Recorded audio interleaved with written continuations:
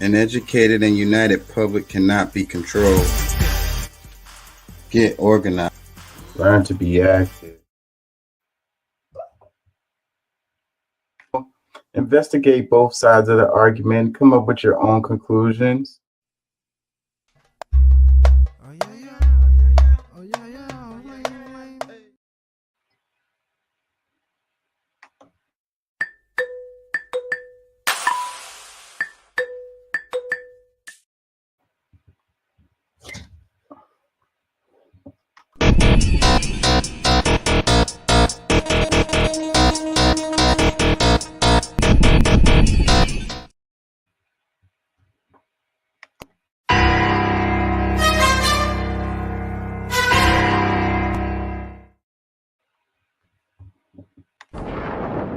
Choose your destiny.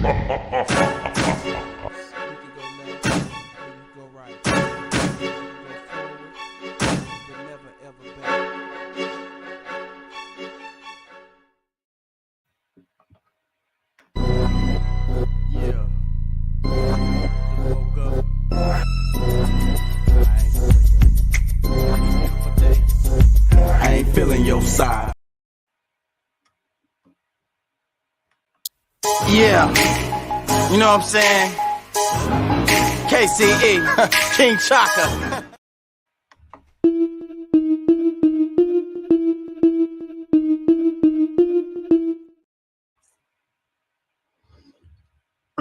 Hey, how y'all doing out there? Excuse me. Remember, an educated public cannot be controlled. Learn to be active. The views and events expressed here are totally whack and are not necessarily the views of anyone. ¿Cómo estás? Bien, bien, bien, bien. ¿Podemos ayudarnos más? Sí se puede. Don't take my word for it. Look that crap up, please. Yeah. How y'all feeling? Y'all feel good? I apologize to the regular listeners.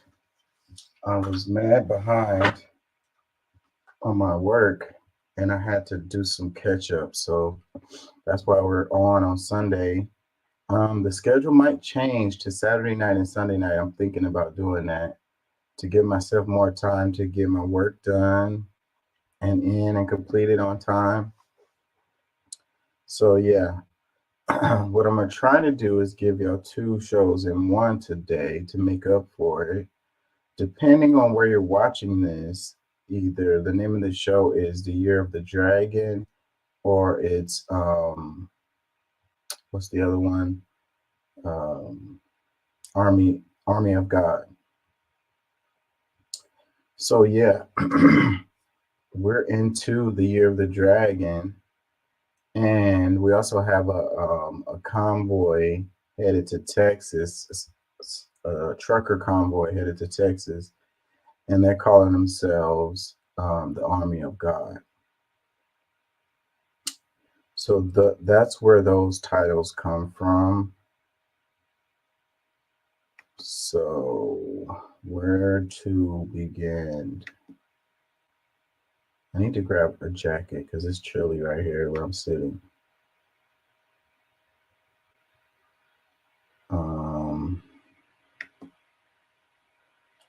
What is this? Hold on, I gotta look at this. What is this? Oh, they're sending notifications now when I do it live. That's new. Let's look at this right quick. And I'm gonna grab a jacket because I am chilly.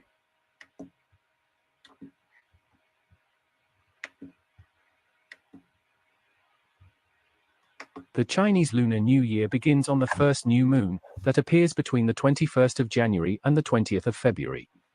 A long time ago, in China, the Jade Emperor decided there should be a way of measuring time. On his birthday, he told that there will be a swimming race between animals. The first 12 animals to cross the fast-flowing river would be the winners, and they would each have a year of the zodiac named after them. The 12 animals who were winners in the race were a pig, dog, rooster, monkey, goat, horse, snake, dragon, rabbit, tiger, ox, and rat. Each Lunar New Year animal is believed to have its own distinct attributes, which people use to predict and understand the events of the year as they unfold. The Chinese New Year animal for the year 2024 is the dragon. The dragon is one of the 12 Chinese zodiac animals, and in Chinese culture, it is considered a symbol of power, authority, and good fortune. People born in the year of the dragon are believed to possess qualities such as intelligence, ambition, and charisma. The dragon is also associated with strength, success, and good luck, making it a positive and highly regarded symbol in Chinese astrology. Okay. A little bit of history on that, why people talk about it or whatever. Oh, The Chinese Lunar New Year begins. we don't want that. It's not supposed to, my settings not supposed to, whatever. So 2024, the year of the dragon, Chinese zodiac, and New Year animals unveiled. This is the name of this little video we just watched. Let's read the caption. It says, unlock the mystique of 2024 as we enter the year of the dragon in the Chinese zodiac. It says, join us on a journey through the ancient traditions and meanings behind the powerful mythical creature. Discover the unique qualities associated with those born in the year and the dragon and how they might influence energies of 2024. Are you ready for a year of strength, success, and good fortune? So I think it's interesting too, great change and all of that.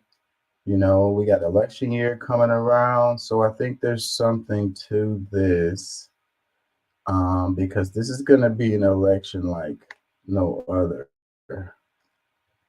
At least it's coming around to look like that, like one that we haven't had in a long time. How about that? So yeah, how do y'all feel about it? Y'all think it's gonna be a special year? These only come around every 12 years, something like that. Every 12 years it comes around. Year of the dragon, and it's a lot of things changing, and these energies floating around.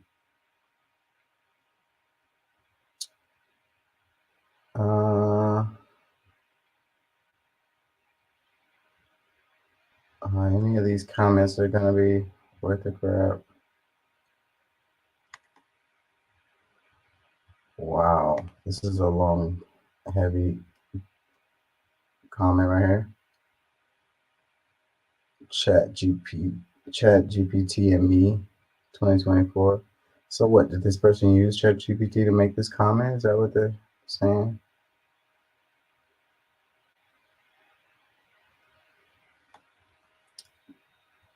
It says, your analogy between diversity within the Chinese language and the variety of human belief systems is insightful. Much like the Chinese language family, spirituality encompasses a vast array of individual belief systems, philosophies, and ways of understanding the greater aspects of existence. Here are some key parallels. I'm not reading all of this. Diversity in expression, regional and cultural influences, individual interpretations, common elements and shared themes, interconnectedness. Understanding and respecting the diversity is crucial in fostering dialogue, empathy, and sense of shared humanity. It acknowledges that, like the way of water, the adaptability and formlessness of spiritual beliefs can lead to a harmonious coexistence despite their varied expressions. I like that. Understanding and respecting the diversity.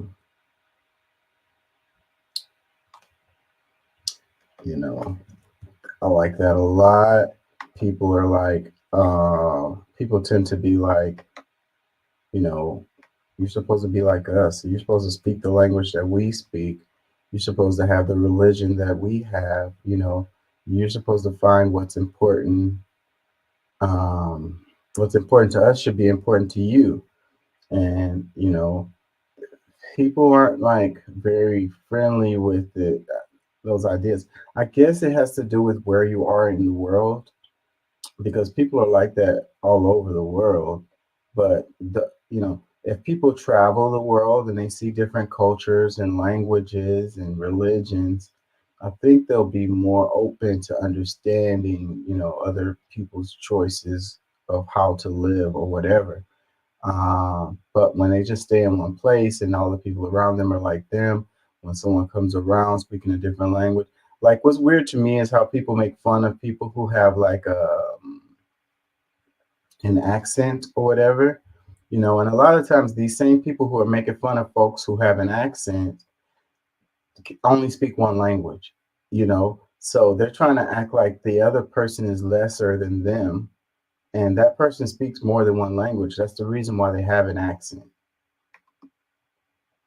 Anyways, let's go to a little bit on the trucker convoy.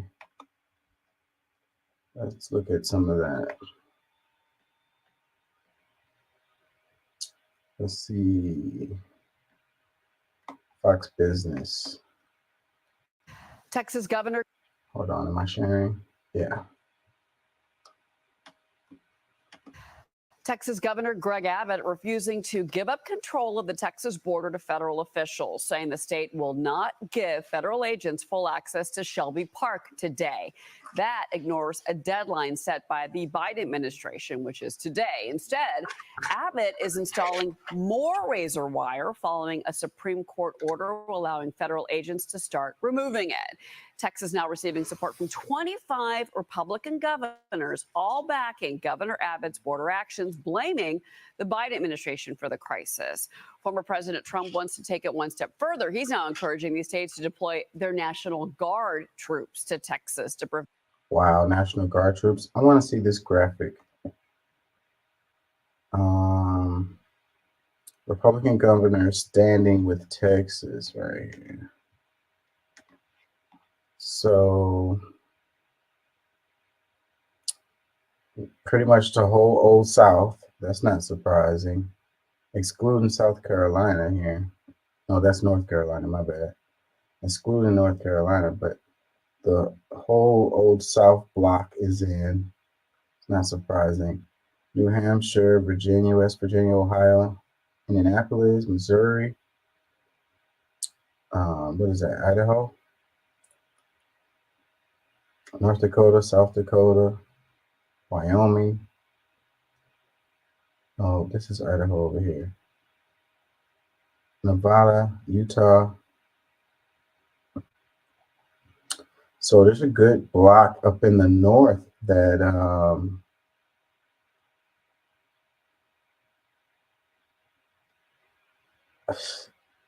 freaking Alaska. Alaska, okay.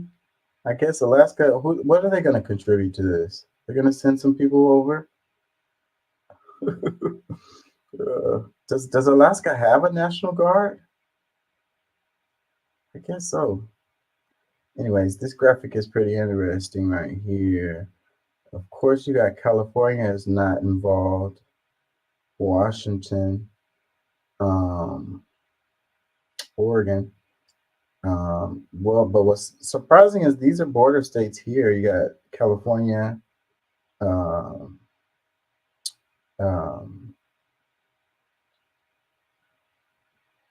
yeah, these are border states here, but they're right next to Texas. This is the same border that they're talking about right here. Arizona, New Mexico. They're not down with this. I wonder why. Blaming the Biden administration for the crisis. Former President Trump wants to take it one step further. He's now encouraging these states to deploy their National Guard troops to Texas to prevent illegal crossings. Trump's vowing that if he becomes president again, he's going to work with Abbott to seal the border. Writing, quote, Biden says let in those should not get comfortable because they will be going home. I want to bring in Texas Congressman Lieutenant Colonel Keith Self. Congressman, good morning. Governor Kristi Noem already saying, yes, I would send National Guard troops. Is that something that you think that Texas is open to? And is that a move that needs to be made now? Well, that will be up to Governor Abbott. But I think the border has now reached the boiling point that you now see governors getting involved. We have a trucker convoy coming down to the border. The American people are going to have to get involved. I'm delighted to see 25 governors support Governor Abbott. And yeah, I think we're going to have to be aware that the president can federalize the National Guard, but it would be much harder if 25 governors sent their National Guard troops to the border to support Texas. You know, Karine Jean-Pierre has been asked about this, and of course she's defending her boss, President Biden, but her response is always interesting. It still seems to be a gaslighting type of response from her. The border is secure. We're working on the border. You know, Secretary Mayorkas, we're very aware of the issues down there, but their goal is to process migrants, not to stop the flow of migrants across the border. Yeah, process migrants. That's what they're supposed to do, right? That's what their job is, right? Like, you know, the argument is we don't know who these people are. They could be rapists or terrorists or, you know, people from other countries who want to overthrow the country or whatever. Well, when they're processing the migrants, that's the kind of stuff that they're doing when they're processing them, is kind of trying to determine who they are and what they really want or whatever. Like, I know a lot of my viewers are probably not going to be happy with my comments on this particular topic, but you know, I'm always standing on the same square when it comes to this particular topic. But yeah, it's super political, it's super over politicized. Not to say that there isn't an issue at the border. Both sides agree there's an issue at the border. It's just that, you know, one side wants to push this to an extreme, like it's an invasion happening. You know, and then when you want to send funds down there to help them deal with the situation, they don't want those funds. It seems like they just want to continue to scream that it's an invasion, that, you know, that there's a problem. You know, processing people is what you do, right? At the border, you know, many people come through the border, like they say, we want the border to be closed. Okay, well, if the border is closed, then that means that there's no movement going to or fro. You know what I'm saying? How could you determine if someone is an American citizen or not if you're not, you know, asking people questions or whatever, you know?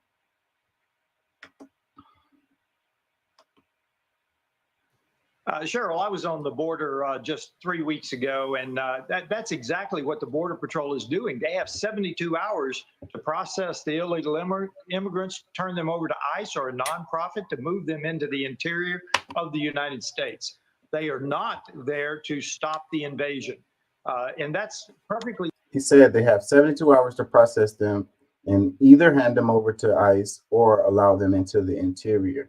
And then he goes on to say they're not there to stop them.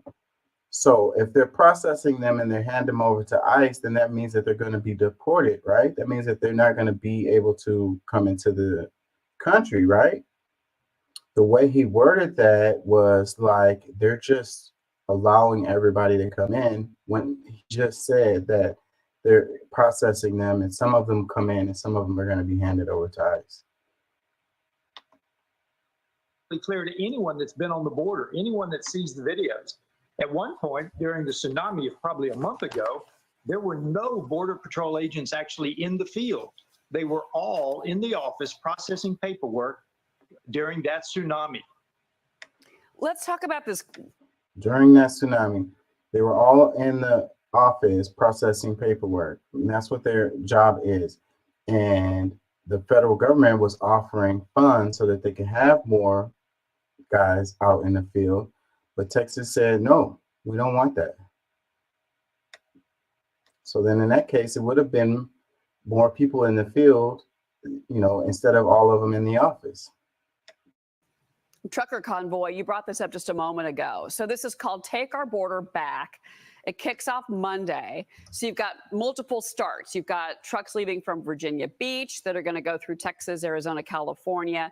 On the website, it describes the event as a peaceful assembly, encouraging all freedom-loving and law-abiding Americans to attend. I saw that you posted on X to raise awareness about that. You obviously just mentioned it a moment ago. I understand that you're going to be speaking once they get to Eagle Pass. I also see that it's going to go through Yuma. It's going to go San Ysidro, California as well. 700,000 vehicles. That's the prediction here. How do you keep that peaceful? And 700,000 vehicles. I doubt that that's going to be the number. They love to inflate this kind of stuff. Can y'all hear me? Hold on. I doubt that that's going to be the number. Okay, yeah. So they're projecting 700K truckers will take part in the convoy.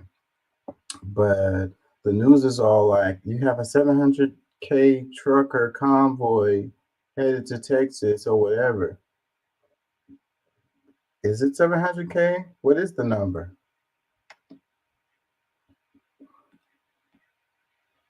on track. That's a lot of trucks.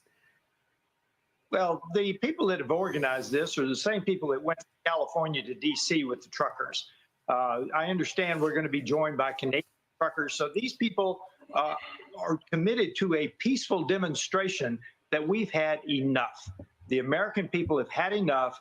We're demanding that the Biden administration do its job, enforce the laws on the books, and secure our border. 8 million people during the Biden administration. That's more. Enforce the law on the books. Part of the problem that we were having versus Texas versus the feds was that you had Texas not abiding the law related to the border, and blocking portions of the border to keep from federal agents to be able to go there. And that's not upholding the law. It seems like they want to uphold the law depending on, the topic. People during the Biden administration, that's more than the population of Ohio. This is So hold on, that number he said. And secure our border. 8 million people during the Biden administration. So 8 million people. They like to throw those kinds of numbers around to make it sound like 8 million people entered the United States or whatever. They a lot of times that number is the number that was processed at the border or whatever. That doesn't mean that those people came into the country. But they like to throw that around to scare people and be like, oh, 8 million people illegally entered the country. If 8 million people illegally entered the country, how would they even get that number? Where would they get it from? How would they know that it was 8 million people? If they entered illegally and they were eluding border patrol and just entered into the United States, how would they know that number of 8 million?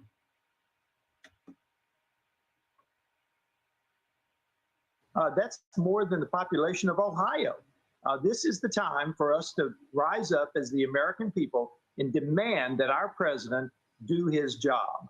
Well, I hope, again, I do hope that envoy is peaceful and organized and doesn't kind of, you worry about large movements like this. I mean, obviously, the Canadian trucker convoy you just mentioned ended up creating a lot of issues and supply chain issues, of course, where the Business Network, I had to ask that. But I do want to bring in Carol Ross. She's got a question for you. Go ahead, Carol. Yeah, so this 700K truckers, who the hell is going to be providing goods to people? Who the hell is going to be doing the work that needs to be done? Like, the truckers are really important to our economy. If 700K of them are involved in this convoy, then who's going to be delivering all our stuff? Who's going to be doing that work?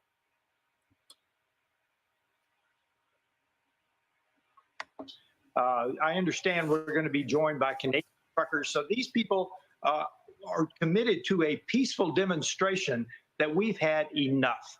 The American people have had enough.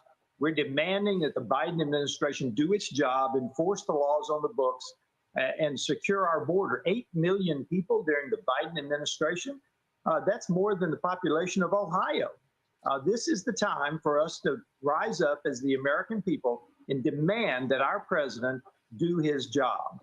Well, I hope, again, I do hope that envoy is peaceful and organized and doesn't kind of, you worry about large movements like this. I mean, obviously, the Canadian trucker convoy you just mentioned ended up creating a lot of issues and a supply chain issues, of course, where the Business Network, I had to ask that. But I do want to bring in Carol Ross. She's got a question for you. Go ahead, Carol. Yeah, Congressman, I love the fact that people are standing up and using their voices peacefully. But we know that bad actors in the past have co-opted these types of events and done everything they can to make the peace-loving Americans look bad. Are you concerned that there might be some sort of co-opting of this convoy? That's always a probability, but you learn as you do these events. So they now know that that might have been in the past. So they've got measures in place to make sure that does not happen. And I am hopeful that that will not happen, because this should be a peaceful movement of the American people, joined by other nations if they want to come. This is the Canadian farmers, truckers. This is the German farmers. This is the French farmers. This is the Dutch farmers. This is a movement well beyond the United States, that people are simply tired of the overreach of their federal governments, and we're pushing back. Now is the time. We continue, obviously, these proceedings against Homeland Security Secretary Mayorkas. Where are we with that right now? Before we go, where are you with that? Well, wants to impeach the secretary, and it failed because of Republican votes. I think that we will try again in the very near future. I thought we were going to do it last week, but I think we're close to doing it. And this time, I fully expect that impeachment to pass and him to be impeached. Pass it to the Senate for an actual trial. Okay. Yeah. So, and then what does that do for the American people? The people that's here, that's struggling. It seems like this whole thing is supposed to be about the American people, like, how this affects us, right? But like this impeachment situation, like how would that help the American people? What does that do to move things forward? Pretty much this whole argument is I ask that question, what is it gonna do to help us? I don't know. It's a political year and things are getting crazy. What do y'all think? What do y'all think? I don't know. There's definitely something that needs to be done. But I think these people who are screaming that you have this invasion and this crisis, they're not really working towards getting anything done related to it, improving the situation. I think that they just want to turn it into a quagmire, just like everything that's happening in our politics. Turn it into nothing getting done and people just shouting at each other.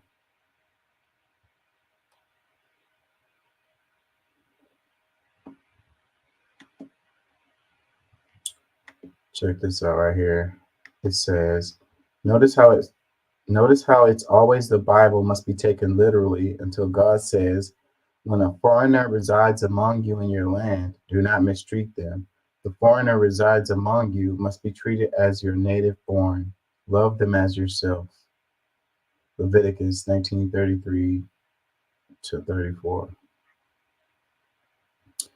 And this caught my eye because the whole thing, they're calling themselves the Army of God. It's like the Army of God is the name of the trucker convoy that's coming down to Texas to secure the border, quote unquote. So it's the Army of God. So God is on your side or whatever. God is commissioned you to secure the border. Like that is what God wants you to do. So you're the Army of God.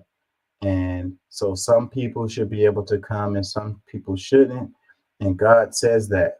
And that's what God says. So I'm doing God's work. I'm the Army of God to protect Texas from this invasion of people.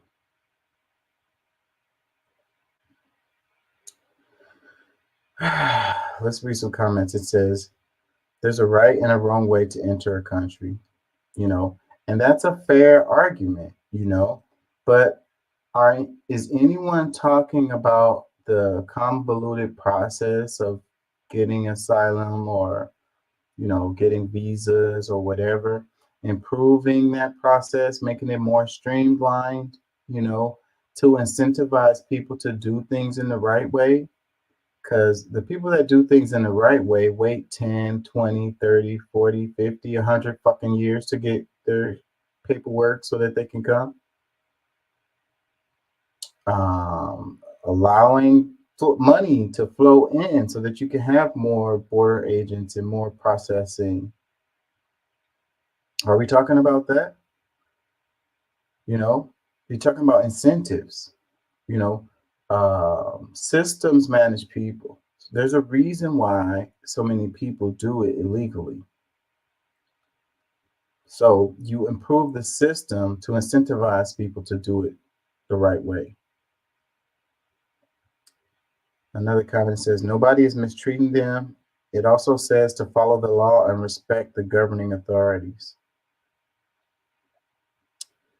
I guess in that situation, you choose which part of the Bible you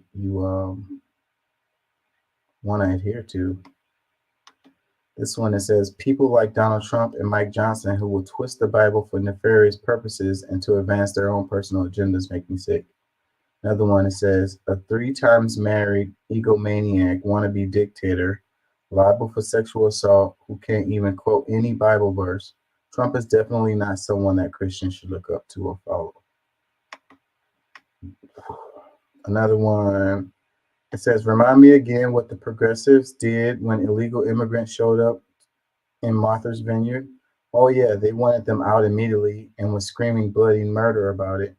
If you all really believe in illegal immigration, then why are you taking them into your home to help them? Oh yeah, you're planning your excuses now. Like this whole thing about, you know, the illegal immigrants, terrorists, rapists, killers, murderers, and all of that, you know, and we deep down inside, even the people who say that know the truth. The truth is the illegal immigrant is the guy who is serving your food at the restaurant, the guy who's cooking it in the back, the janitor at your office, you know, she's your maid who's watching your kid. You know, he's the guy who cuts your grass and takes care of your trees. You know, that's who these people really are. He's the guy who built your house. He's the guy who put all the plumbing and electrical in your shit. Another comment that says, well, the Bible forbids lending and borrowing as well, but everyone in the U.S. has a credit score. Dun, dun, dun. I saw something in like, I was reading, I don't want to say it wrong, but it's like in Muslim countries, they're not allowed to charge interest on loans. Like if you're a Muslim, you're not supposed to charge interest on loans. Like somebody correct me if I'm wrong about that. You know, it's really effed up how the money systems are. A lot of the money that's made in our system is made off of like interest and fees, you know, overdraft fees and like they were saying junk fees and interest payments. A huge part of our economy. It's kind of shady too, you know. Maybe a flat fee would make sense, right? If somebody's borrowing a certain amount of money and you'd be like, okay, you borrow this money and you have to give it back plus whatever is the fee. Instead of it being like a percentage that you have to pay per whatever amount of time. Another comment says, isn't the Bible meant to be cherry-picked and suit one's own cognitive bias? But if someone else quotes it, then they're taking it out of context. Another one, it says, the Bible says, obey the government, for God is one who has put it there, Romans 13:1. And by obey the government, it means obey the law. There are immigration laws that have to be followed. Sorry, liberals, you don't have a point here. I think that actually that Bible verse did have a pretty damn good point. I really do think so. Throwing another Bible verse doesn't negate the other Bible verse. Another one that says, I don't care what the Bible says. If you want to live your life according to the Bible, that's completely cool with me. I draw the line when you start telling me what to do because the Bible says so.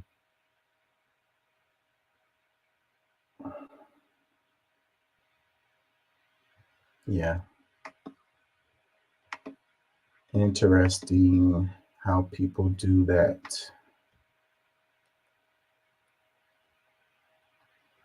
Genocide Joe.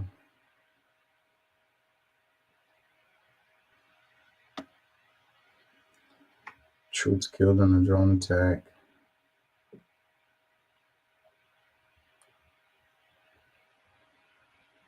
I'm trying to decide on which direction I want to take this in.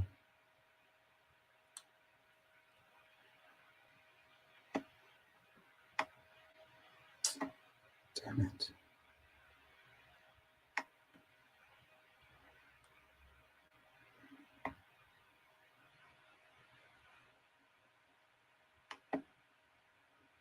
We have nothing, in my opinion, we have nothing to go out there and campaign on, Chris.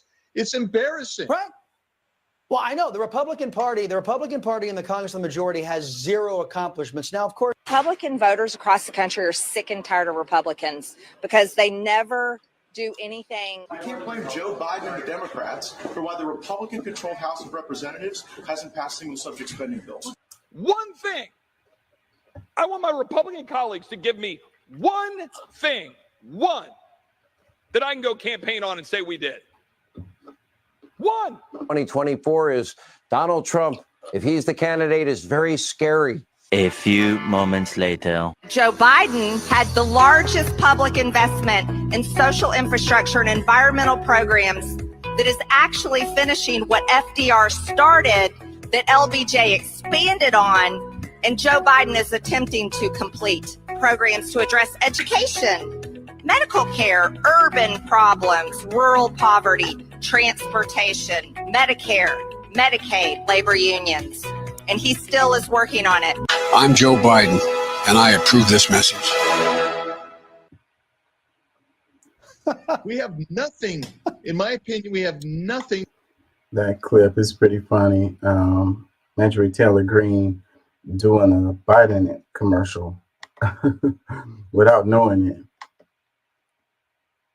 It says, despite complaints from their caucus that they have nothing to campaign on, Senator Mitch McConnell confirmed that Republicans will not pass a bill on border security because Trump told them not to. Deliberately not fixing a problem, disgraceful. I wonder if I have something more on this, because that's what they were saying. They were saying that they could pass a bill related to the border, but Trump doesn't want it to happen until he gets in there. And it's crazy. He's got a stranglehold on the Republican Party. Comments. It says Republicans claiming that Biden is allowing an invasion of the southern border, but also will not do anything if Biden does something to address their complaints. Gotta love them. Let's see. It says, are they seriously actively trying to subvert Biden and destroy our nation? Another one, it says, they don't care about the border or helping the people that elect them. They only care about power and making Democrats look bad, no matter how many of their constituents are hurt in the process. It says, posts like this truly show Posts like this truly show you the severity of mental illness of the left. To even have a thought that the Republicans are to blame for the open border is superb gaslighting. I don't think that's what they're saying with this. And the whole thing, when they play with those words about open border, like the border is open for people to come and go, yes, if that's what you mean, you know, completely free for anyone to come and go, it's not, okay? And a closed border would mean that no one is able to come and go.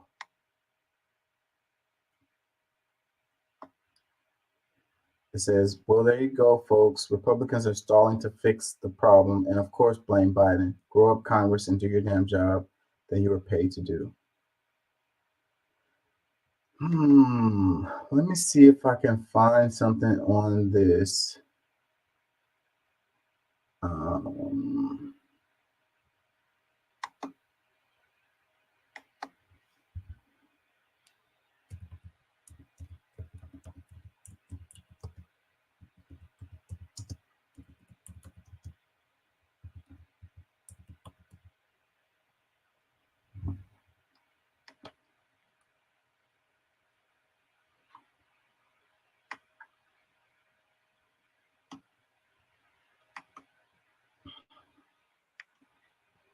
Hold on, y'all. 1 second.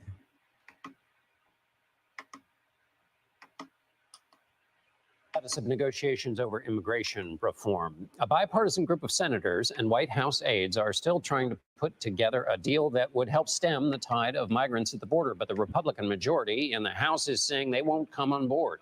Weijia Zhang reports. Tonight, the blame game goes on for the unprecedented number of migrant crossings at the southern border. There's only one reason why this is happening. And that's because Joe Biden has eliminated all of the 4 policies that Donald Trump put in place that led to the lowest illegal border crossings in 40 years. Texas Governor Greg Abbott says his state can't handle any more migrants, so he continues to bus them elsewhere. Just today, the Chicago mayor's office reported at least 5 buses are on their way from Texas. And New York City Mayor Eric Adams announced he is suing 17 charter bus companies for more than $700 million, demanding they help cover the cost to provide for about 34,000 migrants who have been transported to the city over the last 2 years. These companies have violated state law by not paying the cost of caring for these migrants.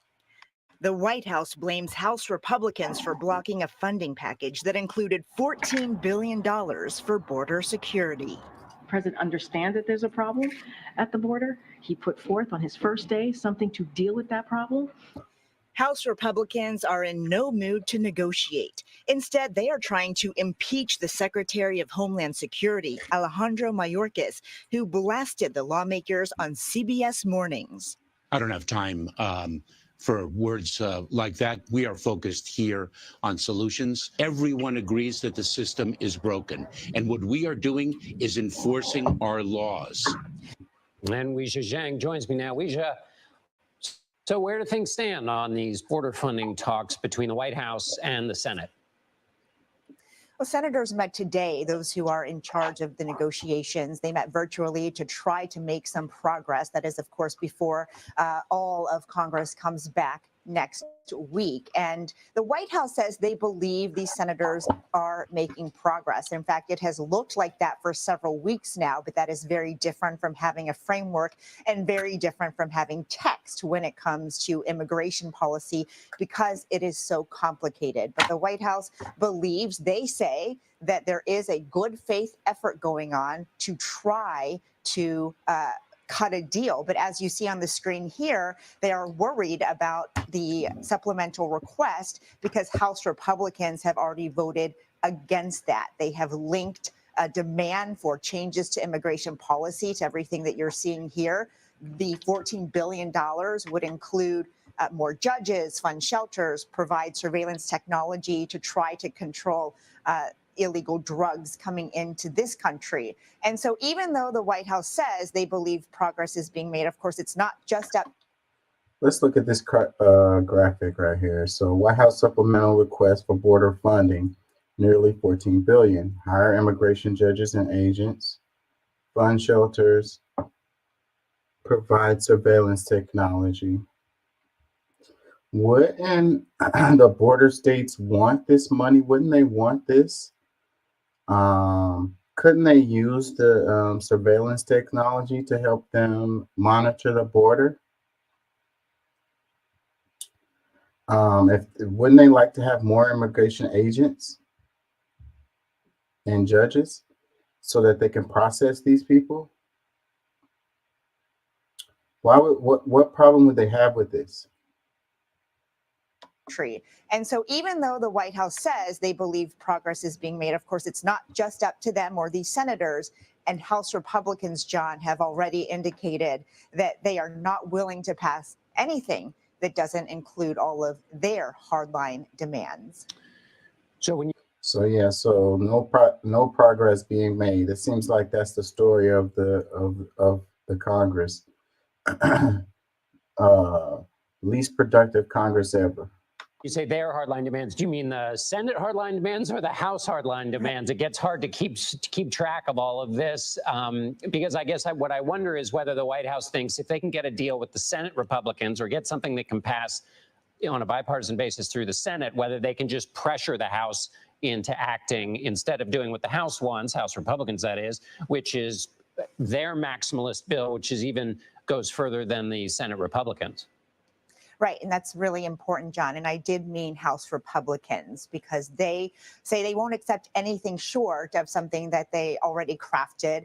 And that includes pretty extreme measures that would be very difficult for the Biden administration to swallow. And we are talking about expelling migrants swiftly before they are even screened for asylum, broadening deportations and detention centers. And so the question is whether they can find that compromise, because even if the Senate agrees and the White House can sign off on something that they put together, of course, both chambers have to pass this, and that is why it is not so tricky just here, but for decades. But John, it is important to note that this aid is also attached to other aid that the White House is desperate for, including funding for Ukraine and Israel and other countries in the Indo-Pacific. And so the question is, okay, I can see them having a problem with that, the funding for Ukraine.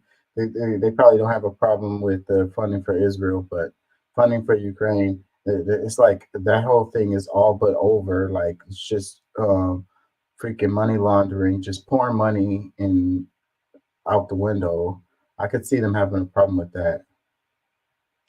is also how far the White House is willing to go in these negotiations to get something done, because so much is at stake. Yeah, so that's my argument. My argument is that, that if they feel like it's such a huge issue, like it's an invasion, then you feel like it's an important enough issue for you to compromise on some things so that you can get the invasion more under control, right? Like if you really feel like it's such a huge important issue, then you want to get something done instead of pushing for stuff that's not going to get passed. Like maybe you're not happy with money to Ukraine or money to Israel or whatever, but you're willing to make that concession so that you can get something done related to the immigration issue, given that you feel like it's such an important issue. The way the government is set up is for compromises, so that one part doesn't get too strong or whatever. It's all about the balance of power or whatever. So for anything to get done, you're going to have to compromise. So if you don't want to compromise at all, then that's equals not getting anything done, which is what's been happening and what I think will continue to happen. And they can continue to scream that it's a problem. The caption, it says, White House aides and bipartisan group of senators are still trying to put together a deal that will help stem the tide of migrants at the southern border. But the Republican majority in the House is saying they won't come aboard. CBS News senior White House correspondent Weijing Jiang has the latest on negotiations. Let's read some comments. It says, what Mayorkas claims he is doing is exactly what he is not doing. Such an arrogant liar. Another comment says, it's normal for a country to secure borders. It's not hard line and not extreme. Well, when it's like when you're not processing people at all, That's pretty hardline and extreme. And it's also just going to push people to not do things legal ways. They're going to try to sneak in. Another comment that says, everyone says the immigration system is broken. However, no one explains why it's broken or how it's broken. It seems to me they claim it's broken so they can do whatever they want with it. There are immigration laws on the books passed by Congress. Follow those laws or change them.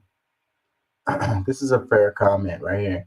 And so, yeah, how it's broken is all of the freaking convoluted red tape in the process, you know, and the lack of people to process people, you know, the lack of border agents, the lack of funding.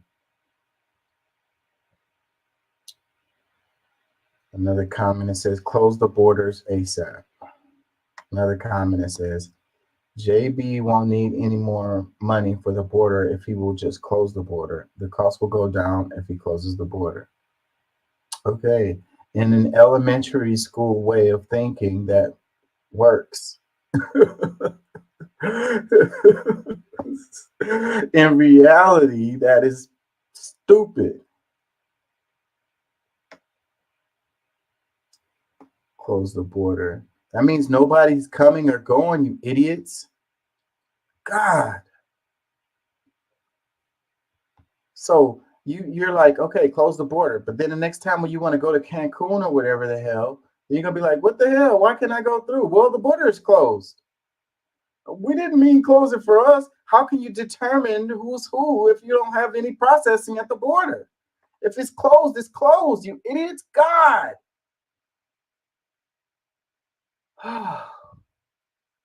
It says, Mayor Adams, wow, I am at awe with you suing the bus operators and demanding them to pay for exactly what you were preaching before. You welcome all these illegal immigrants and give them food, shelter, health care, and protection. And they add the illegal immigrants. How do you know that they're illegal immigrants? First off, but I still agree with this comment overall because I don't like that guy Mayor Adams anyways, but you know, his decisions. He got to deal with them, you know. Trying to put that on the people is a whole nother thing. And I don't understand why he's making these arguments that, you know, we have to food, clothe, shelter, teach these immigrants or whatever. Meanwhile, New York has like a huge problem with homelessness. They have a huge problem with people not getting food, shelter, access to education within his state, and these are citizens. So he feels like, you know, that's why I don't understand that. Like, you know, take care of the people that's there, and you know, that's in your state. You know, take care of those folks. I don't understand that way of thinking.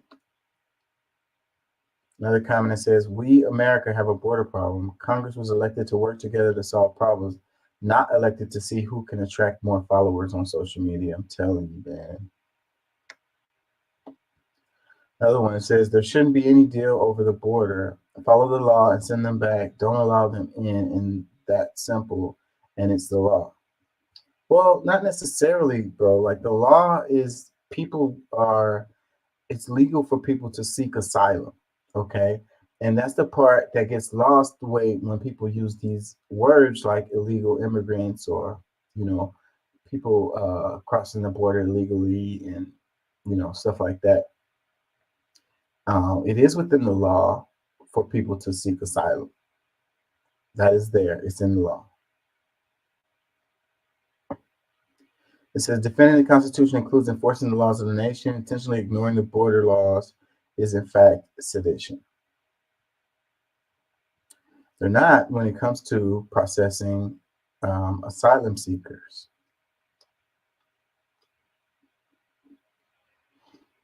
So if you guys feel like you don't want anybody to be able to seek asylum or whatever, then you need to change the law related to that and say, no, we don't want nobody to seek asylum here ever. Another comment, it says, Not another dime till our borders are secure. No borders, no country. Don't need to fund the government. It says, shut the government down immediately. Another one says, I love how politicians negotiate, take 6 weeks off for every holiday while bitching that nothing gets done. Then 1% of the elected politicians meet in closed-door meetings to negotiate how much money and power they can make for each other. I think there's some truth to that comment. It says, Adams wanted to have a sanctuary city. This was his choice. He should not be allowed to sue bus companies. Another comment that says, I hope they get this guy out. Tomorrow isn't soon enough. We have to have control of our borders or there is no country. Another one, the mayor's desperate attempt to sue the bus companies is ridiculous. He's just trying to scare the bus companies away from cooperating. I would bet that Abbott agreed that Texas would defend them. I think that is what he's trying to do. He can't go at Texas directly, so he uses the bus companies. So then next time, you know, Abbott puts some people on the bus, and the bus company can be like, you know what? No, we're not doing this because we ain't trying to get sued from New York.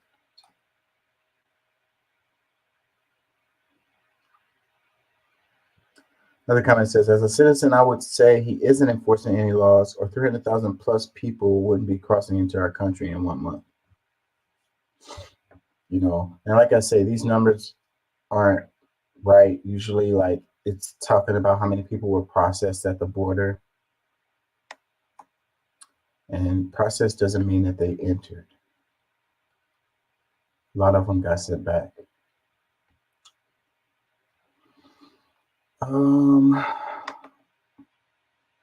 Where are you guys at? Where is everyone?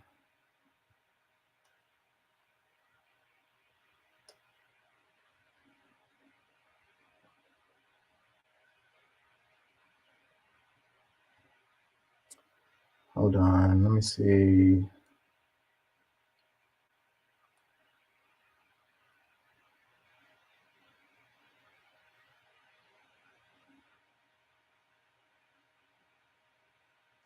It says citizen militias take U.S. Mexico border security into their own hands. Who posted this?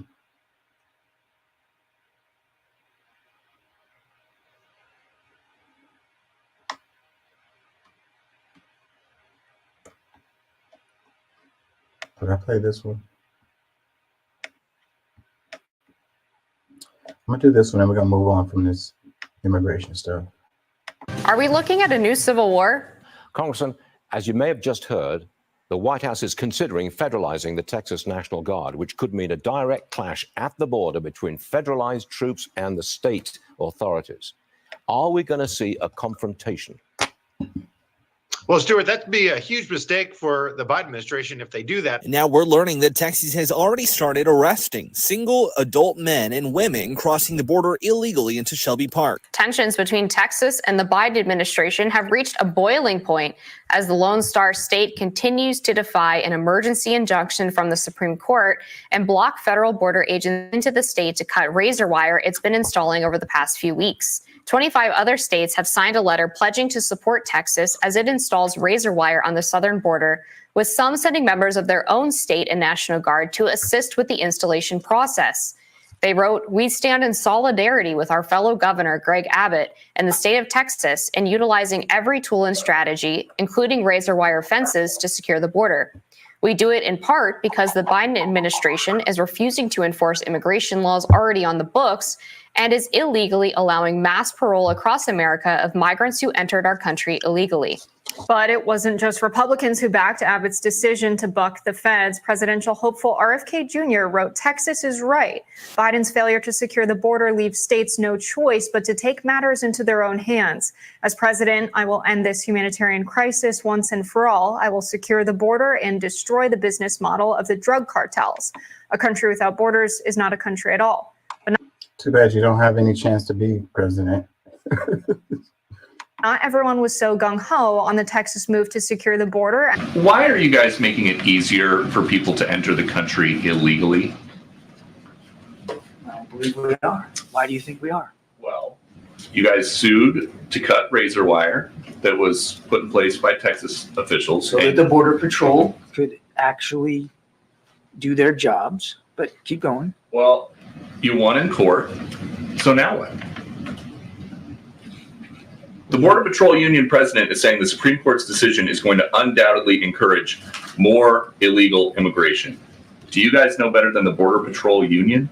The Border Patrol needed access, and that's why we sued to get rid of that razor wire, so that they could do their jobs. And you know what would also help them do their jobs, Peter? More Border Patrol agents. There's an idea.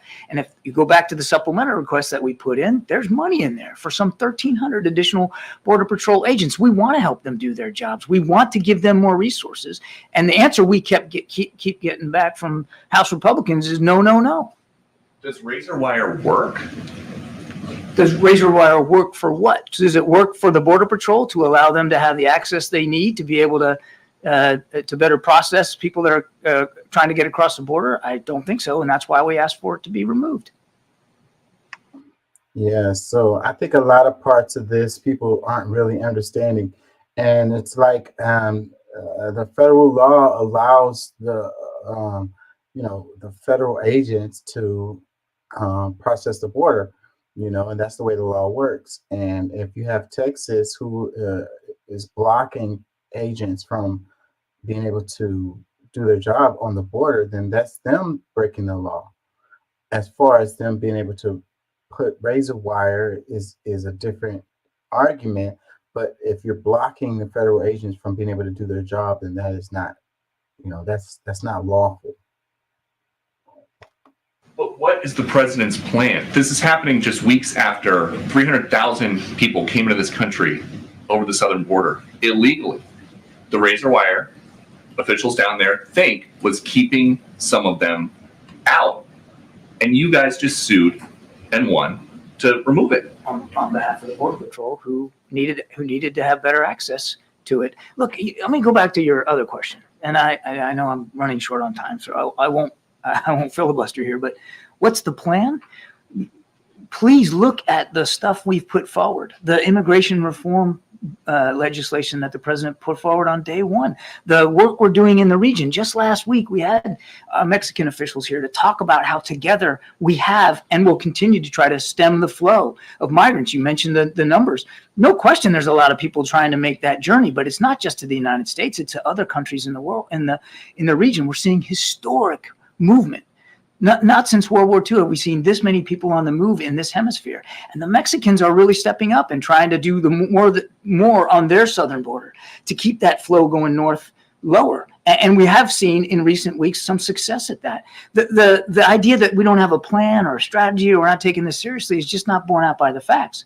And again, if the folks on the House Republican side are serious about border security, and they claim they are, then they should act on the supplemental request and, let's negotiate this in good faith. The president has said he's willing to make compromises. He's willing to negotiate in good faith. So let's have that discussion. Texas Governor Greg Abbott refusing to give up control of the Texas border to federal officials, saying the state will not give federal agents full access to Shelby Park today. That ignores a deadline set by the Biden administration, which is today. Instead, Abbott is installing more razor wire following a Supreme Court order allowing federal agents to start removing it. Texas now receiving support from 25 Republican governors, all backing Governor Abbott's border actions, blaming the Biden administration for the crisis. Congressman, as you may have just heard, the White House is considering federalizing the Texas National Guard, which could mean a direct clash at the border between federalized troops and the state authorities. And this will be ugly, and the whole thing, these people screaming for like a civil war or whatever, like how did the Civil War work out for the South last time? I mean, I guess that these people don't really know their history or whatever. They don't really understand things. I mean, resources is what it's all about, and the South is going to run out of resources. Okay. The federal government's going to have like unlimited resources. So they're going to win this. regardless. So what'll happen is we all lose. The American people lose as a result of this. It's going to be brother against brother, father against son, and nothing good's going to come out of it. Like, we don't want a civil war. Like, who would want that? Like, who would want that? Seriously, you know, I don't see it really going that way. I don't. But you know, what the hell do I know? You know, what could happen over time is you have this disillusion of the United States. I mean, who wants that? You're gonna have the United States break into pieces. You know, who wants that? You know, and Texas could exist on its own. It really could. It has pretty much everything that it needs. If it was its own country, it'd have a GDP higher than like most of the countries in the world. But what about its security? You know what I'm saying? And that's what happens. That's what happens. Like, it could be a strong, powerful country existing on its own, but can it defend its borders? You know what I mean? Can it keep from actual literal invasion coming in and some people taking over? And then at that point, it's like, you know, the United States can be like, well, you know, hey, you guys want to do your own thing, then go ahead and do your own thing. Don't come over here asking us for help now, you know? Because that's what will happen. They will start gnashing their teeth. They'll start licking their chops, countries around the world. Okay, you know, let's go ahead and break off a piece of Texas then. Are we going to see a confrontation? Well, Stuart, that'd be a huge mistake for the Biden administration if they do that. The last time any National Guard troops were federalized was during the Eisenhower administration and the Little Rock Nine. And if Joe Biden does this, he maybe, you know, go down in history as the Mexican drug cartel 9 million, because there have been almost 9 million people that have crossed the border illegally over the last 3 years under his watch. So where the hell are these numbers coming from? You had the person say 300,000. You had the person say 8 million. This guy is saying 9 million. Where the hell are they getting these numbers? Show the receipts. I think politically it's a disaster. I think from a policy standpoint, it would be a horrible move. But we'll see. But this administration has done both those things. They've made bad policy decisions, and they've made bad political ones. And the comment he made about federalizing those people, and then the Little Rock Nine, that was like, you know, integration.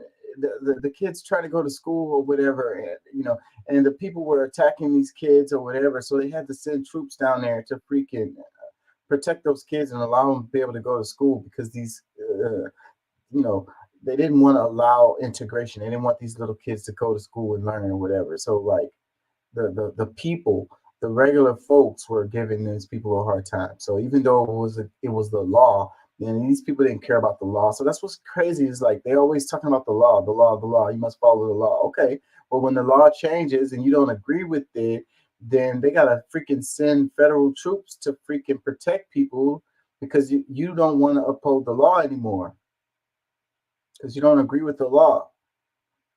You don't want the little black kids to go to school.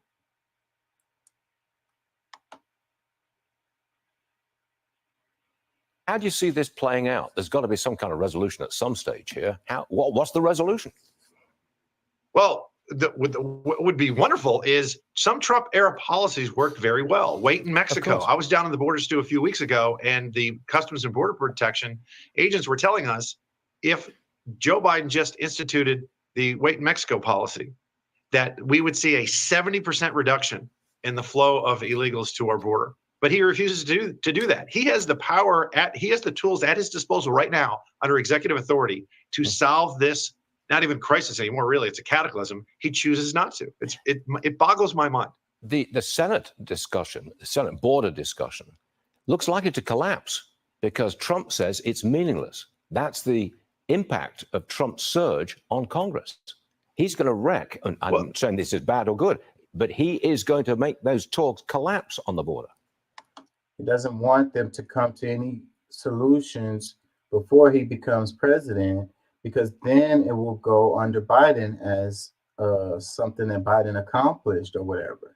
So then that's what this is all about. It's really just all politics. And does he really care about the American people, or does he really care about the border being secure or whatever? Cares more about the optics of it.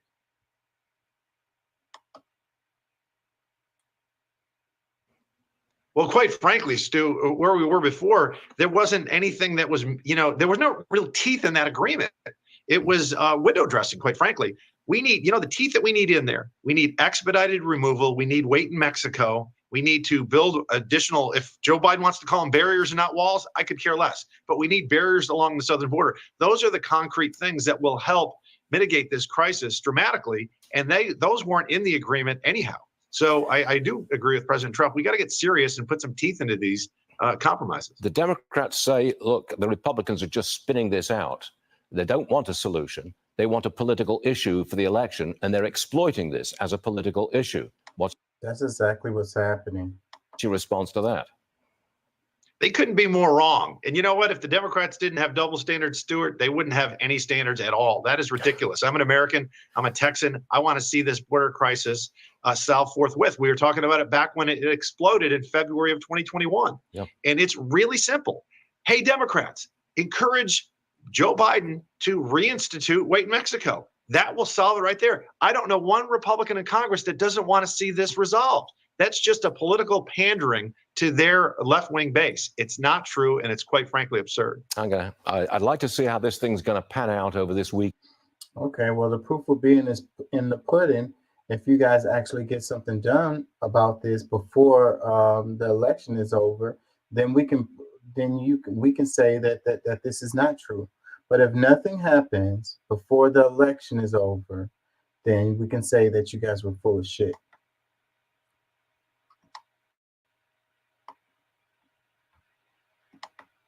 Because it's a whole year left before the election is done. And if this is a really serious thing, like you're saying that it is, then I need to see you guys get something done, like ASAP.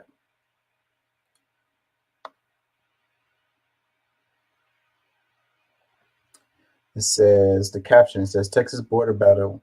Texas prepared in unlikely event Biden federalizes the National Guard. Border standoff between Texas feds intensifies as governor defies Supreme Court ruling. Texas arrests migrants. This is not over, Texas Governor Abbott said in a social media post. Despite the U.S. Supreme Court siding with the Department of Homeland Security to allow federal border officials to cut state-installed razor wire along the Rio Grande, Texas Governor Greg Abbott and State Attorney General Ken Paxton said the larger legal battle between Texas and the Biden administration is far from settled. Texas keeps adding razor wires.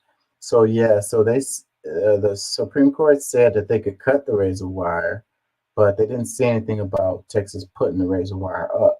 So you've got the federal agents cutting wire, and then you got Texas continually putting more up. So that's what you got going on. What a silly freaking situation. It's like children. It says Texas state law passes allowing state police to arrest immigrants. The Texas House passed legislation earlier making it a state crime to illegally cross the southern border, empowering state and local police to arrest and in some cases deport illegal immigrants in what the bill's supporters claim is a response to federal inaction. Senate Bill 4 gives local and state government the authority to arrest illegal immigrants who enter Texas from Mexico between official ports of entry. Under SB 4, those who unlawfully cross the border can be charged with a state misdemeanor and face up to 1 year in prison, a felony charge carrying a maximum sentence of 20 years and can be leveled if illegal immigrants are charged with additional crimes and don't comply with the judge's orders. So yeah, I think you got a money grab going on related to this too, because I notice a lot of them are being detained and they have detention centers. So the people come across the border and then they lock them in the prison. And they could, what do you say, up to a year? You know, so they're still here. It's not sending them back. It's allowing them in and right into the prison. And then who's paying for that? Where's the money coming from? You know, and then who's making the money off of that? That's the question that you really want to ask. And how much tax dollars are going to house and feed these people? It says the bill also authorizes state judges to deport illegal aliens to Mexico rather than pursue prosecution under federal law. After getting approval from the Texas Senate last week, the latest version of SB 4 now has the Republican Governor Greg Abbott's desk, where he's expected to sign it into law.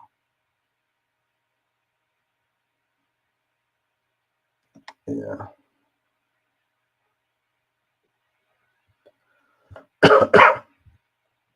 I'm tired of this topic.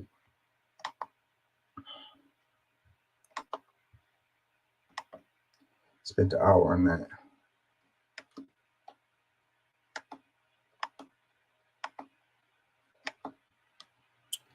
Let's move on. Wait, I think this is on this. Let's see. We break this down for you in less than 3 minutes. Go to DonaldJTrump.com. Click on Agenda 47, and there you'll find a bunch of videos because he knows his supporters can't read, and they all have wackadoodle names like this. But this is his actual agenda if he were to become the 47th president of the United States. Let me walk you through them.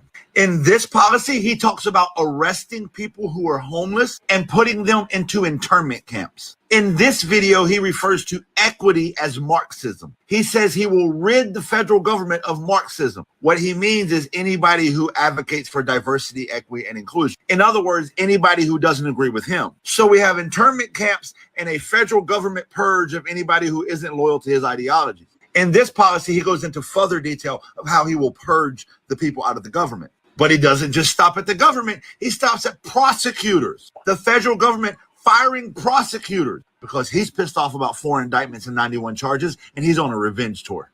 In this one, he talks about taking away college accreditation and establishing a new accreditation process that requires you to embrace patriotic values. He also talks about firing teachers and having a new teacher certification process that requires you to embrace patriotic values. Here he talks about establishing the American Academy. It's a free university that you can attend that teaches traditional Western values and embraces patriotic values. He will fund this academy by suing all the private institutions in America because they teach Marxism and woke ideology. He plans on banning gender identity, as well as stopping gender-affirming care. He further says the federal government will only recognize 2 genders.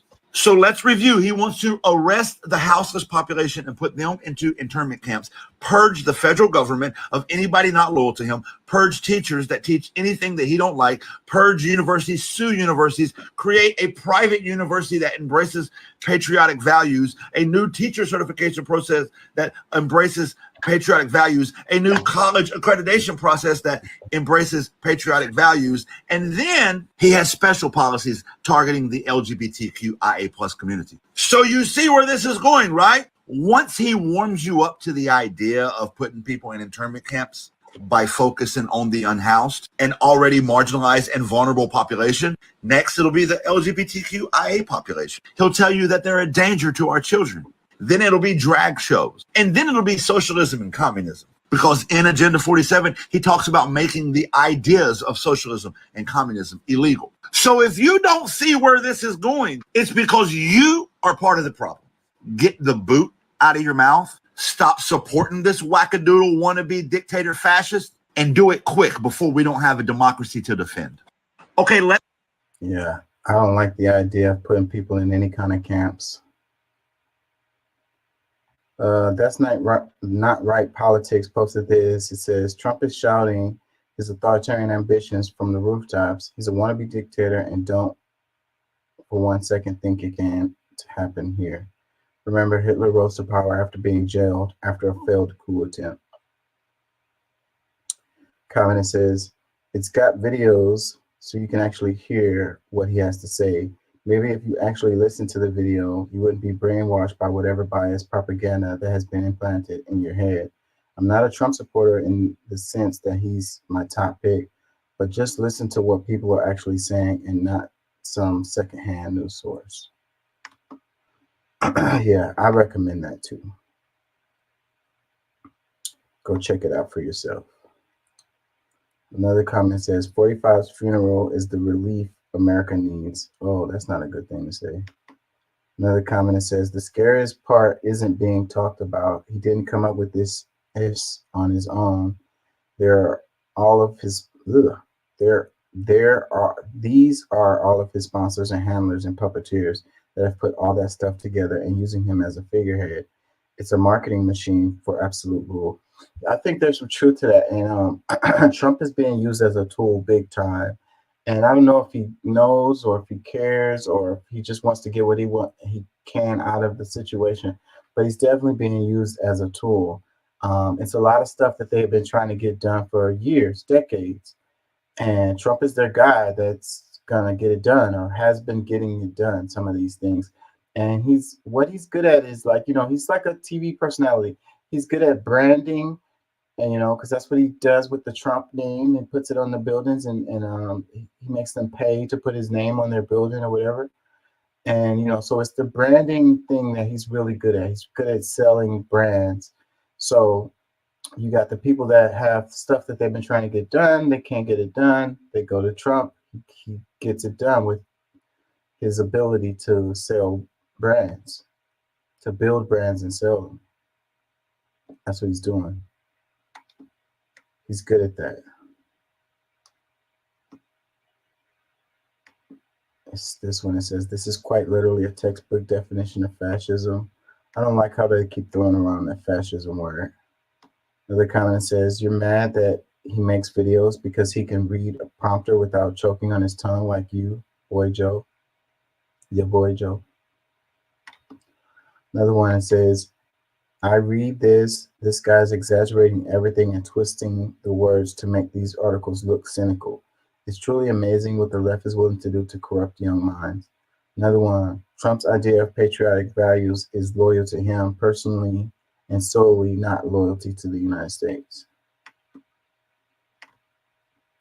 Another one, it says, I went and looked at it and it's terrifying. Everything he does once is unconstitutional. The president swears to uphold the Constitution. How is he and his followers patriots? They don't care about the Constitution or the establishment of this country. Trump wants to dismantle the Constitution and destroy our democracy altogether. How can people not see what he's doing? And I would say that it's not just Trump. I would say that, people want to scream the Constitution when it goes with the stuff that they believe in, but they're willing to throw the Constitution away when it has stuff in there that they don't believe in. It's the same way that they do the Bible. What's up, Pat? Not much, man. Just kind of been trying to listen in a little bit. And, the trash and the Trump trash and woke you up and got you to jump on the show, huh? Got you up out of your sleep or whatever. It's like I got to get on here and defend Trump. I'm just messing with you. What do you think? I don't know how long you've been listening. You there? I can't hear you if you're talking. I don't hear you.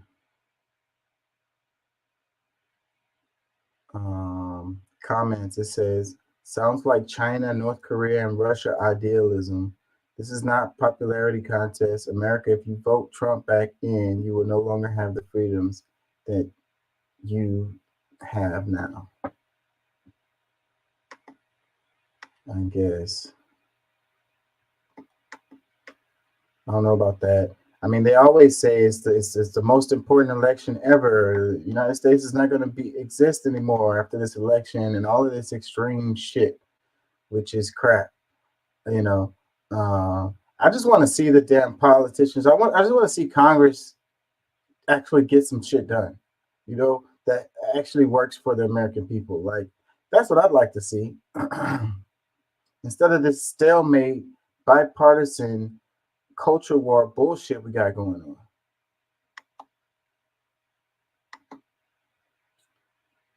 on. How did we get here?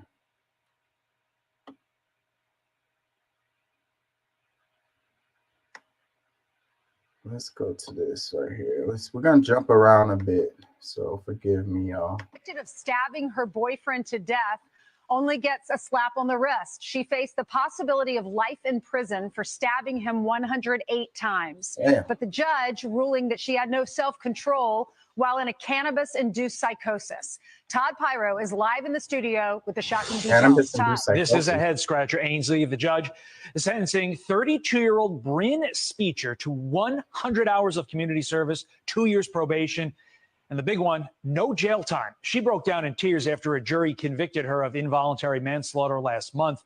California judge claims she had no control over her actions after stabbing the victim, Chad O'Meala, No 108 control of her times. actions? Psychiatrists in the case claim the incident was, quote, 100% caused by cannabis-induced psychosis after the 32-year-old took 2 hits from the victim's bong. She expressed remorse during closing statements, saying, quote, I wish I had known more about the dangers of marijuana. Woman right there convicted of Bullshit. She took 2 swigs of a bong and she freaking stabbed this dude 108 times. She didn't know what she was doing. She was in a state of psychosis. And they only charged her with freaking involuntary manslaughter. Get all the way the fuck out of here. It says TikTok users react to judge sentencing California woman to community service. She only got community service after stabbing boyfriend 108 times for being high on marijuana. Did he live? Did he live? If he lived, okay. But if I'm hearing this right, the guy died, right? She killed him. I didn't know the freaking, I didn't know what would happen if I smoked weed. You never smoked weed before? You look like you smoke weed all the time. Get all the way the F out of here, man. You there, Pat? I guess at least for now. Okay, yeah, I can hear you. Yeah, man, it's this area where I'm at, man.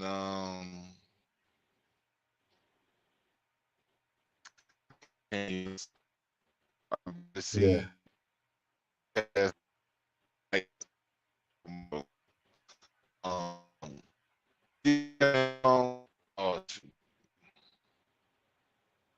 Yeah, you breaking up still.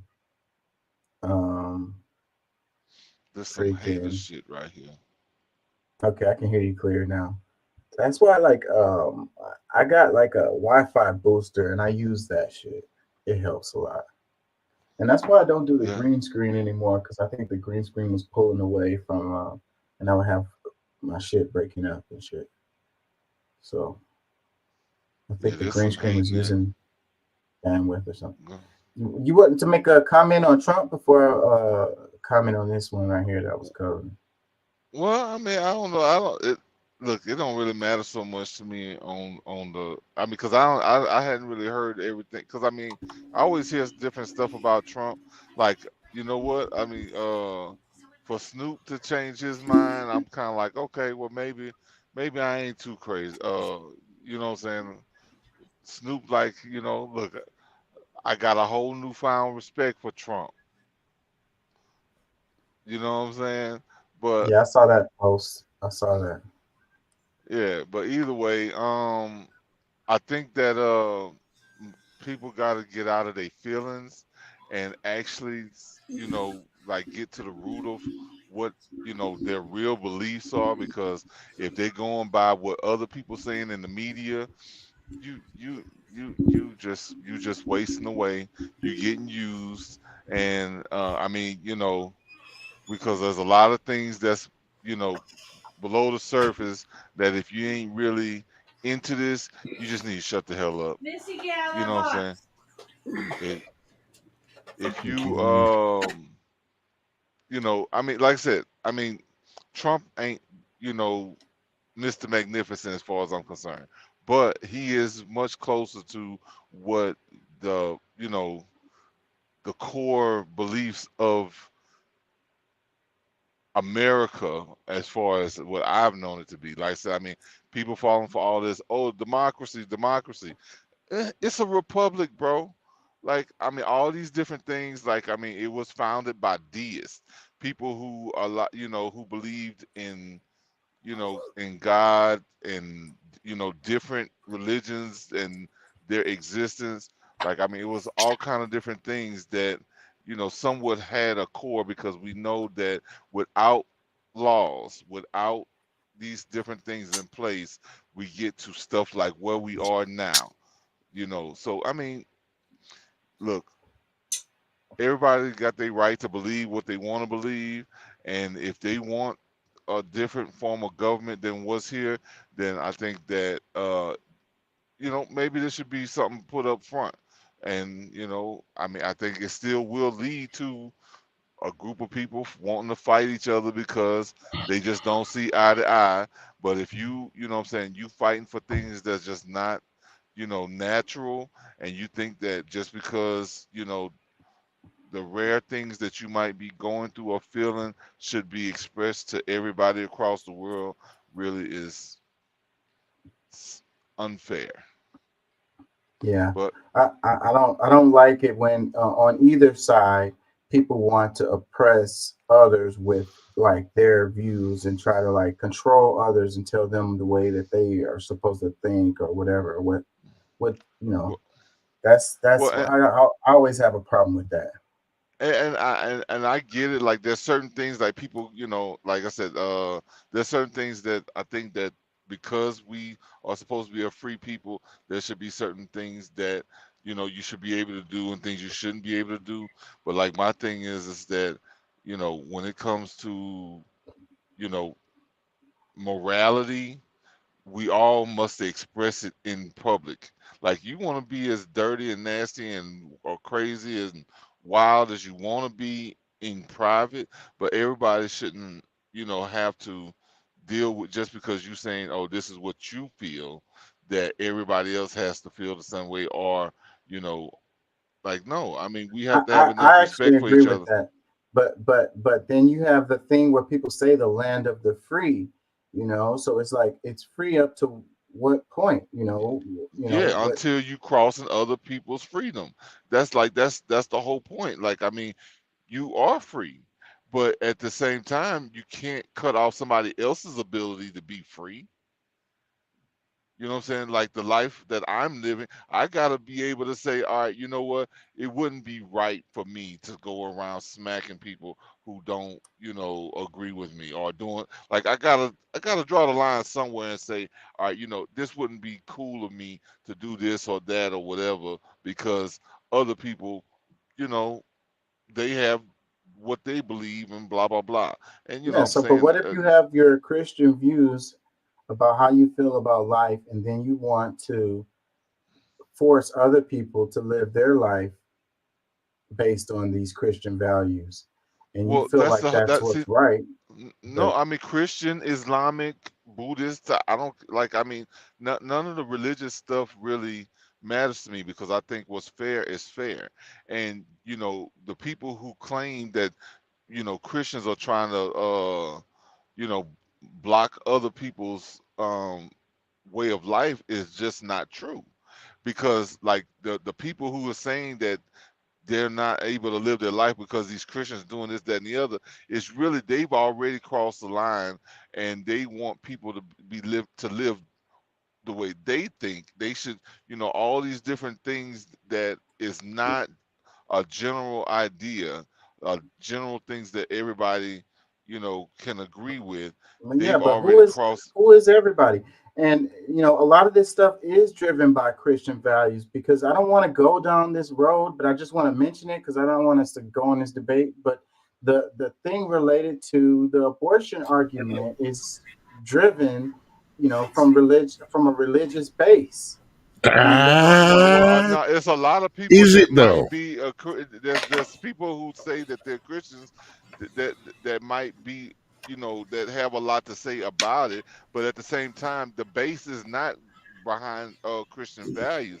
It's more so looks like, stop being like, it's moral, like, it's more so like like murder. Like, that's one of the things. Like, you you want to make a argument about what is life, what is, what's, I mean, this is a right and wrong conversation to some extent, But or no, who well, no, determines fully. Who determines what's right and wrong? That's what I'm saying. Well, I think the people has a say, but then when laws come about, because I mean honestly, like you're trying to use something, because I mean I think when we're looking based on law, and you try to set a law based on lies, that's when things like this, what we're dealing with Roe versus Wade,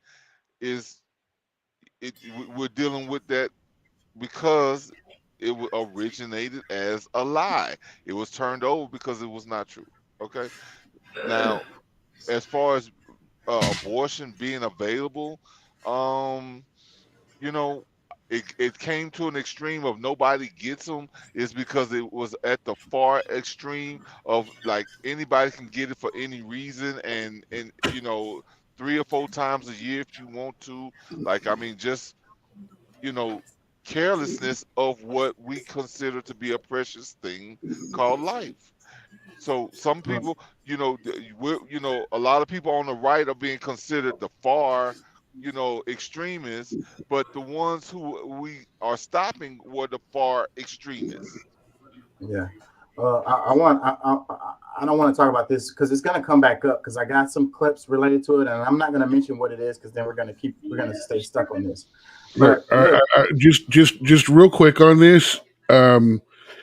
It's not necessarily a fundamental Christian thing that they're trying to do as a law. Yes, primarily the people who are anti-abortion are Christian and all that, but I'm going to tell you the Islamic, truth. There are a lot of agnostics. There are a lot of Islamics. No, atheists that also believe that abortion is not right.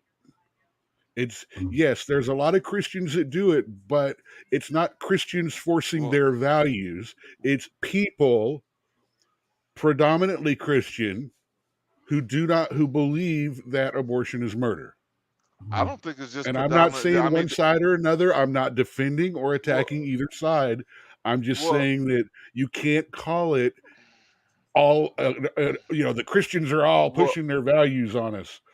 Well, But listen, yes, I mean, primarily a lot of this is backed from a Christian base, which actually is a bad thing because, that's too much of interference in government. But at the same time, there's a lot of fundamental beliefs that are brought to us and taught to us through the church, but are not necessarily of any particular value. Yeah, but it's not like no one particular religion is pushing this, because like I said, they throw out these, they're saying Christians, but like people like Muslims and like people who practice Islam probably feel like this way more than Christians. So I mean, they're using Christians as the the bait to go after. So yeah, let's move on. We're gonna come back to this though. Did y'all hear this clip right here about the chick who stabbed her boyfriend and she only got freaking community service? Did y'all hear this? Let me play this again. No, I'm still laughing about how she took 2 bong rips and stabbed the guy 108 times. I'm saying, absolutely not. That's bullshit. I don't care if it's the worst stuff in the world. You still ain't going to have the energy to stab someone 108 times. Yeah, that was pure damn hate and rage. Yeah. So what was in that weed? Let me play this clip. Over her actions after stabbing the victim, Chad O'Meala, 108 times. Psychiatrists in the case claim the incident was, quote, 100% caused by cannabis-induced psychosis after the 32-year-old took 2 hits from the victim's bong. She expressed remorse during closing statements, saying, quote, "I wish I had known more about the dangers of marijuana." Woman right there, convicted of stabbing her boyfriend to death, only gets a slap on the wrist. She faced the possibility of life in prison for stabbing him 108 times. But the judge ruling that she had no self-control while in a cannabis-induced psychosis. Todd Pyro is live in the studio with the shocking details. Todd. This is a head scratcher, Ainsley. The judge is sentencing 32-year-old Bryn Speecher to 100 hours of community service, 2 years probation, And the big one, no jail time. She broke down in tears after a jury convicted her of involuntary manslaughter last month. California judge claims she had no control over her actions after stabbing the victim, Chad O'Meala, 108 times. Psychiatrists in the incident was, quote, 100% caused by cannabis-induced psychosis after the 32-year-old took 2 hits from the victim's bong. She expressed remorse during closing statements, saying, quote, I wish I had known more about the dangers of marijuana. So that's her expressing remorse by saying, I wish I had known the dangers of smoking marijuana. That don't sound remorseful That's to not me. no. She should have said, I'm sorry, I was that I freaking stabbed him or whatever. Like, I should have, I regretted that I didn't know that what marijuana does to people. That doesn't Okay. sound like a freaking. I have 2 questions that I want to ask about this. I One, got some questions too. But no go ahead. matter what, why wasn't she rescinded to a psychological facility? Yes. Because stabbing someone 108 times is a lot more than just, oh, I tripped out a little bit. Yeah. And 2, was it an abusive relationship? And they were looking at that aspect of it Yes. What was the and history giving her between? a slap on her wrist because this was an abusive situation. So that, but they were saying it was a temporary psychosis. So that's probably the reason why they wasn't saying that she needs to go to crazy. No, you house. still, if you snap temporary and murder somebody, if you stab somebody 108 times, Yeah, I'm that's like serious. that's way more Just take deeper your than arm what and lift it up and do that 20 Yeah, times. Bring you're it down tired. hard You're gonna 20 be tired. times. And Yeah. you're already hurting. And I mean, big guys would be hurting. Yeah. 108 times, that is, you've lost it. What Yes. state is That this? is anger or hate are the only anger, hate, and Democratic state. fear are the only 3 things that can keep your body running that long. I'm gonna say it's a Democratic state, but now I'm gonna ask what Oh, it's in state California. is this? Oh no, California. Okay. Here's what I wonder though. Is this a new attack on legalizing marijuana? Yes, it is. And if so, why is it being done in California? It's being done in California because you got to stop it there first. Dun, dun, dun. Let me read Feds some. can step in and say, nope, we tried. People are dying. People are murdering each other over it. We're Yeah. shutting it down. Yeah. Oh, by the way, we're taking all the money that we can from every place we can close down too, just to let you Yes. know. Yeah. Some tweet replies. It says, really gonna blame weed for that? Nobody smokes and starts chopping up their partner. Another one, it says, judge should be held criminally accountable. Another one, it says, we don't do that. Couple more. It says, that judge needs to be fired and that case should get brought back to trial. Another one, I want to know what kind of gas she smoked. Like, really? Like, what the hell? No, I would have avoided Yeah. that shit because Yeah. I've got some there latent, had to I've be got some something else latent in there. anger. I got We some need to latent know. anger that I don't need to Something let else was out. in there. Yeah, we need to know. We need to know what that was. Seriously, we need to know. No, that's something. Like, yeah, I don't think it was just. You're breaking up, but it probably was weed, and they just using that shit as an excuse. Another tweet reply says that judge and all of his cases should be looked at. I'm telling you, go back and look It's at all that reefer judges. madness, man. All of that judge's decisions needs to be looked under a new light after that decision. It's reefer madness, side effect of the marijuana. Another tweet reply says that's a whole minute of stabbing. There's no way 30 seconds into that and not realizing something is wrong. I'm telling you. Another one that says that judge needs to be fired immediately.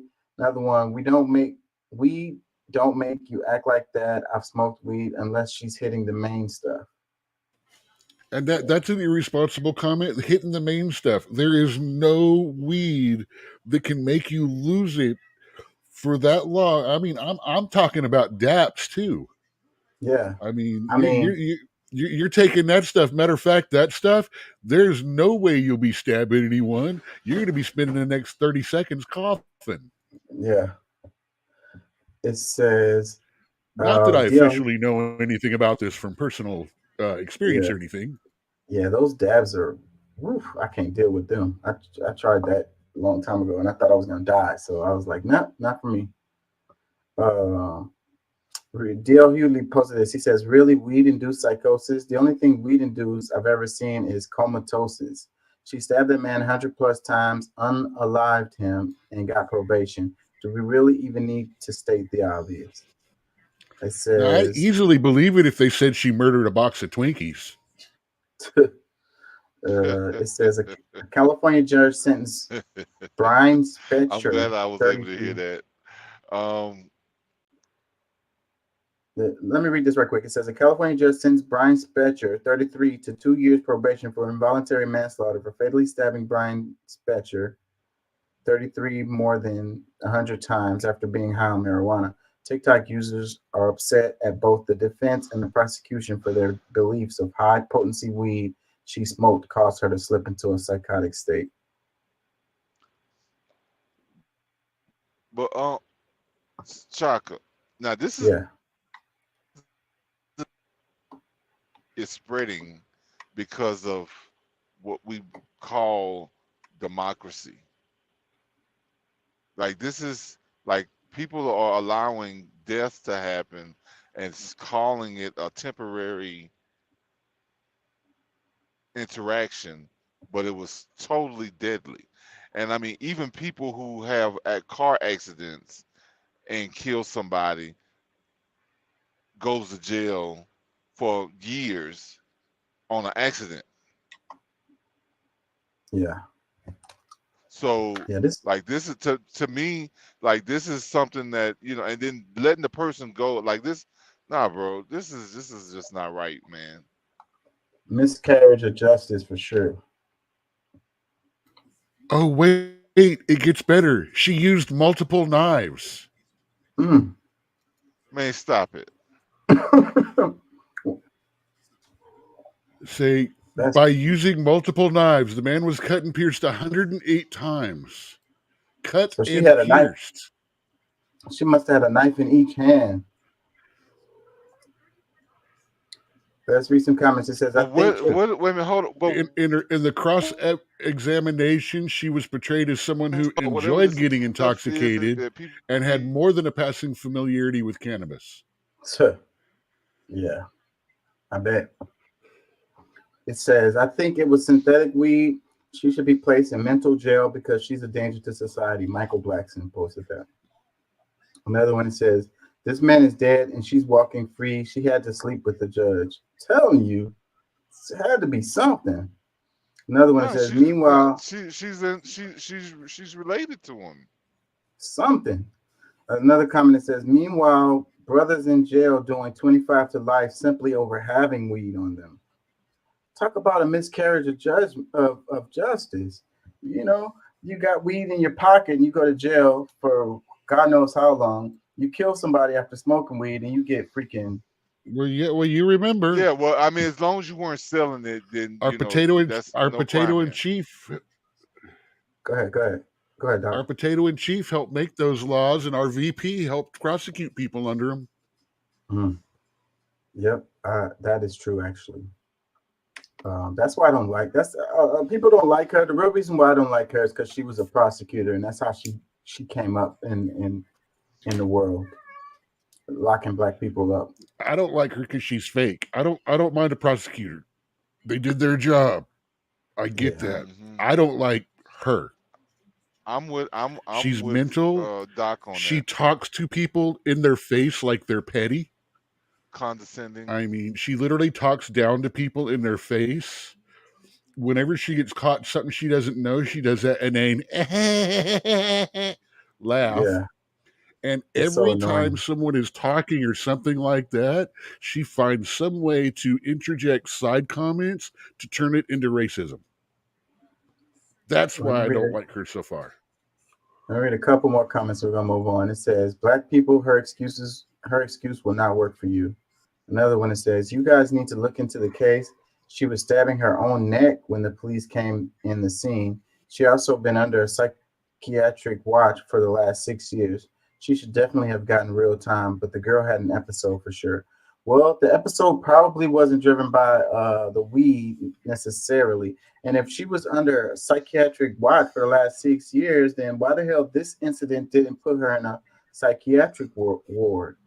Especially if they saw her stabbing her own neck when the police came in on the scene. Shit, she could have been really smart and did that just cause, like, you know, She ain't stab herself enough.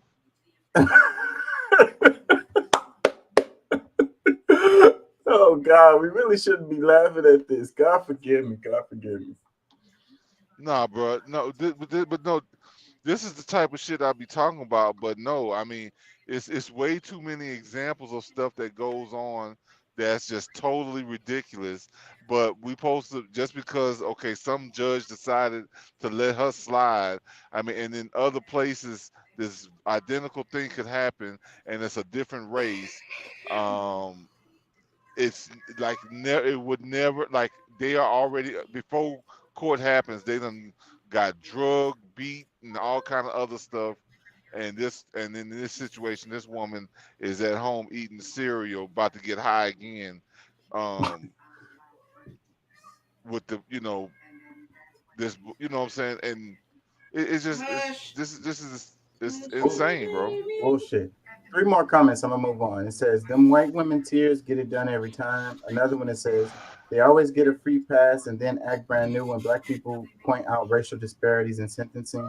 Last one, it says, "So let me get this straight. Some people in jail for having weed on them, they get jail time. She stabs a dude 108 times and has to do community service." Yeah, and I tried my best to leave race out. I really did, but I mean, it is hard to go without saying that this white woman, a double minority, and I'm saying double minority because they're the ones that receive more leeway in the civil rights department than anybody else. But either way, it's just unfair. Period. Regardless of race, it really is unfair because, like, anybody else, I'm really like, anybody else would be going to the electric chair or getting, some severe punishment for this. Let's move on. Check this little clip out right here. So that was a blue dragonfish, and I'm going to tell you why it's one of the quickest ways to unalive yourself. In wilderness medicine, we're taught a simple rule. If it's cute and colorful, don't touch it. Because if nature didn't care to hide it, then it probably doesn't care about you. The main dish that the blue dragonfish loves to eat is the Portuguese man of war, which should be another red flag because that's also a venomous creature.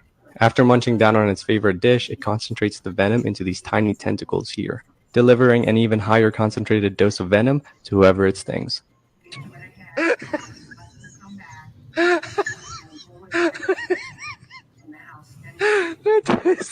So this guy ends up in the hospital from touching this cute little pretty fish right here, not knowing that it was venomous, And like the guy was saying, like in nature, when things are really colorful and bright, it's usually a signal to stay away. It's a warning, And for us humans, we're like, oh, it's so pretty, and it's so pretty and colorful. So let me go touch it.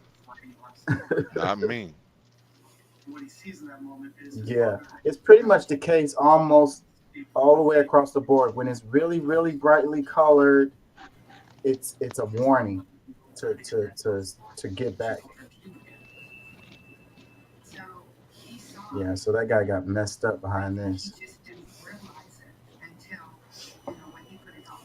And the first little caption, it has Charles Darwin with the thumbs up.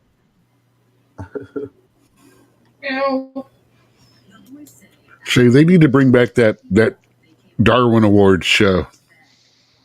Yeah. Say it was just 1 or 2 stories, like 1 to 3 stories a week about people experiencing the consequences of their own retardedness. Yeah. And the thing it says, I don't know what I'm touching. Like, okay, why the hell are you touching if you don't even know what it is? Like, I guess they figured since it was such a little fish that it couldn't be dangerous or whatever. It just goes to show. Yeah, but like ants, if you touch that many of them, Yeah. Not wise, not smart. People like to have pets that are like dangerous and exotic.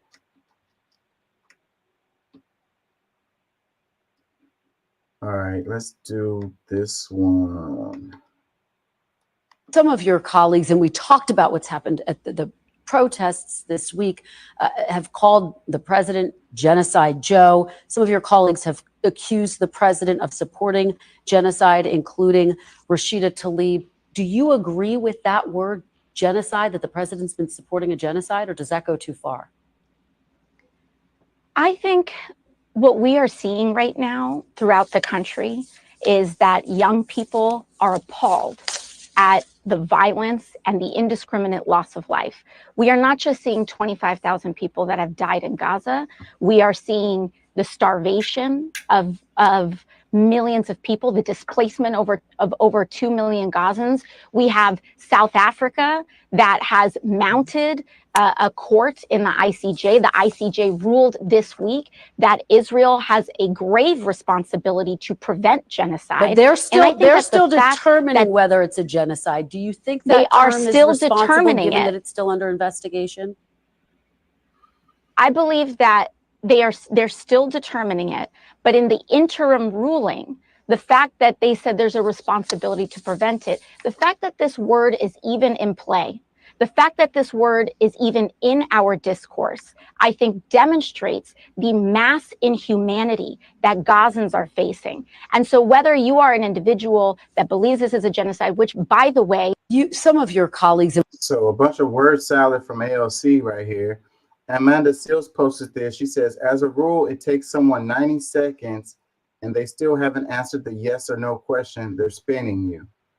So that's what she's saying. AOC is doing in there. You know, And you can call it a spin, but you can just call it just flat out lies. I like how she's all, well, as long as that word is in play, things are bad. Well, you're the one that put it into play and is keeping it in play. Literally.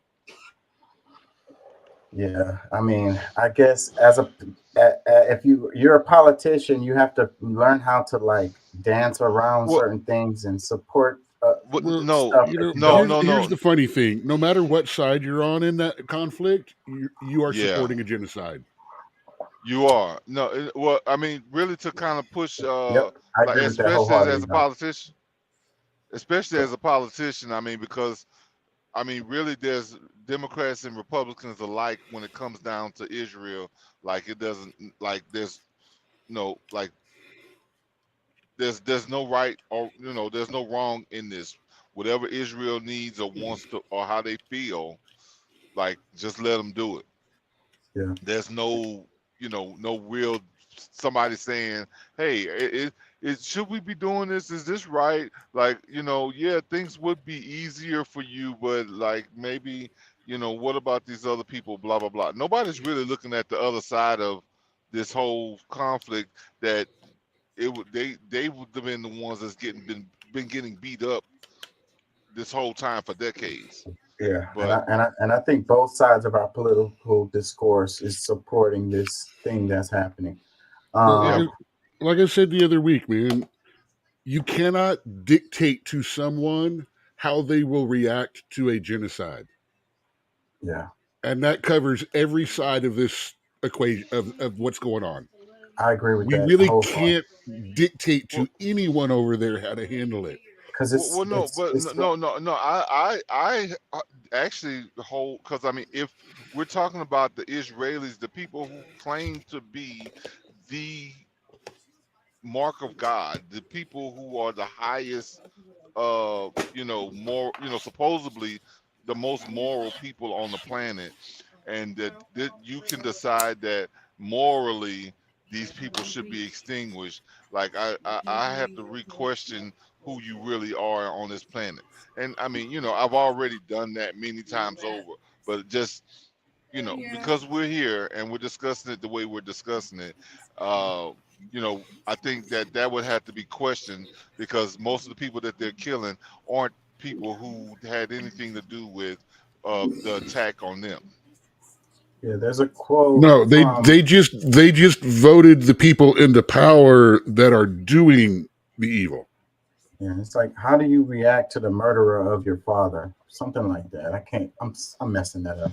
Anyways, let me ask y'all this, because at the beginning of the show, the name of the show is, depending on where you're watching it, it's either Year of the Dragon or dang it, I don't have it here. It's the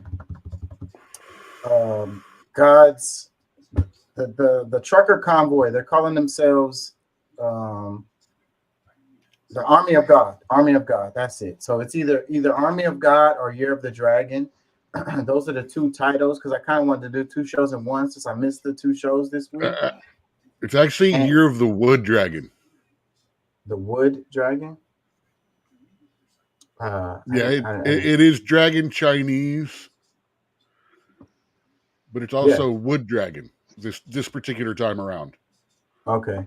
So y'all comments on that, either one, Year of the Dragon or the convoy, the trucker convoy, calling themselves the Army of God. And they're saying it's 700,000 truckers headed to Texas.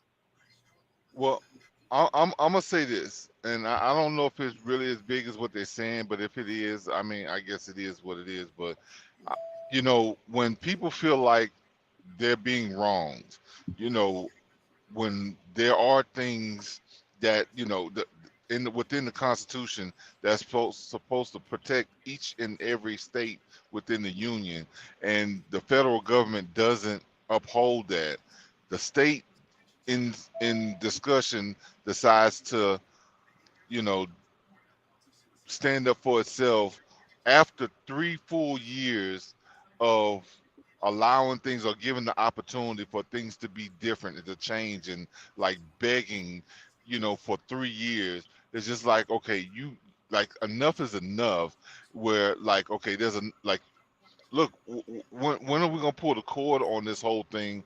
You know, because I'm sure some Republicans can even agree, or conservatives can agree that yes, we do need we need migrants.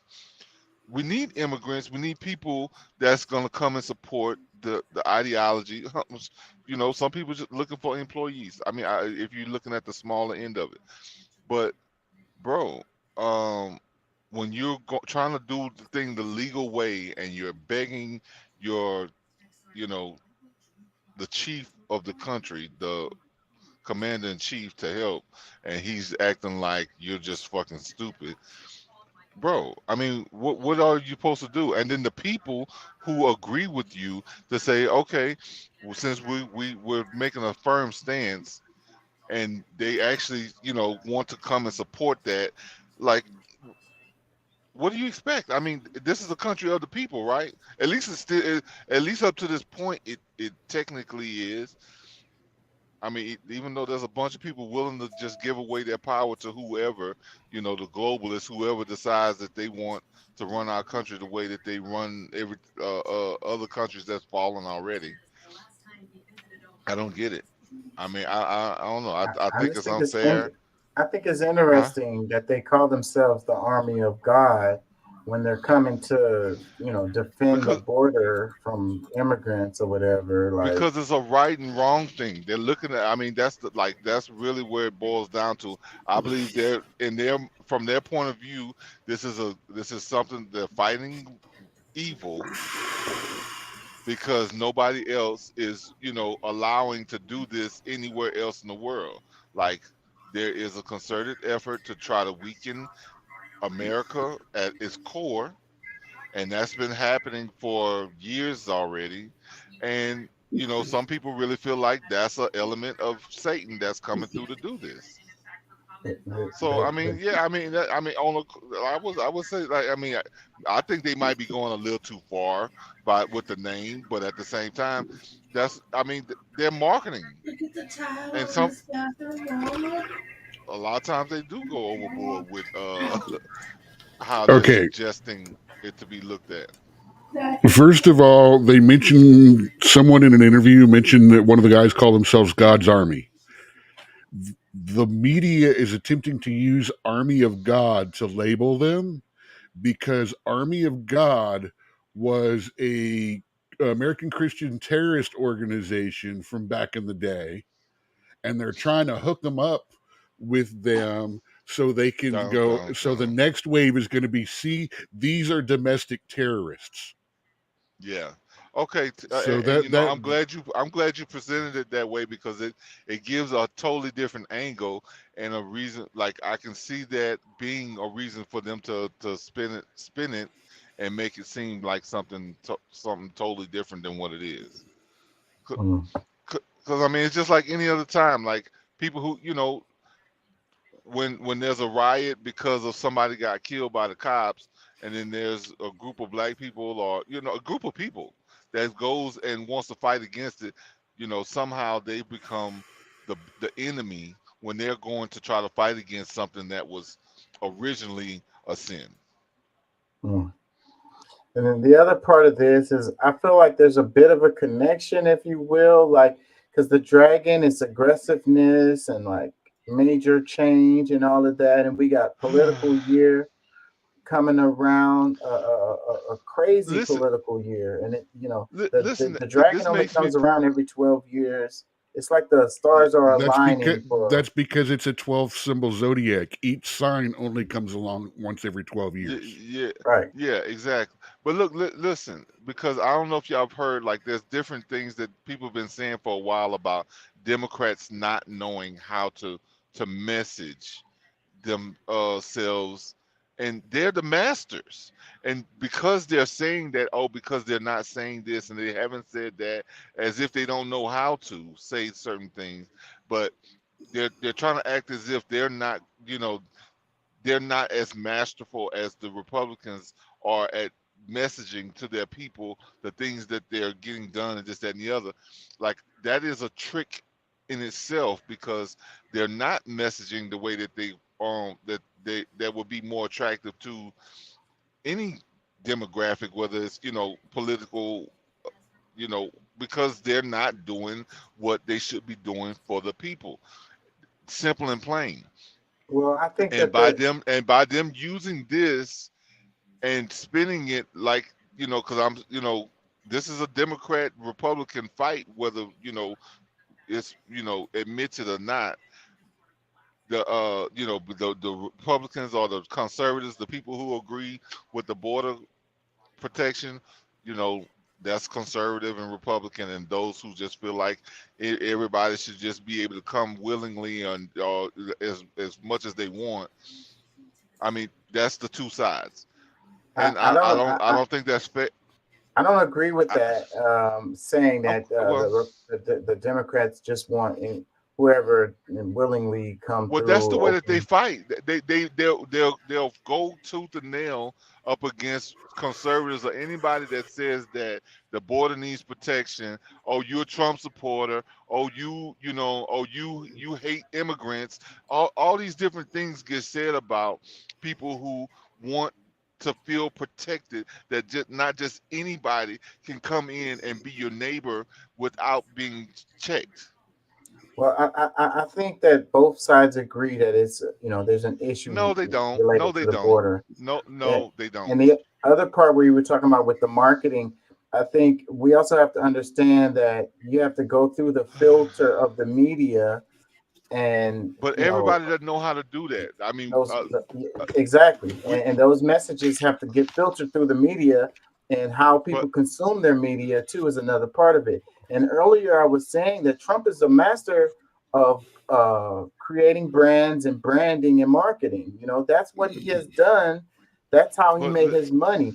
So he knows how to use, the way people consume media. You sit there and say, Trump, look at the potato and Kamala. They're brand marketing too.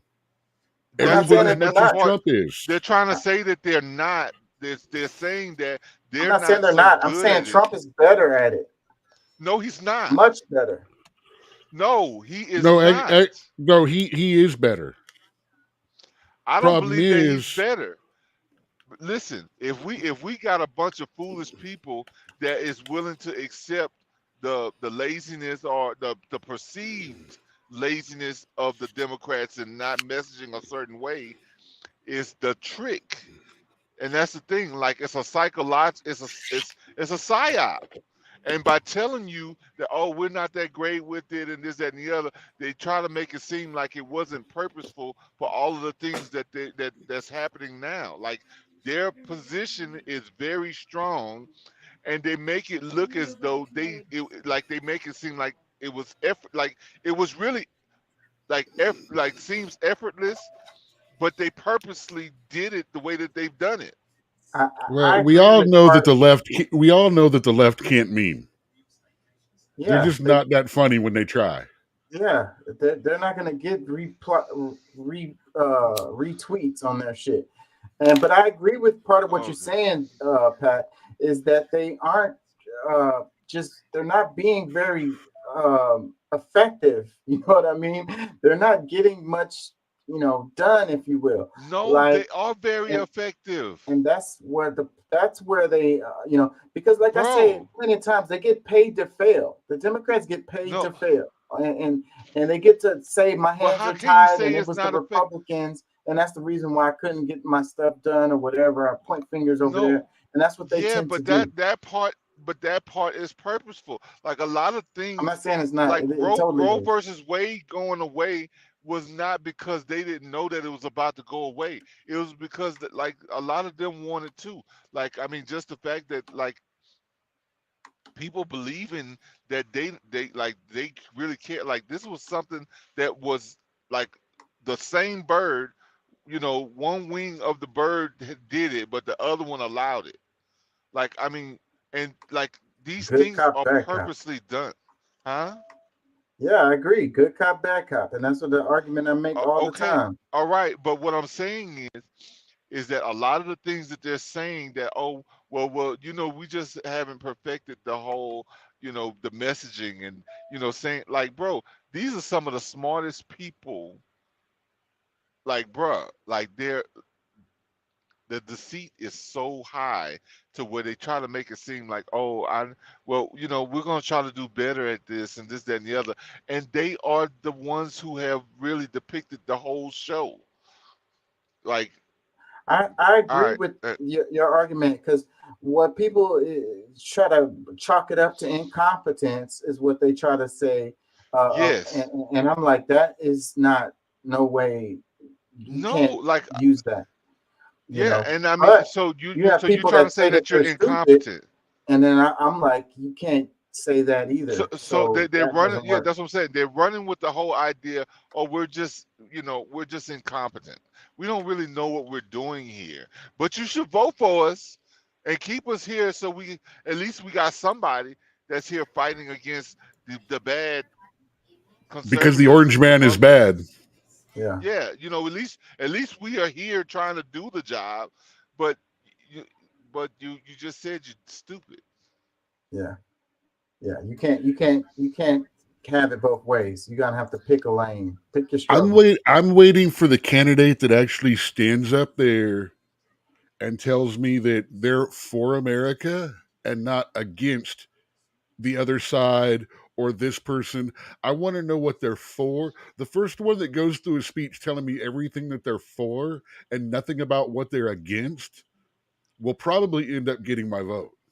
Yeah, I love Ramaswamy, that. I think for the most part that was Ramaswamy. Like, he didn't really care about nobody else. After a while, he did start punching down on some of them because of their political. I don't like him. That's fine. You don't have to like him. He's got a fakeness level to him that bugs me. Yes. But nobody else does. Let's do this. I would put him not on par with Kamala because he actually has charisma. But I get that same kind of like, he does have the house.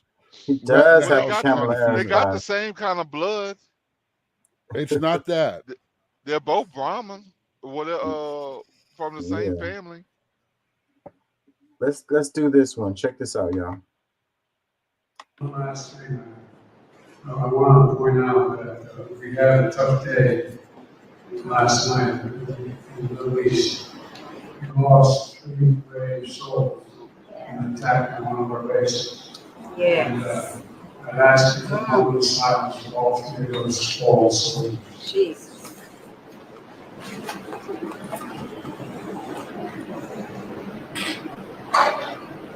We shall respond.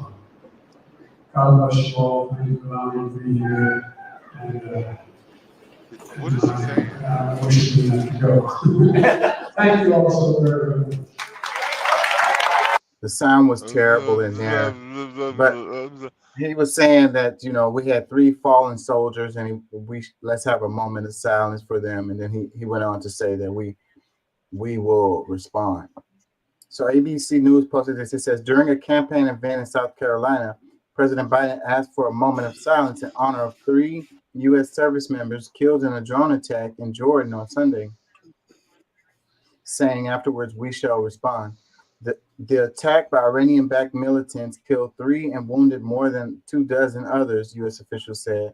The deaths were the first in the line of fire for U.S. troops since the start of the Israel-Hamas war. Now, here's something I need to point out on this real quick. You noticed that it was Iran-backed militants that they called them first, and then Israel-Hamas war. It's Hamas they're fighting.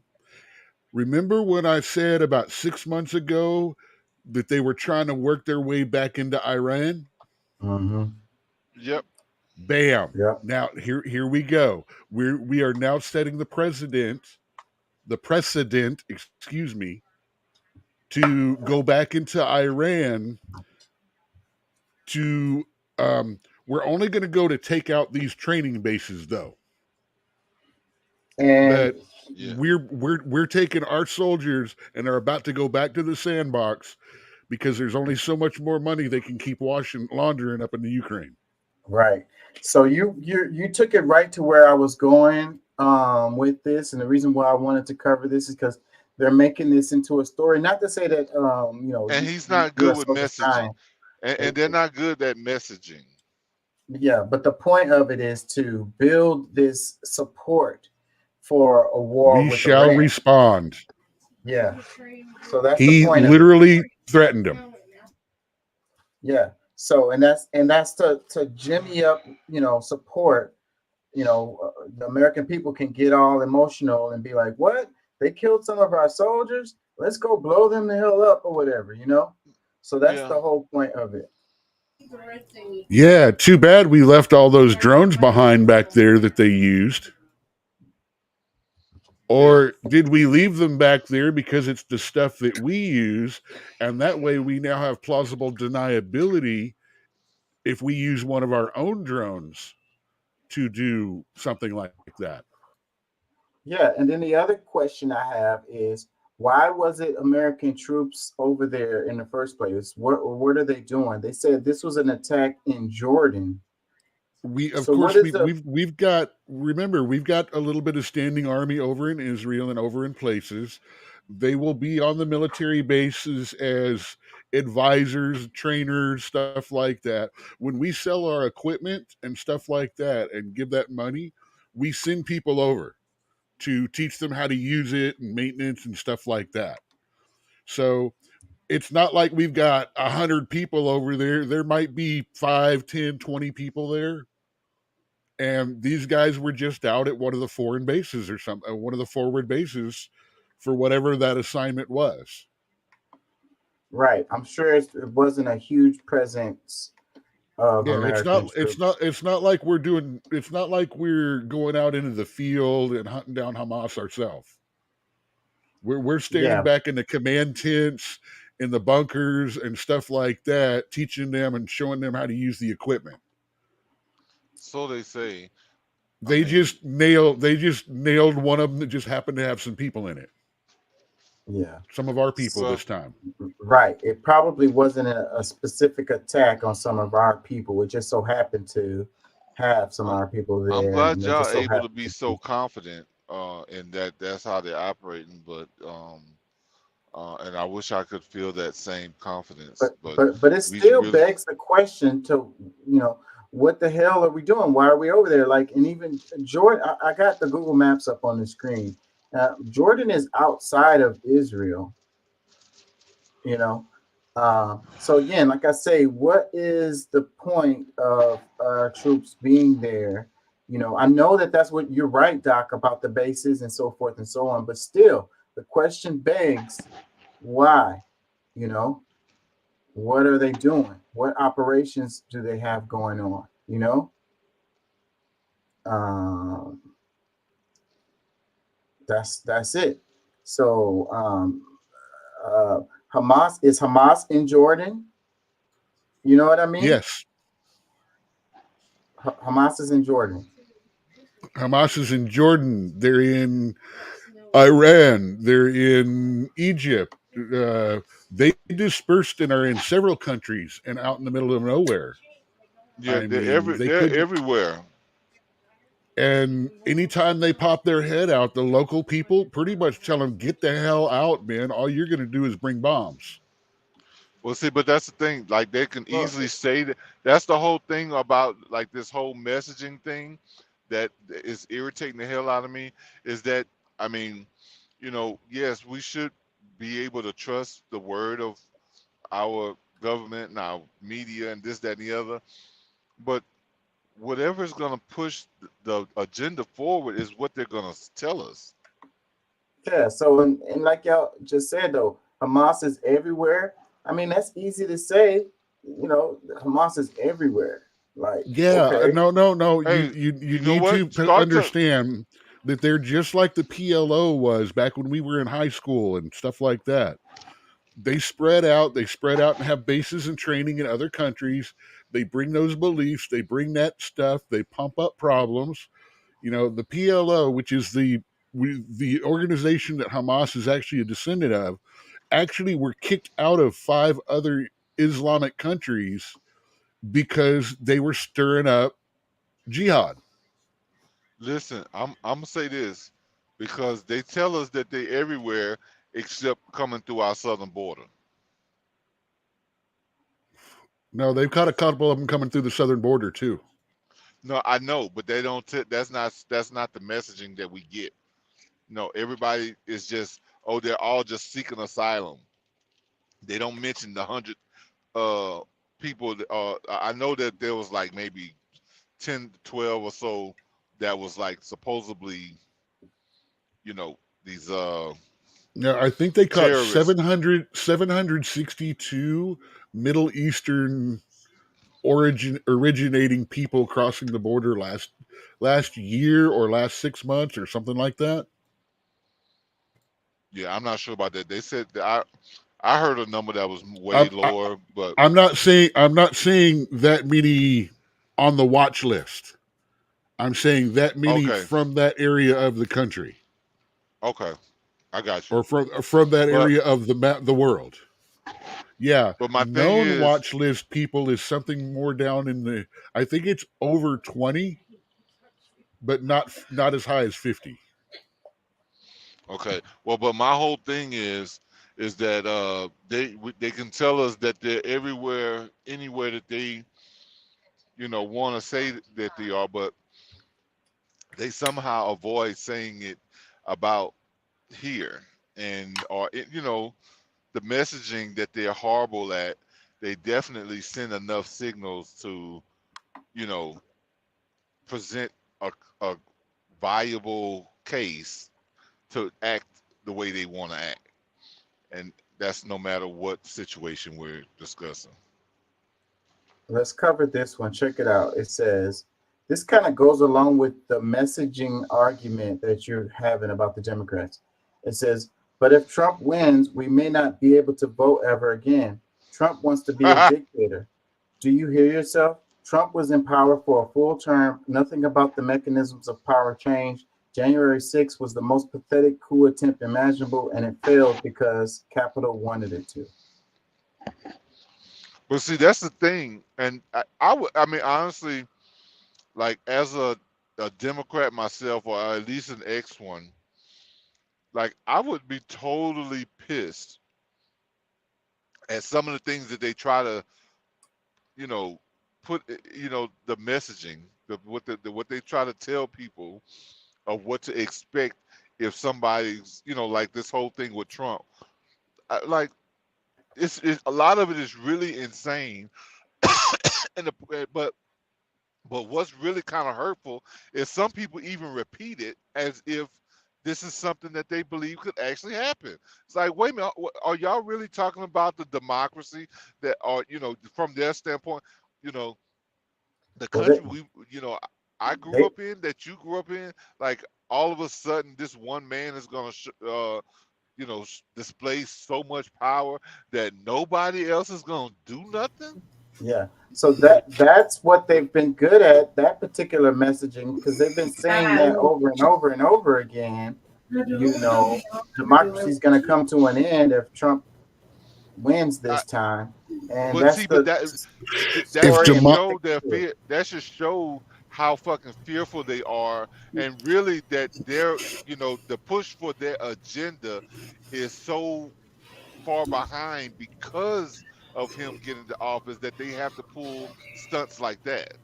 Like that's, I mean, to somebody that might be somewhat reasonable, might think that way is like, okay, like they've never said that about anybody else. I mean, you know, they said some crazy shit about Bush, and Bush might be a lot stronger than even Trump because he like, I mean, his tact, not I think not Bush to, was stronger than Trump.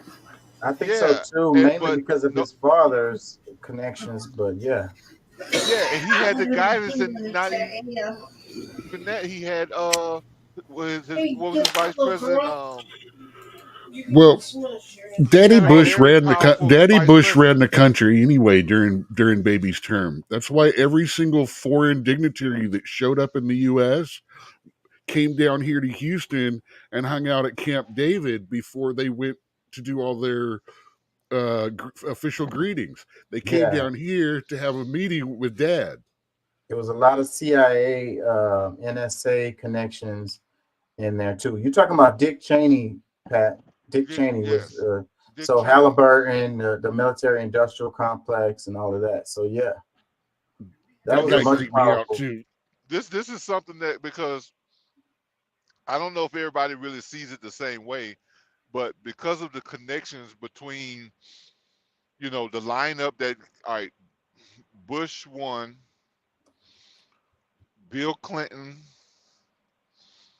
Baby Bush, Obama, regardless of party, they have had people back to back to back that are very close in global ideology.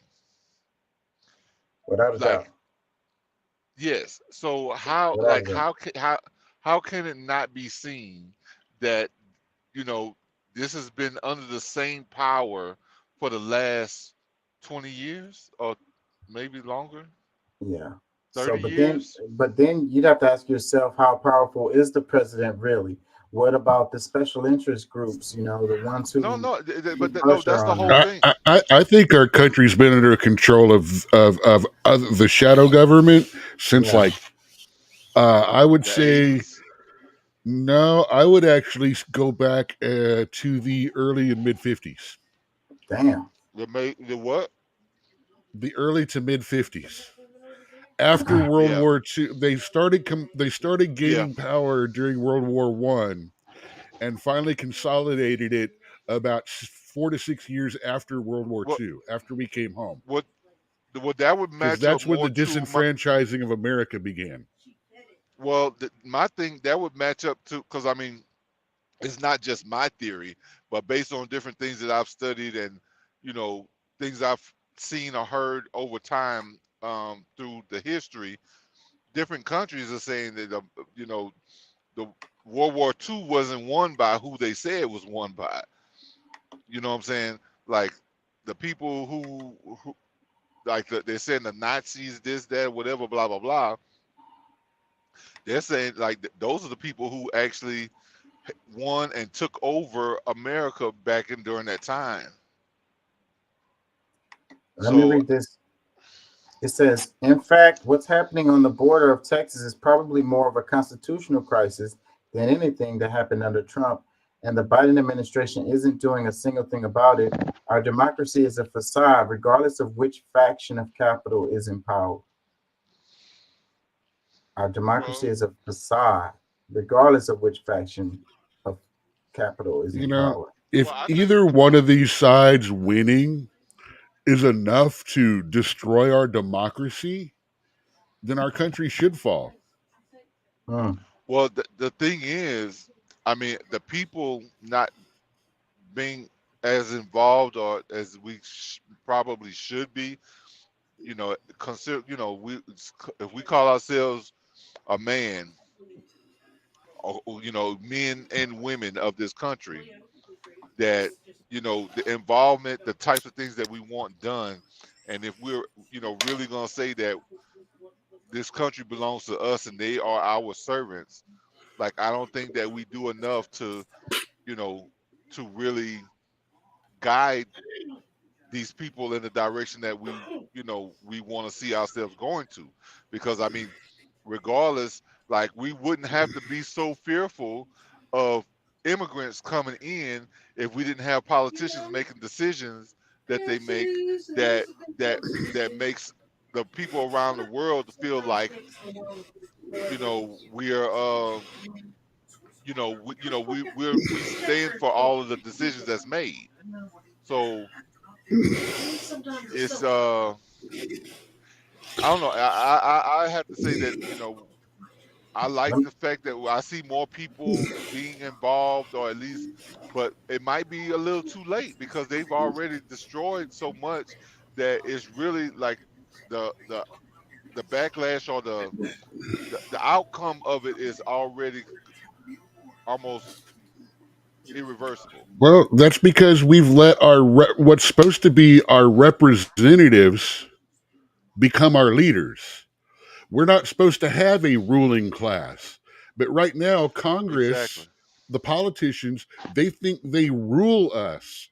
Yes. They've gone beyond being leaders of the community who represent us to leaders who believe that their way is better than the way of the people that voted them. They actually think that what they say should be followed by people without question, without exception. What part of the system drives that ideology? I would say that the side. Oh, you want to answer? Yeah, I would say it's the class system.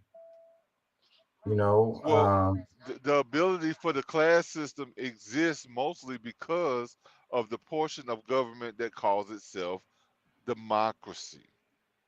Because this is that part of the system is what makes people feel like, you know, like they have kind of given themselves that high title, you know, after they've been voted in.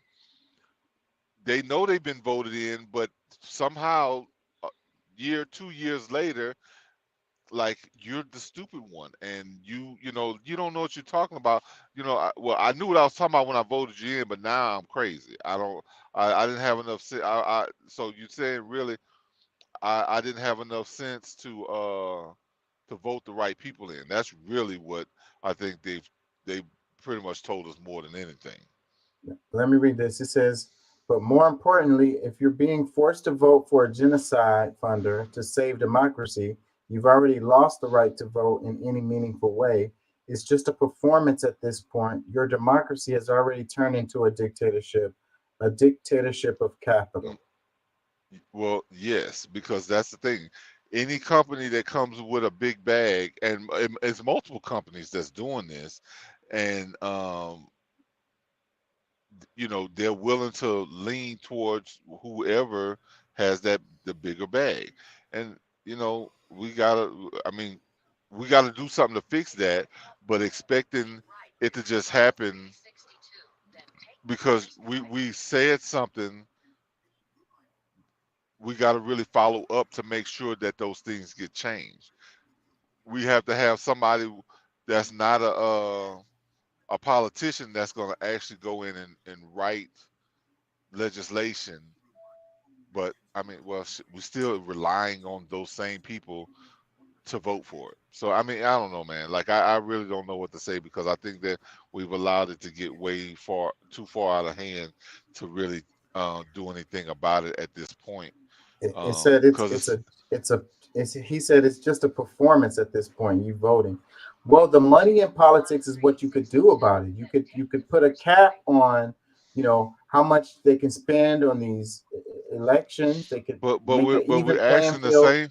You can keep from the lobbyists putting so much pressure on the politicians. Money in the politics. That's what you could do. You take the money out of the politics, and boom, that would change things. But we have to remember who we're asking to fix that. The same people who've allowed it to get to this point. It's the same very people, and then they hand that same ideology down. Because, like I said, I mean, if you think about the way AOC talked before she was in office, she was like gung-ho, and I mean, shoot, I ain't even from New York, and I'm like, damn, this fiery little chick might actually do something. And then you find out, like, before you know it, Pelosi done got in her ear, and different ones, and put the fear of God in her life, and now she's kind of like, she sways toward what everybody else is doing. Yeah, it's the money. Let me read this. It says, as our comrade Brett O'Shea put in Rev's Left's latest Patreon episode, if you think your red or blue vote makes any difference, use this system to thoroughly infantilize you. You're sitting in the back seat of a car with a big plastic steering wheel, pretending that you're driving.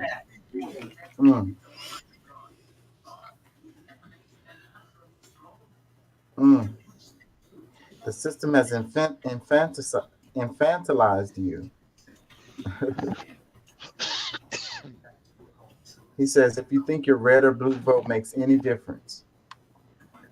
A little bit more, it says, I'm not an electoral fetishist, to use Professor August Nimtz's term. Electoral politics are just one tactic, and a relatively minor one, in a long list of tactics of left strategy, including more opportunity, community organizing, demonstrations, and direct actions. Yeah, I think that we put too much faith in our vote as being enough to make a difference, in things, because that's what they tell you. They tell you, if you want to make a difference, then vote. But I'm like, I don't see my vote really making much of a difference or having any impact at all. So it's like I'm looking for other ways to make a difference. Community organizing, demonstrations, direct actions, education, learning more shit about what's going on in the world, so you can have a better, understanding of things, a better perspective. Let's read some more. What'd you say? Let me read a little bit more. It says, and most importantly, all being coordinated together through a revolutionary party, the connective tissue that ties all of the different efforts together, coordinates them, gives them discipline and rigor. Running candidates and voting strategically are a part of this larger strategy. So basically, he's saying the voting is just a small part of the action. It's a very small part, because I mean, there's actually some people who are raised up doing things, like they got, at this point, they're sending emails. They used to send letters. They used to go show up at their representative's office and stand outside and, hey, we want this. Like, they got all these different PACs that come together. They spend money and say, hey, we want this, that, and the other as far as a group of actual citizens, not just, because some of them end up being business people over time. But this was something that actually people were involved in, saying, like, should probably even to some extent threaten their representatives, like, hey, if you vote on this thing and blah blah blah whatever, your ass up out of here, I'm liable to see you at church and bust your mouth. You know what I'm saying? I think, like, at some point there was more control that was had, but when we allowed them to be able to make more separation between us and them, and they already hold a certain level of power, then it makes it really hard for you to really make any change. Because I mean, if you can't really defend that thing that you're fighting about or wanting to fight, what can you do? Because they can call the cops, and the cops is not gonna listen to the damn thing you gotta say. They're gonna be like, well, the boss said you got to get out of here, and you know you Yeah. in contempt. Yeah. Like all these, this is Yeah. bull. Like, Let me read some more. It says, the point of running left candidates through a revolutionary party isn't to win. We're not delusional. Capital would never allow that. It is to use the mass attention drawn to political issues that pops up every 4 years during an election cycle to amplify our program and educate the public. It's also a way to get new people involved in organizing in a way that is familiar to them, a campaign. This is the only way that your vote will make a difference. A vote for red and blue is throwing your vote away. It's a vote for capital and an acknowledgement that you still believe in this system. well, and It's I agree with that because, like I said, I'm not a hardcore Republican. Now, I'm a conservative Democrat, really, but I'm willing to not vote Democrat to be able to find something that's more fair and balanced. And it just so happens to be leaning towards the Republican Party at this point. So, well, that's how they get us though, is that you have to vote either red or blue, and those are well, your you only do, real but you choices. do have. Well, no, you don't. I mean, you have to vote one or the other. That might not be the reason why you vote for the one or the other, but when you vote, you're voting for one or the other. Well, There's not, That's an illusion of choice right there. it's And not an illusion. It is not an illusion. Like if you pretend that it is, okay, I guess you can make it an illusion, but each one is under a certain party that carries a color. yeah, You want to but call them Bloods, and if you want to call them Bloods and Crips, that's fine. But they stand under one of those why do you have to vote red or blue? because well, all right. Are you saying that we shouldn't have to? Because I mean, I agree with you. But as it stands, each person that is going up to vote, yeah, I mean, there's very few people that's going as an independent or libertarian. There's usually one or the other, a Democrat or a Republican. And that's It's the blue or system that's red. got us screwed. Because if we Okay, don't never but support third listen, parties, then they'll never get the funding. They'll never be able to compete with the red or the blue. I hear you, but I mean, the only thing that we will be setting ourselves up for is okay. Yes, it'll be more of a confusing thing because guess what? The same shit was going on in Europe, and look at how fucked up they are. What do you mean? Just what I said. Look at how fucked up they are.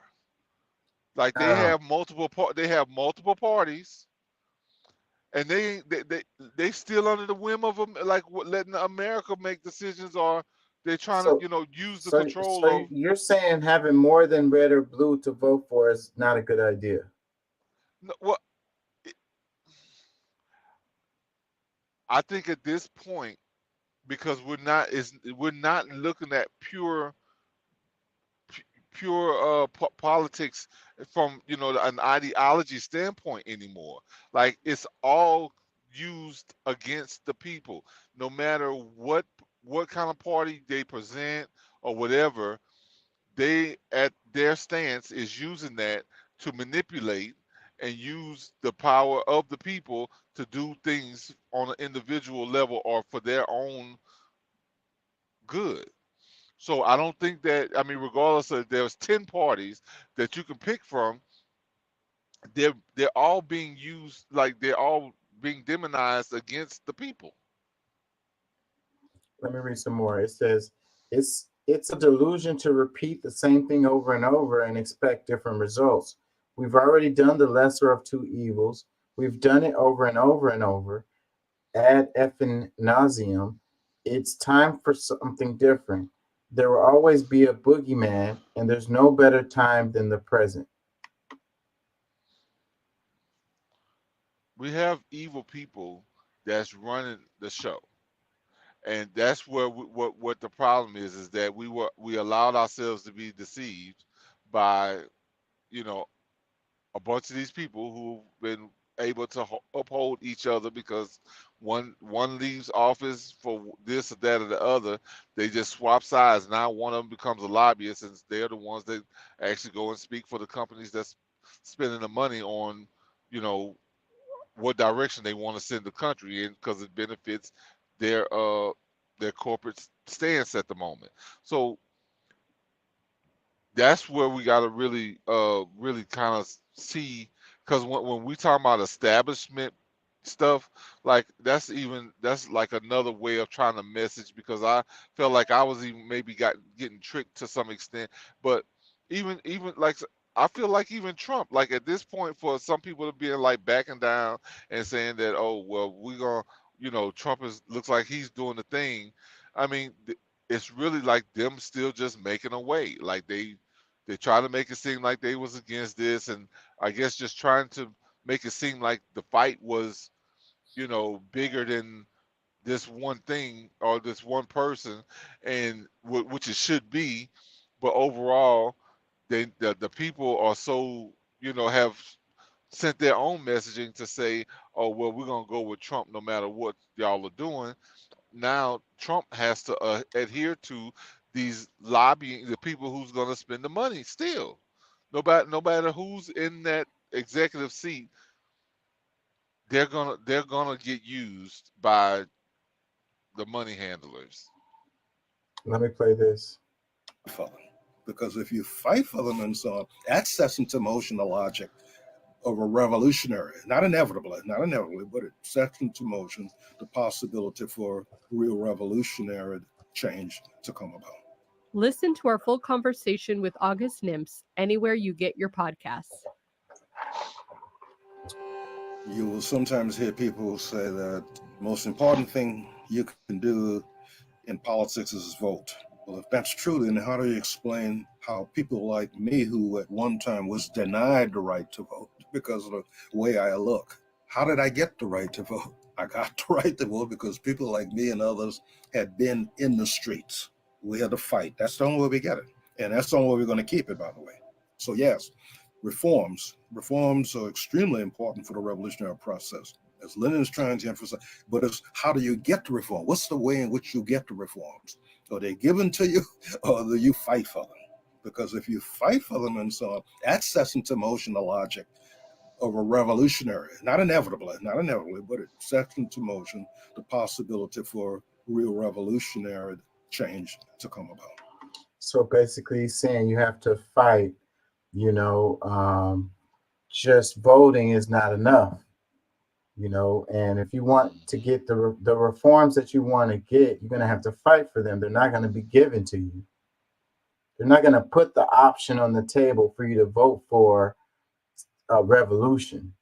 That's not going to be on the table for you to vote for. You know what I mean? Or a revolutionary, you know, he's not going to make it to be on the ballot. You get what I'm saying? Let me see. Let's move on. Let's do some Katie Porter. Here, and it's not very subtle, I should say, is that immigrants are just political pawns. It completely overlooks the fact that these are real people who are coming to the United States seeking a better life, and that border communities are under strain trying to address that. And so I think, you know, for the Republican Party to constantly talk about and parade in folks from border communities, people who work for Customs and Border Protection, and to tell us they want solutions. And then when we are able to get to an agreement about solutions, for Trump to tear it up, I think is both disappointing and frankly disgusting.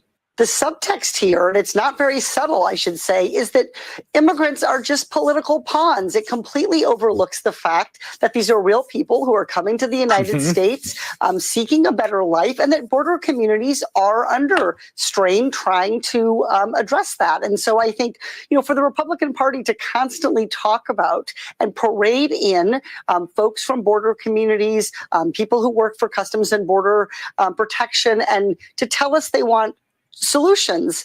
And then when we are able to get to an agreement about solutions, for Trump to tear it up, I think is both disappointing and frankly disgusting. Yeah, I think that they are using the immigrants as political pawns, totally.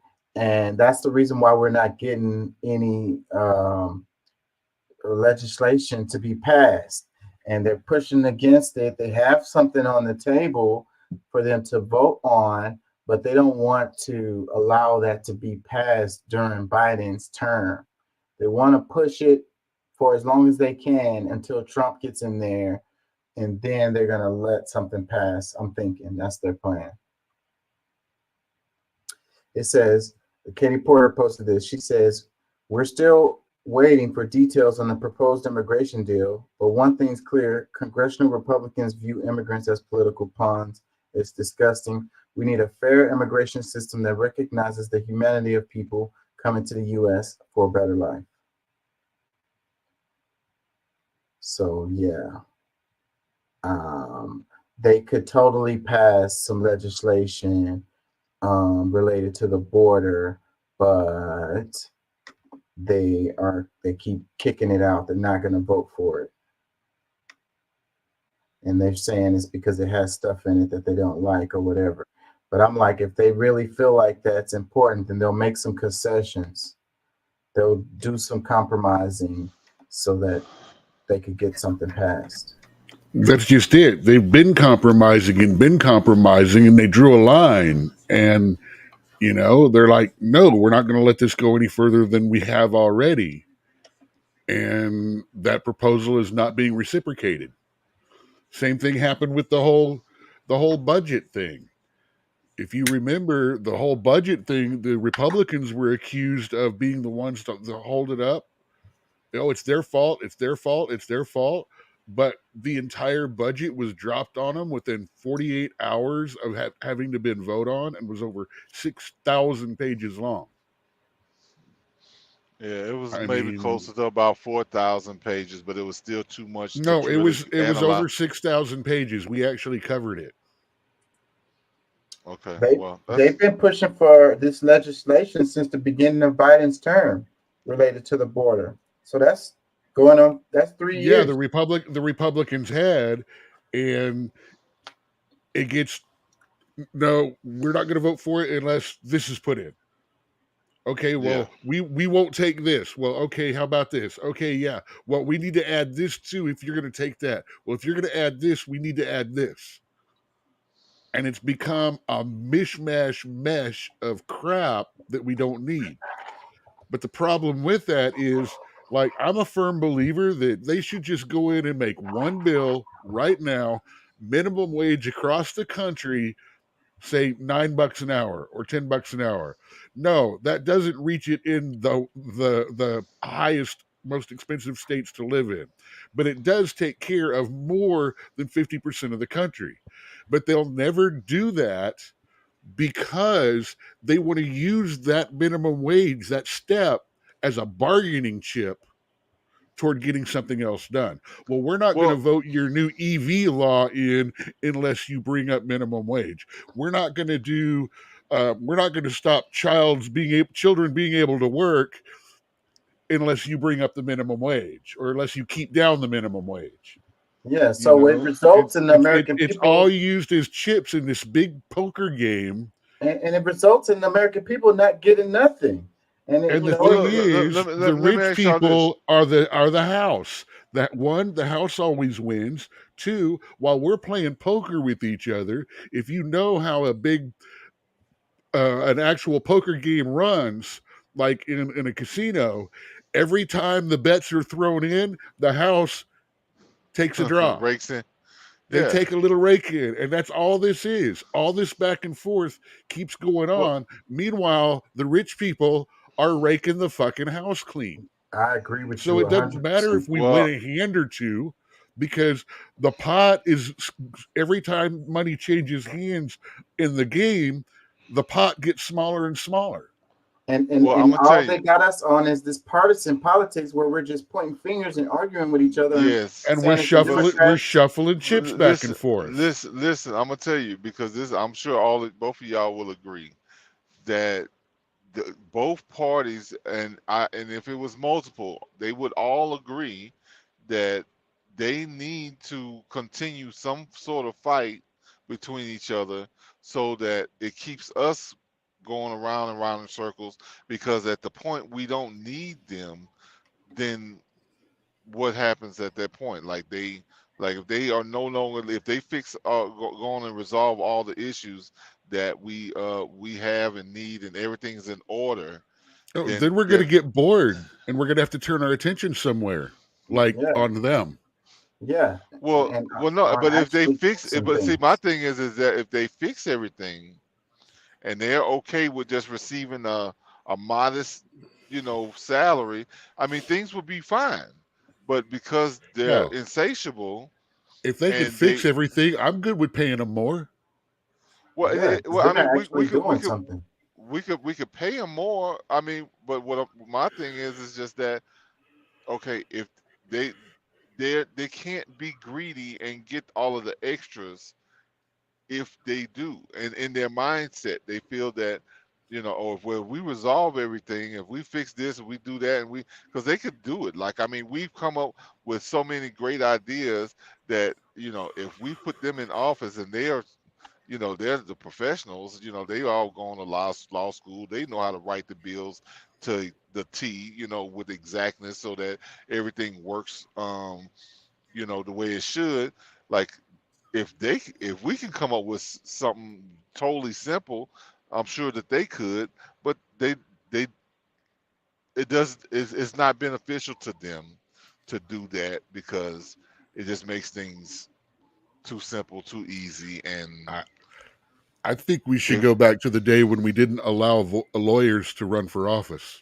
Mm. Bro, I am so, like, I actually had that same thought not long ago. We need them to look over the bills and make sure they're legal, but not to vote on them and write them. Mm. Let's move on. Check this out. It says U.S. suspends funding for Palestinian Refugee Aid Agency, UNRWA. It says, Democracy Now! Posted this, following allegations from Israel's Ministry of Foreign Affairs that some of its staff were involved in the October 7th attack on southern Israel, United Nations Relief and Works Agency, the main United Nations agency that provides humanitarian aid in Palestine, has reportedly fired multiple members of its staff. The U.S. State Department announced it has also paused funding to the agency while the allegations are investigated. Up to 1.9 million refugees are sheltered at UNRWA facilities amidst Israel's ongoing military assault of Gaza. So the U.S. isn't going to fund this program that helps give relief to Palestinian refugees. Because of allegations that people at the United Nations were involved in October 7th. That's reasonable until charges are clear. Until it's cleared, I find that reasonable. Well, all right. You know what? Because I think that because there's such a sway in the American ideology of how this plays out, is that there's people on both sides, or even caught directly down the middle, that just rather not see all of this stuff going on. And there's innocent people, like Trump said, on both sides that needs aid. Yeah, and I think that if you just want to keep from those people getting any aid, then an allegation that they were involved in October 7th will be very convenient as an excuse to not take us out. Kind of like allegations of being involved in January 6th have people in jail.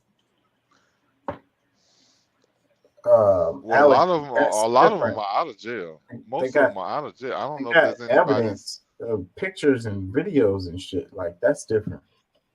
No, Yeah, that's like not. the ones where they took their credit card numbers from nearby and went and investigated them. Mm. Just because they were in the neighborhood, they were put on. They had to go to trial. I mean, like I said, you know, Elon Musk answered a time someone said, with all your money, you could take $6 billion, which would not even hurt you. That's a half a year's money for you. You know, and you could use it to solve world hunger. You know how he answered that? He put up a thing that was about UN food relief workers caught trading food for oral sex. And he said, when you can find a way to make it work and people not be hurt, I'll pay for it. Yeah, I don't know how that fits with the discussion, but Allegations of misuse and abuse, allegations of the fact that people in this Palestine relief group actually helped back the October 7th attack, which started the whole thing. Yeah. So, and I think that comment that Elon Musk made was a cop out because with his money, he could create an organization and manage it himself and make sure that it's getting done and handled properly. No, he doesn't have can't. to. He don't have to can't give his because money he to the can't United Nations. control. He can't do that for the same reason America stopped dumping money in Africa in the mid 80s and 90s, because every time you send relief to some of those, the state takes it over and they keep it and they don't distribute it. Logistically speaking, you can't do these things without a one world government. Let's move on. Check this out. Attending regular classes at his Texas high school since August. The school says the length of his dreadlocks violates its dress code and grooming code. Now his family is suing, saying the punishment violates the Crown Act. It's a new state law banning discrimination based on hair. Crown is short for creating a respectful and open world for natural hair. A judge has agreed that the case should go to trial, and it is set a date for next month. But a superintendent of Barbers Hill ISD said being American requires conformity that with a positive benefit of unity, and people were a little upset about that statement, rightfully so. And he actually took out an ad to defend the young boy being suspended. Daryl George has been banned from attending regular classes at his Texas high school since August. The school says the length of his dreadlocks violates its dress code and grooming code. So his hair violates the dress code and grooming code, apparently, because it's dreads. And in the picture, it didn't look like it was messy to me. So it says Daryl George. The picture is how he wears them now, not the way he was wearing them when this all went down. How can you say that with any confidence? Because I've been following this, expecting you to pop it up, and I've seen the pictures from before and after. He's got it trimmed way down from the way it was when he first did this, when this first all hit.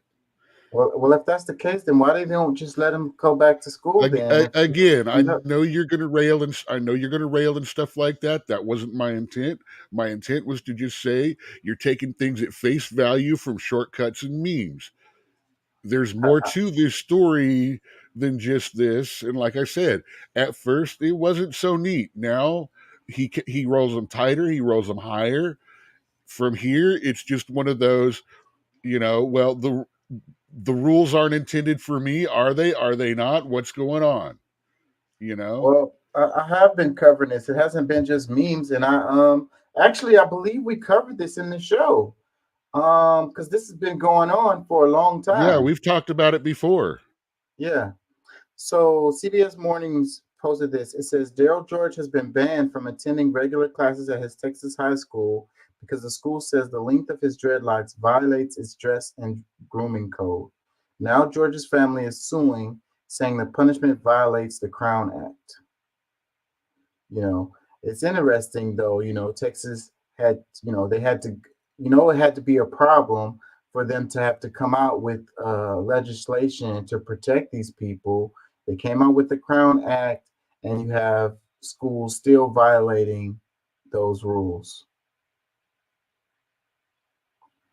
Comments. It says school has clear dress code. Rules are rules, different school. Another comment, it says, I hope Daryl wins and gets damages paid to him. Another comment, it says, hopefully he wins. Shouldn't teachers focus on teaching instead of bitching about hair? Another comment, it says, as a Black girl with locks that I've had since elementary school, this is so my heart goes out to this young man. I remember being told that I should change my locks as it may be deemed unprofessional. Now here I am at 25, the CEO of my own six-figure company. Keep your head up, man. Keep fighting. Your locks or your crown. Another comment, it says, unbelievable. This young man is trying to get an education and he's not being allowed to because of his hair. Good Lord, what's wrong with this picture? Another comment, it says, race card means not having to follow rules. Another comment, it says, Sue, if this is the only problem with this young man, the school has way too much time on their hands. Another one, it says, anyone who cannot see this for what it is has chosen a path of willful ignorance. I wonder how many have chosen to gather and become familiar with the facts before commenting. Based on what I've actually read, I hope his family takes the school for everything they've got. This type of ignorance is precisely why so much is often about race. Couple more. It says, by conformity, they mean be white, straight, and Christian. Another one, it says, shame on that school. Our locks are our own crown. Keep your head up and keep your head up, young king. Another one, it says, but y'all keep voting in Greg Abbott, Jesus. Another one, Abbott be catching strays. Another one, it says, I'm sick of policing hair. Why does it matter how we wear our hair? This is such a strange thing to focus on. Another one, ridiculous, makes me think of Nikki Haley and her there's no racism in America BS. If a Jewish kid had long curls and was discriminated against by his school for his hair, the school would have shut down, or in reality, this just wouldn't have been an issue. Some have privileges in this country and others do not. I'm gonna read like one more and move on. Let's see. It says, talking about hair in 2024, what the F, who cares? And no one should be suspended from school because of their hair. Yeah, it's a silly, silly, silly thing. You know, it shouldn't be an issue. Like, yeah, I'll tell you the truth. It bothers me more there are these people putting freaking yarn in their hair these days and looking like a freaking Raggedy Ann doll. Yeah. Yeah. I mean, that is neither natural nor ethnic. Let's do this one. Say Payoffs locks are not. What he had on, those were braids. Those weren't locks. It looks now, like I understand why dreadlocks have maybe not so much, because no offense, dreadlocks are pretty nasty, especially if they're done right. I mean, no, they're big pads of grease and they're not sanitary in general. And a lot of people that have them don't wash their hair very often because of the necessary. Yes, I'm going by experience, not by what people are saying. Well, I don't. It's like, yeah, I've hear what people say when they talk about them. I've seen how people act that have them, and I'm gonna lean toward my life experience over what people that I don't know tell me. But yeah, I can understand why people would lean toward keeping those out of school. See, and I'm not even saying that. I'm just saying I can see where people would lean that way. But in general, that's one of those things, like most clothes and stuff like that, I understand. Yet at the same time, I'm also going to say girls shouldn't be running around in yoga pants in high school either. Let's do this. Are not an unfortunate side effect of a tough economic climate. They are a deliberate strategy by these corporations. Take a look. Google CEO says more job cuts needed in 2024 to reach ambitious goals. Let's address the pure hypocrisy here. These CEOs want to pretend that you're bad, you're lazy if you want to work from home. You're bad, you're lazy if you don't want to give them 110% all the time. You're bad, you're lazy if you job hop. You're bad, you're lazy if you prioritize family over work. And then they pull something like this. You're one of the most profitable companies in the world. You're doing fine. And the first thing that you're thinking about this year is, gee, how can I cut as many people out of my workforce as possible? Because I've already dominated the market. There's not a whole lot of new revenue to bring in. So to keep my margins as big as possible, to make my shareholders happy, I guess I should just cut jobs. And I don't care how long they've been here or how hard they've worked, because shareholder value, baby. How can you say this and not understand why workers are so upset with you? Layoffs are not an unfortunate side effect of a tough economic climate. They are a deliberate strategy by these corporations. Take a look. Google CEO says more job cuts needed in 2024 to reach ambitious goals. So Google CEO says more job cuts are needed in 2024 in order to reach ambitious goals. So ambitious goals. They have ambitious goals. So to reach them, they need more job cuts. It says corporations display zero loyalty to employees while demanding constant sacrifice. Employees, okay, I'm not giving you my best effort anymore. I'll do my job, but don't expect any more than that. Corporations, now listen here, you little jerk. Yeah, man. And, you know, I've seen quite a few little posts lately about people who are giving their 2 weeks notice and then they're getting screwed over as a result. It's like, it seemed like there's no loyalty on both sides. I ain't going to even lie, but there's no benefit for the employee to be loyal to the employer when they try to do the right thing and give people 2 weeks notice and then they screw over them as a result. You know, it's like a battle. It's like a war between employees and employers. So they could just fire you for no reason. They just lay you off or whatever. Like now you got to look for a new job. Now you got to look for new health insurance too. And it's like it's a terrible, terrible system that we have. And when it's profit over people, and all they're looking for is taking care of their shareholders.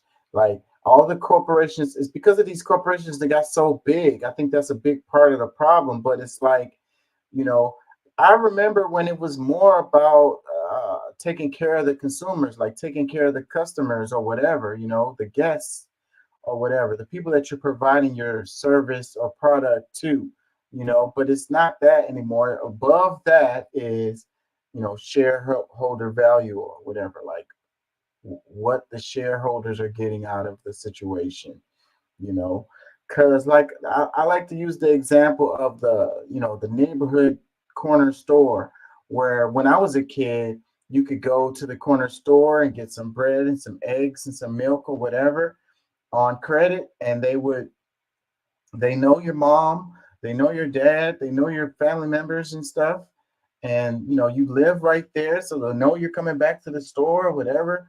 They know you're gonna, pay them back or whatever, But now that neighborhood store is a big corporate store, and they're not gonna be doing anything like that, So, but then back then that neighborhood store was privately owned, was probably a mom and pop type of joint, and they could make those decisions because they were the owners of the store.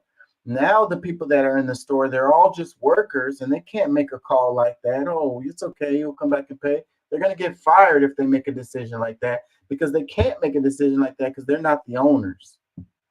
And then trying to get in contact with like the owners of some company is like impossible. You're going to go through a line of succession that's going to be you're never going to reach them. Sometimes it's even impossible to even determine who is the owners. It's just this corporate conglomerate world that we live in is not conducive for the work-life balance, or the value of regular folks, the employees or the customers. Everybody's getting screwed as a result of this, except for the shareholders apparently and the CEOs.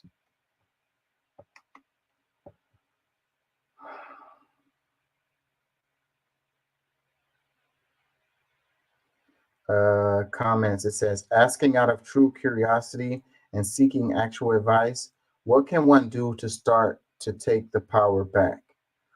Well, I think the beginning of it is these antitrust laws that we have on the books that need to be enforced. Google is a prime example of a company that needs to be busted up. It has a monopoly in the services that they provide. There's no competition to Google, no serious competition at all. If anybody comes up and can look like they're going to be competition to Google, they're going to buy them out or smash them. Another comment that says, or that these people are the reason you have been so successful. Another comment that says, a lot of these tech companies are laying people off so they can post the same job a month later at a 20% reduction in salary. Damn. Another comment that says, and for those that say expect your workload to increase, for those that stay. Another comment that says, welcome to corporatism, not capitalism. Corporatism buys government so as to manipulate into corporations' favor. So boom, that's a good example right there. It says corporatism, not capitalism. Corporatism buys government as to manipulate into corporations' favor. So, and I think that's what's happening. Earlier, we were talking about the politics and what can be done. And it's like the money in the politics is a problem. What is it? The Citizens United deal, where a corporation is a person and they can donate to freaking campaigns and shit. Like, boom, these are the problems. Another comment that says, absolutely don't ever go above and beyond for a company that does value you. I guess he was trying to say doesn't value you. Yeah, they don't care about you. They'll replace you in a blink of an eye. Another comment that says, so get rid of all the people who made you all that money and hire a new batch who's just desperate enough to toe the line and keep it all going. So yeah, I think a lot of part of the way the system is, how things are the way that they are, is because we have a lot of people that are desperate and they're willing to deal with bullshit because they got to pay the rent. So they deal with the bullshit, they do whatever they tell them to do, or otherwise they're going to be homeless. And that's what I say. That's the whole reason why I believe that we have homeless in the first place, because they could fix that problem, but they don't want to. We need to have homeless people so that they can screw over people, pay people less, force people into jobs that they don't want to do, pay them pennies. They don't want to be homeless, so they're going to just deal with it. It's slavery 2.0. Another comment that says, God forbid they make more money by offering better products and services instead of laying off the already overworked staff. Yeah, improve your system, But then they have this thing where they talk about exponential growth. So that idea of exponential growth is already flawed, because there's no way that you can have exponential growth. It's, There's a limit to everything. You can't keep going to the moon. Like, it's impossible. Um, you know, why not focus on making better products and services for people? You know, but no, the whole trend is to like the stock buybacks. You know, it's all just a sham. It's a fugazi, like they say. Another comment that says CEOs are legal slave owners that bask in billions of dollars in bonuses while they pay the absolute minimum pay for their employees. Exactly. So, like what Doc was saying earlier about passing a law that would bring up the minimum wage nationally, all the money going into these politicians' pockets is to ensure that that doesn't happen, so they can keep on making, you know, as much money as they can, paying people the least amount that they can pay. It's like the whole thing with minimum wage. It's like, I'm gonna pay you the amount that I can legally pay, like the least amount I can legally pay you. Like, I'm not gonna pay you any more than I'm legally bound to.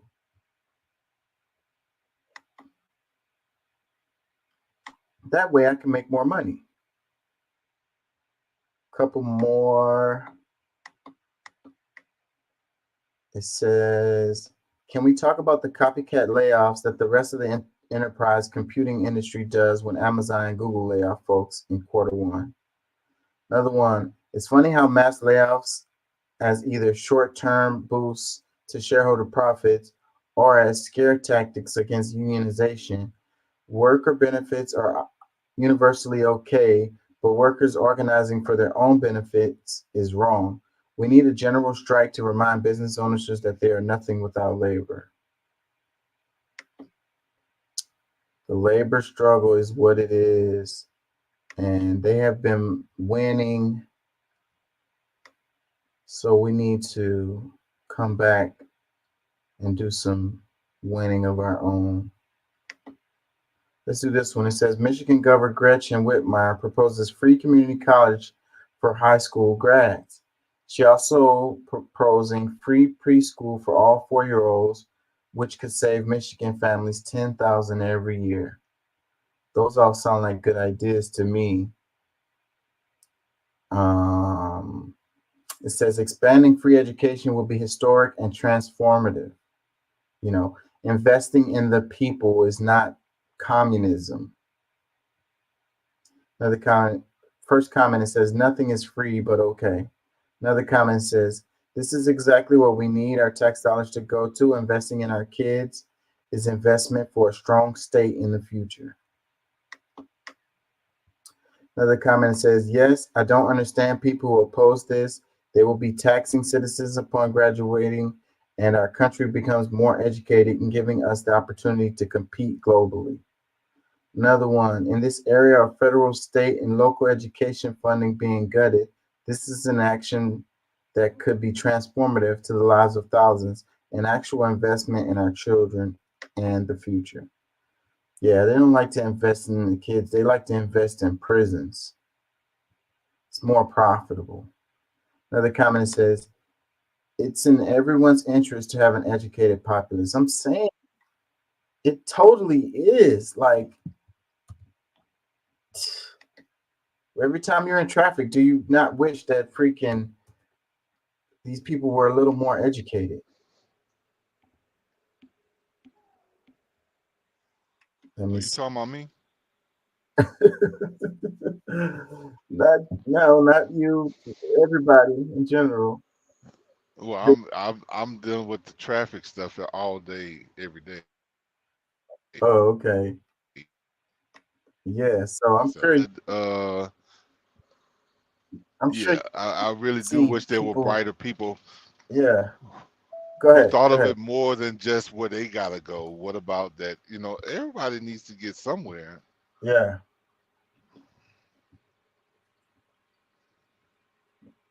Some of that is courtesy too, you know.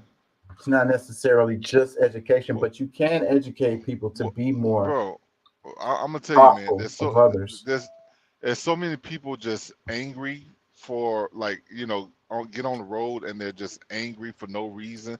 Like they could have been laughing and clowning and enjoying their family and their friends and all that kind of stuff. But as soon as they get on the road, it's just something about being behind the steering wheel that changes their whole demeanor, and they turn into something that they wouldn't be normally if they taught themselves to have a certain level of control in their vehicle.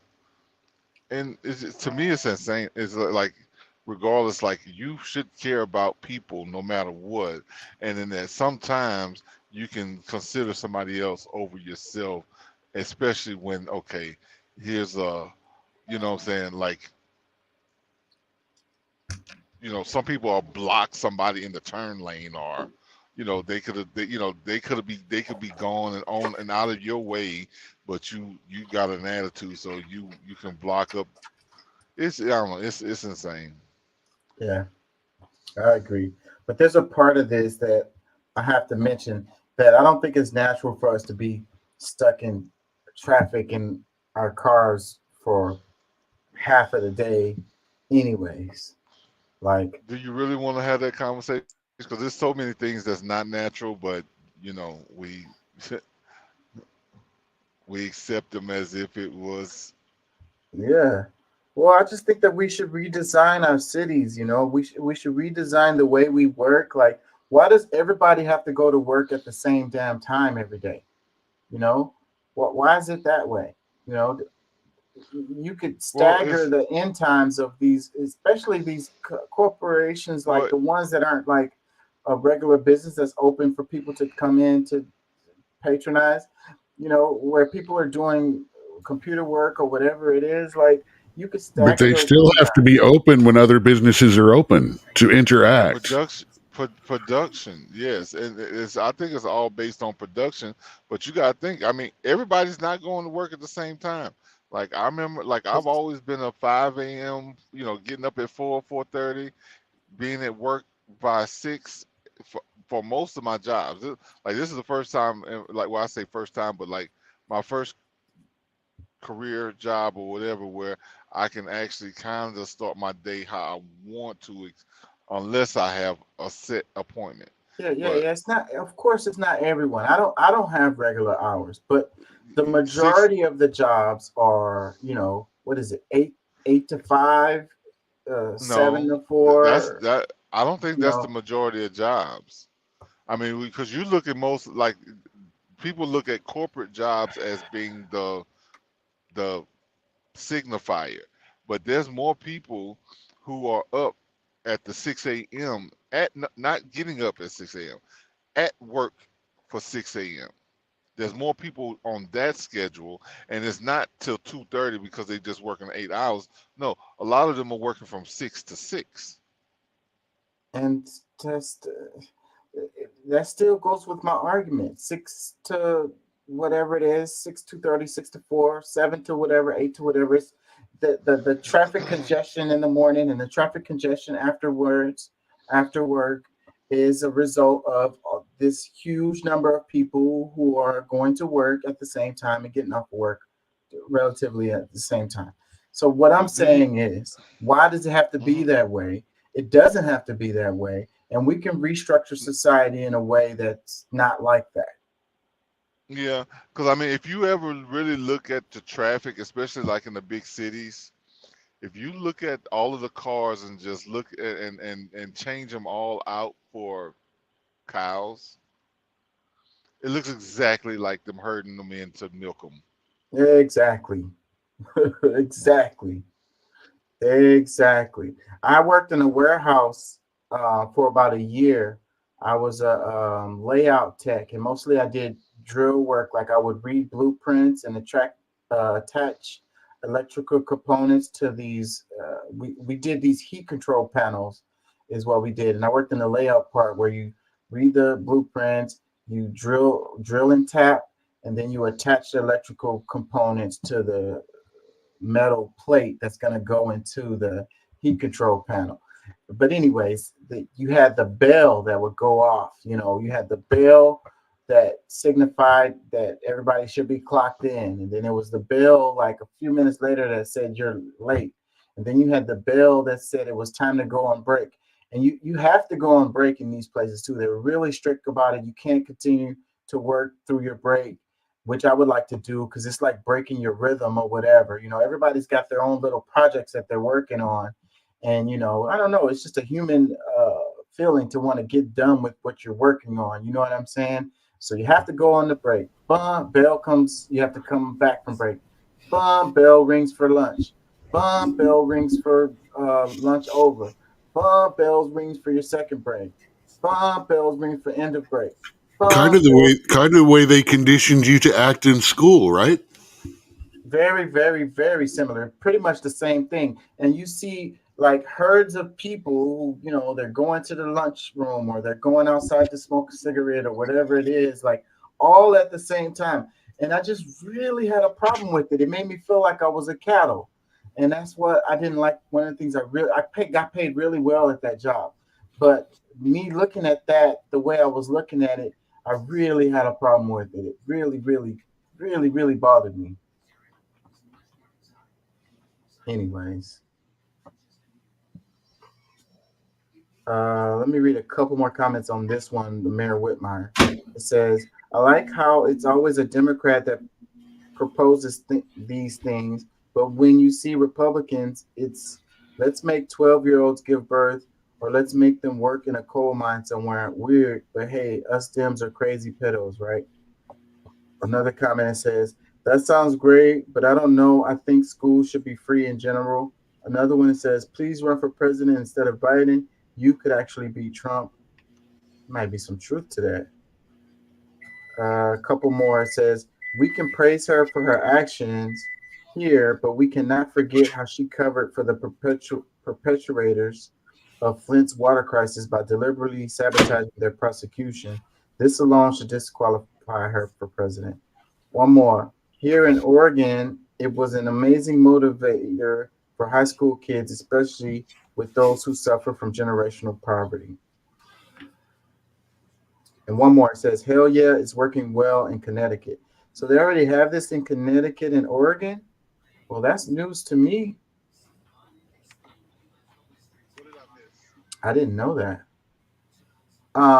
What I was saying, I was covering these comments related to this post right here. It says Michigan Governor Gretchen Whitmire proposes free community college for high school grads.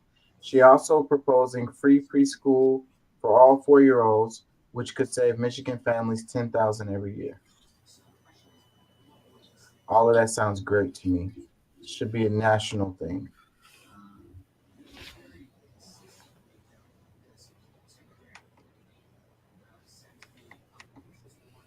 So yeah, but they hate, you know, she gets bad press, Gretchen. Let's do this one. It says new California bill would restrict all new cars from going more than 10 miles per hour over the speed limit. Wow, are you serious? It says, should the government be able to physically restrict your car's speed? A new bill introduced by California State Senator Scott Wiener would require car manufacturers to install electronic speed restrictors on new cars that would keep them from going more than 10 miles per hour over the speed limit. Good idea, or government going too far? Eyewitness News with the strong reactions this morning from 6 from ABC7. That's craziness right there. They already forced governors in the trucking industry.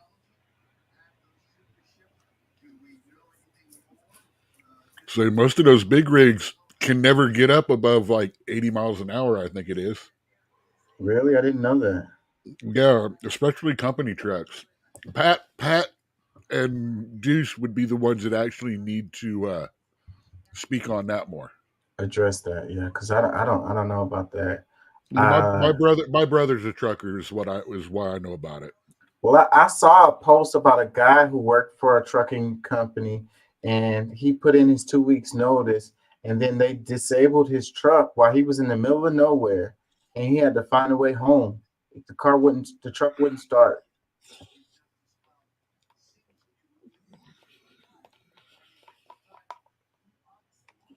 So yeah, I think that's too much. There's too much going on.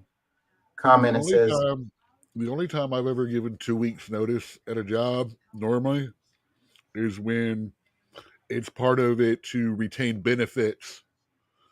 Like I've got like part-time off, or I've got paid days coming. If I just leave, I don't get those. If I give my proper resignation, it don't matter if they send me off the next day. I still get the benefits that were coming to me for that job that was part of the contract.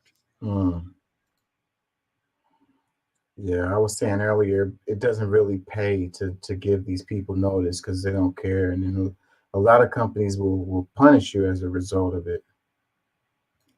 Yeah, but if you got 2 weeks of vacation that you haven't, used, and you got 6 or 7 personal days, paid days off as part of your situation, you lose all that if you don't give proper work notice.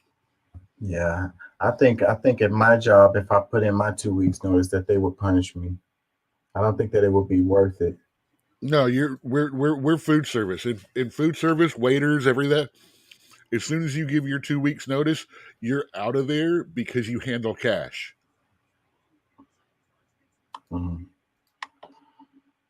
Let's read a couple comments. Everywhere where you handle cash, I guarantee you will only have 1 or 2 more shifts left, because they're going to want you away from the cash because you got nothing to lose anymore. Well, you can go to jail. That's why a lot of times, yes, but it's easier to remove you from the temptation than it is to take the chance and have to go through all that. I'll read a couple comments. A lot of sales jobs and stuff like that, they make sure that you, as soon as you say, I'm gone, they don't want you to remain in contact with your clients that you operate as a sales. Yeah, man, I'm heading on to somewhere new here in a couple of weeks. Someone else is going to have your thing, because they're afraid that you are going to take those contracts with you. I mean, there's both sides reasons for doing it and not doing it, and both reasons why. But for the most part, yeah, you give your 2 weeks notice. You've just told your guys, I'm checking out, dude. So yeah, man, as soon as I can, I'm gonna let you go. But if you give your 2 weeks notice and they cut you, they should still give you your 2 weeks pay. Yeah. If it's 14 days, you've given notice fairly, and they cut you at 4, they should still give you that other 10 days. Because you did step up, do the right thing. You ended your contract properly, professionally. If they just drop you off the schedule off of 4 days and then not give you any money, that's a fuck you. Yeah, I think that's what they would do at my job. Let me read a couple more comments. It says, we handle money, of course. It says, we've got people smashing into a store and looting, and people being robbed at gunpoint in broad daylight, and this is what they're concerned about. Another one that says, how about a law that restricts how much money we send to other countries? Another one that says, bro, 10 miles per hour over the speed limit is the real speed limit in California. In Texas, too. Another comment that says, dude, what is California thinking? Every year trying to introduce more and more stupid laws. Another one, what if a criminal mastermind puts a device on a bus that requires the driver to maintain 50 miles per hour at all times, or it'll explode? That was fantastic. That movie, that was the plot of the movie Speed. I think that was the name of it. Another comment, it says, how about restricting how high gas prices can go based on the cost of the barrel or their revenue? Great. That'd be fantastic. That's a great idea. Another one says, what if there is an emergency? What if you have to speed up to avoid an accident? Exactly. Another comment, it says, how about also restricting the damn halogen lights? Tired of going blind on the road. We talked about this on the show for a second. Before, I don't know if we was on the show or if we had already got off the show, but I know we talked about it. Them damn lights blinding me I remember when that shit was illegal some years ago because I got pulled over for it. But now everybody has these bright ass lights, and then the trucks when they're on the trucks that sit up a little bit higher, the light is right at eye level for me in my little car. So these bright ass lights right at eye level, and I literally cannot see. Like, that shit should be illegal because Right. it's a freaking hazard. You know what changed, don't you? It's now cheaper for them to install those lights than it is to do the old bulb lights. Because the old bulb lights now cost more now that the science has progressed using the LEDs and stuff like that. The LED ones are bad. They're the brightest ones. They're the ones that make it look like daylight. But unfortunately, it looks like you're staring into twin suns. Twin sons. I'm saying, man. I mean, you're looking there. The guy sitting behind you in the car sees two fucking glowing red spots on the back of your skull where the light's burning through. I already have glare issues with my vision. My glasses that I used to wear had the UV protection, whatever you call it. That is like the thing to cut down on the glare. But I wear contacts now, and I don't think that my contacts have that same thing on there because the light is bright as fuck.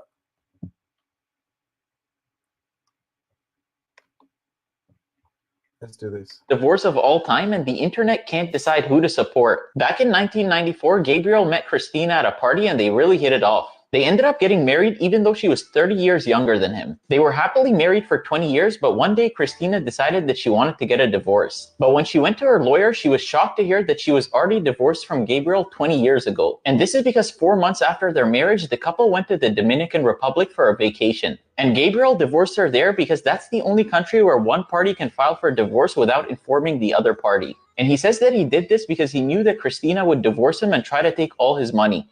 This is the craziest divorce of all time, and the internet can't decide who to support. Back in 1994, Gabriel met Christina at a party and they really hit it off. They ended up getting married even though she was 30 years younger than him. They were happily married for 20 years, but one day Christina decided that she wanted to get a divorce. But when she went to her lawyer, she was shocked to hear that she was already divorced from Gabriel 20 years ago. And this is because 4 months after their marriage, the couple went to the Dominican Republic for a vacation. And Gabriel Okay, so good information. You can go to the DR and get a divorce without the other person being, agreeing to it or sign the paperwork or whatever. I didn't know that, and that's good. That's good information to know, I would say. People have hell getting out of, having their divorce because the other person has to sign the damn paperwork, and they can refuse to sign the paperwork, and now you're freaking still stuck with somebody you don't want to be with. It's like marriage is a damn scam, seems like. So this is crazy right here. So apparently this chick, but she was with them 20 years. She deserves something for that, I would have to say. That's really shitty that this guy did that. He marries her and then 4 months later takes her to the DR, divorces her, and then stays married to her for 20 years, her not knowing that they're actually divorced. Well, no, all of that aside, it doesn't matter. She's got him for fraud. Matter of fact, she could probably count up every single time they had sex during that 20 years and call it a rape. Because it was under false pretenses that they were married. Yeah, there's some lawyers that'll be happy to take this on, and it's clear-cut fraud if he never told her. If they've been living as a married couple for 20 years and she never knew, they're living as a married couple under false pretenses. Now we go into which state do they live in and have resided in all of these? Common law. What are the common law marriage laws in those states? In which case, there is no prenuptial at all in any way because, well, he thinks he's divorced, so she didn't have to sign one.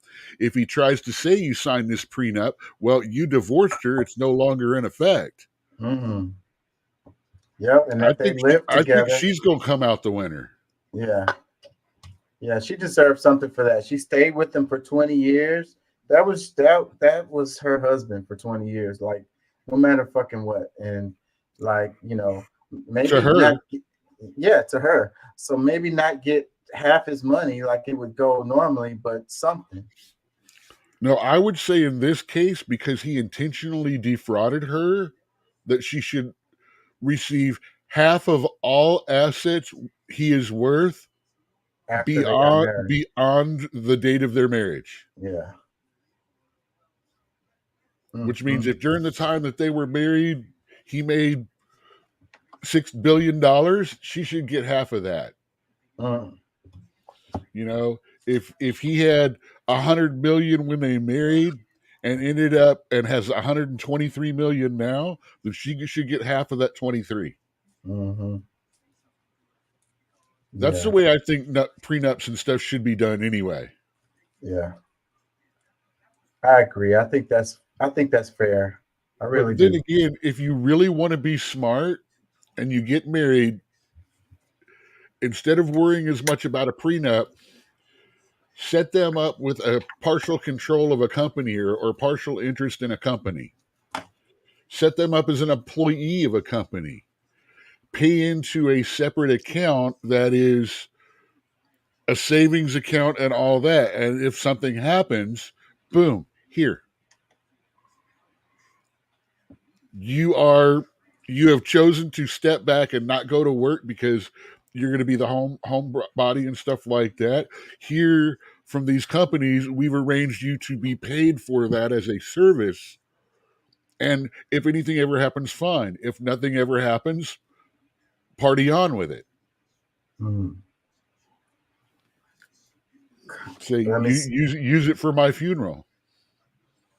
Let me read some comments. It says, love this level of toxicity. City boy, we up 12,000 with this one. Another one, it says, I think a thank you is in order. He did all the leg work for her.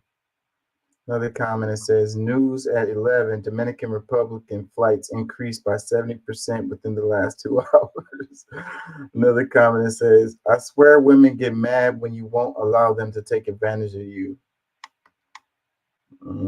She was with him for 20 years. I wouldn't call that taking advantage. She was there. Well, remember too, she was the one filing for divorce and found out there was no marriage. Yeah. So was there a little mining going in here, you know, a little gold digging or something like that? Possibly, but so she was there. There's no side. Yeah.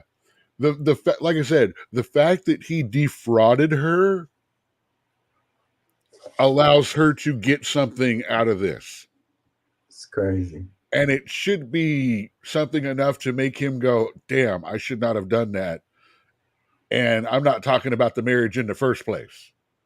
Yeah. The fraud. And I'm sorry, if that guy worked for me, or if that guy ran businesses for me, or I worked with him in a business, I would very seriously question everything about my relationship with him from then on. Right.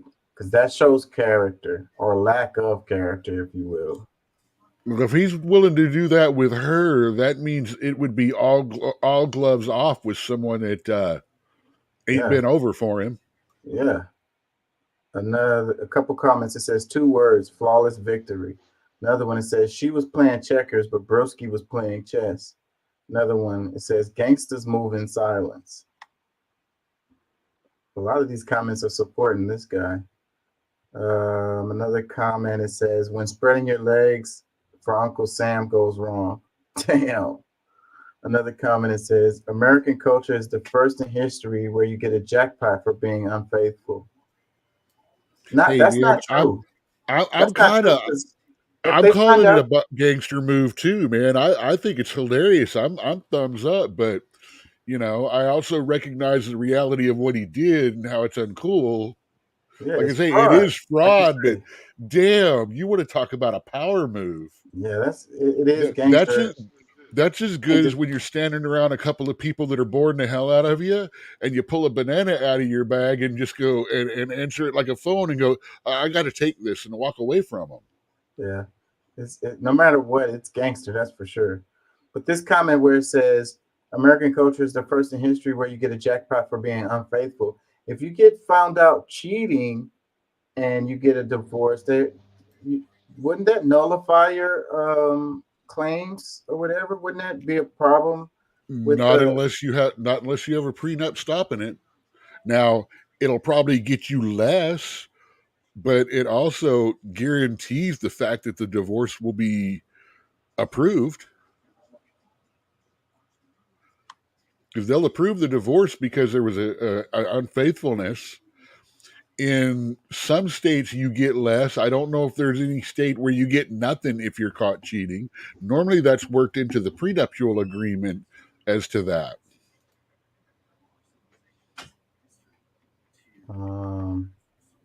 It's a couple more comments. It says, this is actually a genius idea. If only men can able to divorce their ungrateful wife like this.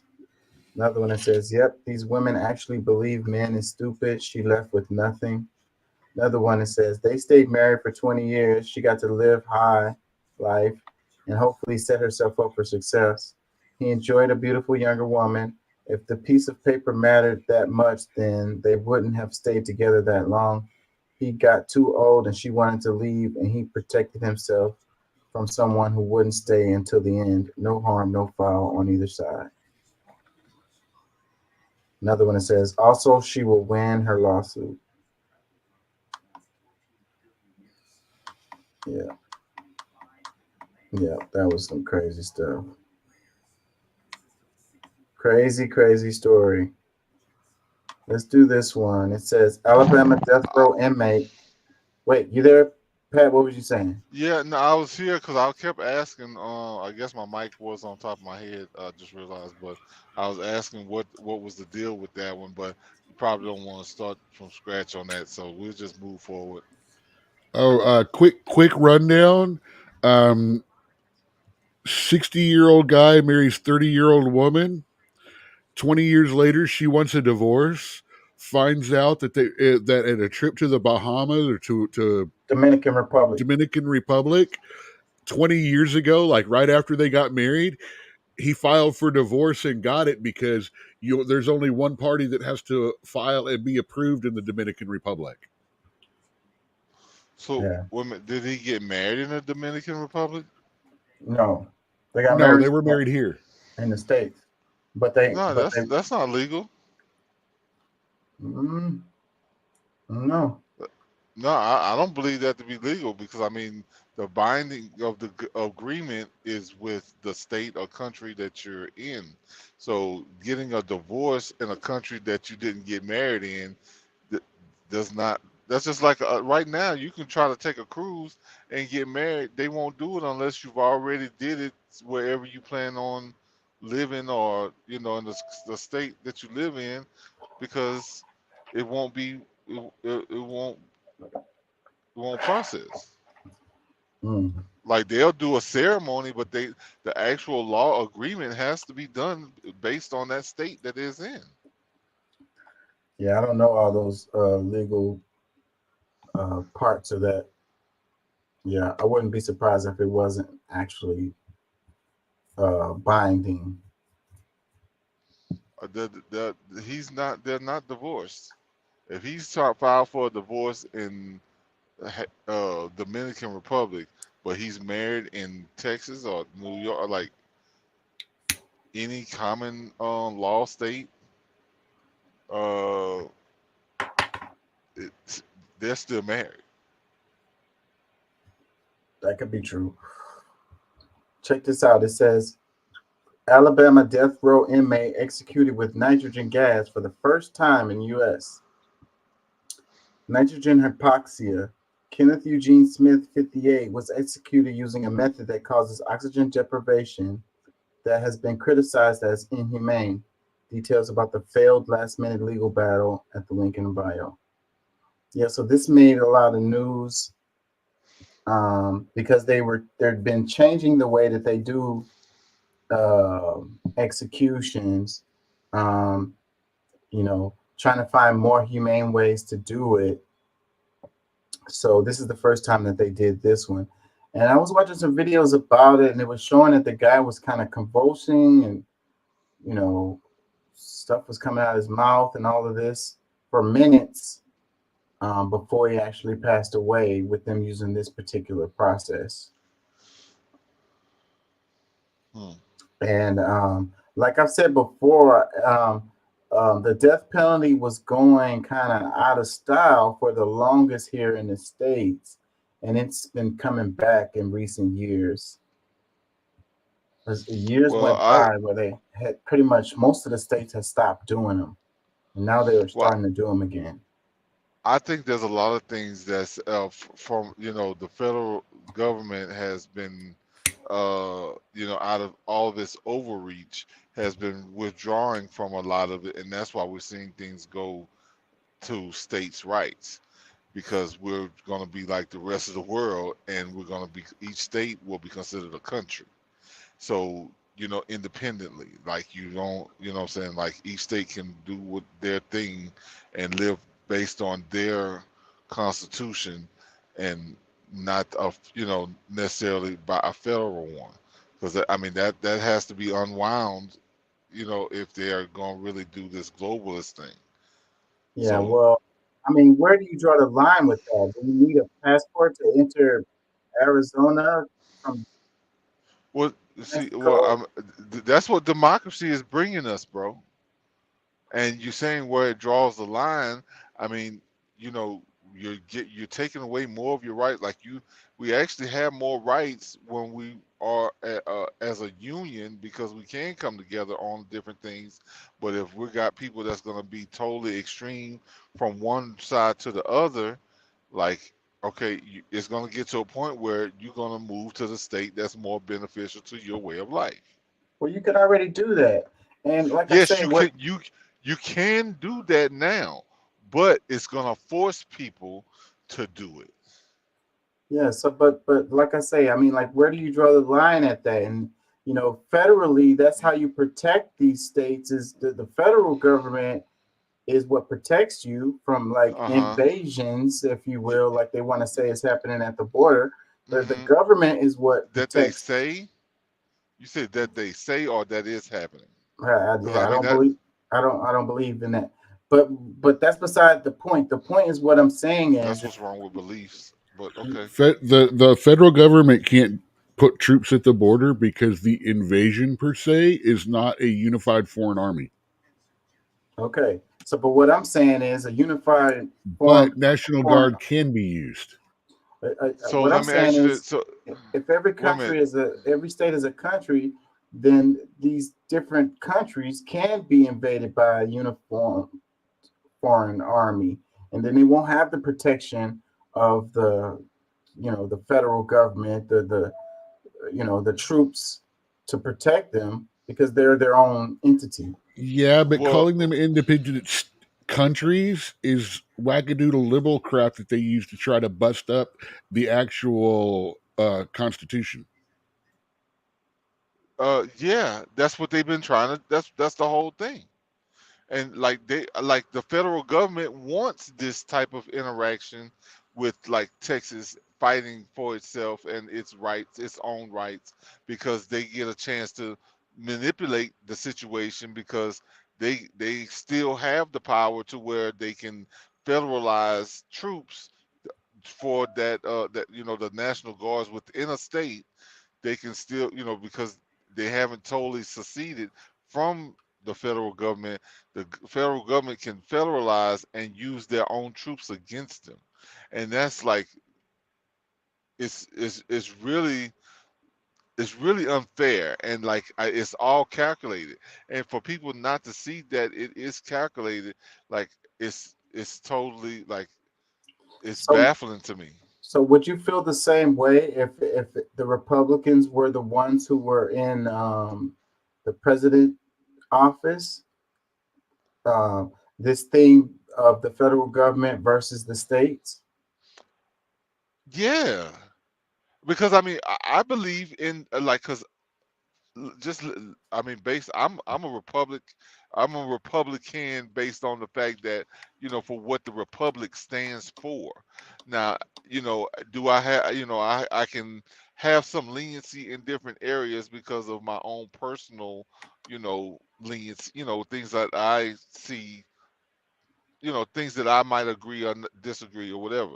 But overall, I believe in the Republican uh, form of government, and that's the main thing that I'm fighting for.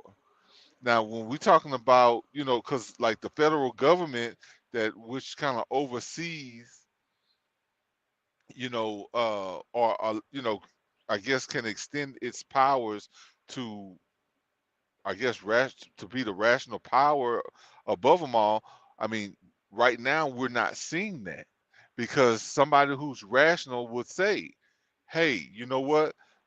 Maybe immigration, we need to draw back something because, with all these things that's going on, we're not just here in Texas saying it because Illinois and Chicago, Illinois and New York State and like different places around the country is feeling it as well, not just because of people, putting them on buses and sending them to their state. It's because it's actually people coming in and heading to other states because there's nowhere to go in the state that they entered. So it's a big problem. And then to pretend or not believe that this is happening is a part of the problem because these things could have been addressed in a different way so that it doesn't come to where we're fighting against each other.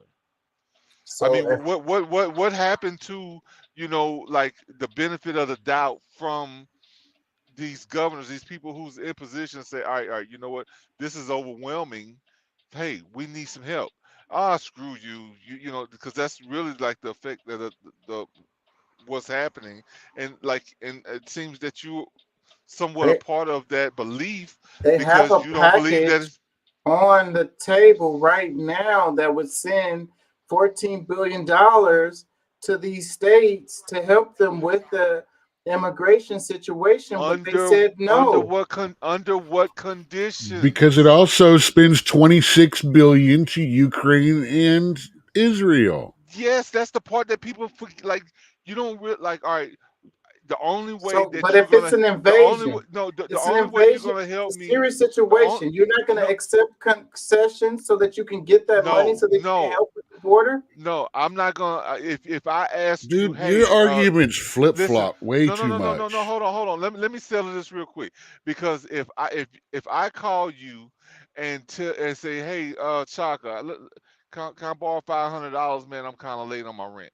And it's like, well, all right, I give you the matter of fact, I'll give you $1,000, but over the next 3 years, you're gonna continue paying for it, your place, your home, your mortgage, but it's gonna be mine at the end of the 10 years or the mortgage. Or would you expect that I would agree to that? I should just take the money because I need it now.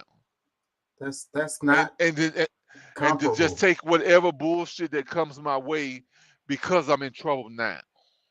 That's not comparable to the situation that we have It at is all. very much. It's the same thing. It's the exact same No, it's thing. not. It's It absolutely is not. exactly the same thing because they're saying, hey, I need some way to be able to resolve this, and really the way to resolve it has nothing to do with money because it's a policy issue, and because the president has decided that catch and release is fine.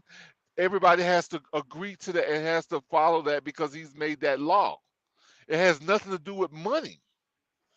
This could have been changed a long time ago if it would say that, all right, well, hey, you can deport up to, at least 75% of the people because, you're receiving X amount or whatever.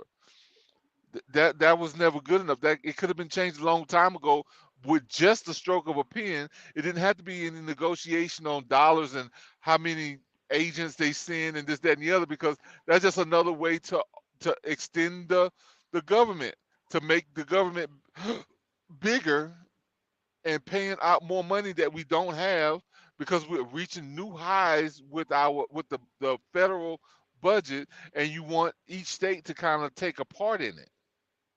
And some states is like, no, I mean, that's not the type of thing that we stand for around here. And you know what? I can go spend money, that a few dollars that I have to protect the border a little more, and as a deterrent. And because the federal the Supreme Court made a decision that, hey, look, the federal government can go down there and take the chains off. They can get rid of the fence and the razor wire, whatever they want, but there's still no laws against him still protecting his border. And he can put the stuff right back up there again if he wants to and not be illegal. But nobody wants to hear none of that because they just want whatever side they're on. They're not looking at it from a fair point of view. It's like, wait, what about everybody else that has already been paying taxes? We're spending money in places that we shouldn't, and this just presents another way for the Democrats to be able to come up with another way to spend money on their agenda and to further put us in a hole. All right, let's cover this right here. China nowadays just don't want to get married or have kids.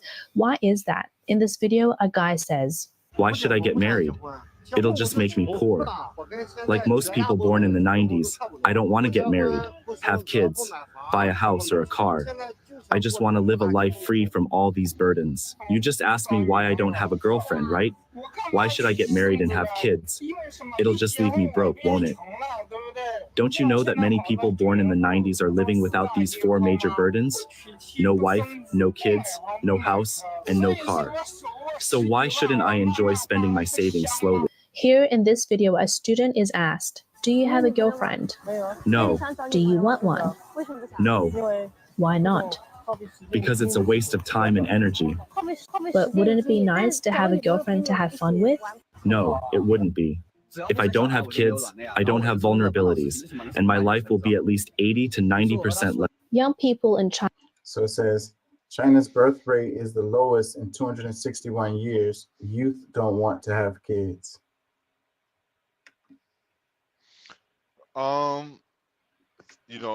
As hard as it is for me to say what I'm saying is I kind of understand it to some extent, because it's not like something that you don't really get to see the benefits of it, because all right, you get a girlfriend, you love her, you get married, you want to have children, and then because of all of the things that's going on in the world, there's something there to disrupt it or to ruin it. And I mean, most of the world is insatiable. Nobody's satisfied with, just being common and regular people, like nobody's really satisfied with that, and to what all caused it. I mean, I'm sure there's many different factors, but I would definitely want to see humanity exist for another million, billion years, trillion years, if that's the octillion years more. But the way that we have allowed people to come in and disrupt our minds to believe in a certain way instead of just being, okay, like just running around in some overalls, growing your own food, and you not having to look cute for everything and everybody. Just, I don't know, man. It's a tough thing. Like I said, for me, it's a tough thing to somewhat agree with, because I don't totally agree that that's where it should be, but I can see why some of them are saying that. Yeah. I sympathize with what they're saying for sure. Let me see.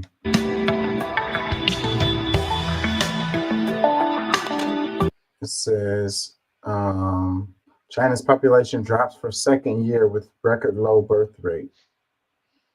A conundrum posted this. She says, "This is how the WEF feels about the human population. don't need as many people anymore. The work is done by a machine and AI now. People are more of a liability than an asset.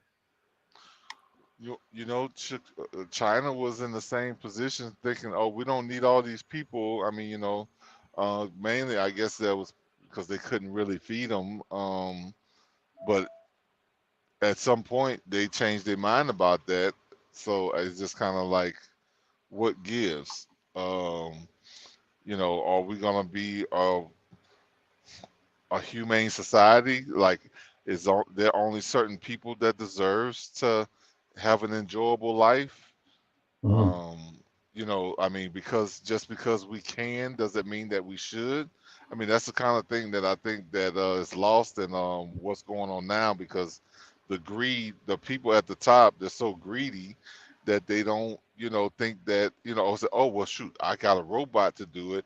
And I mean, all I need is somebody that can repair it and keep it doing the things that I want it to do. But I mean, based on the algorithms, they're saying it's most likely the robots will end up killing them off because of their mindsets. So, because the robots has more morality than the people who created them. Let me read this. It says Hong Kong, January 17th, Reuters.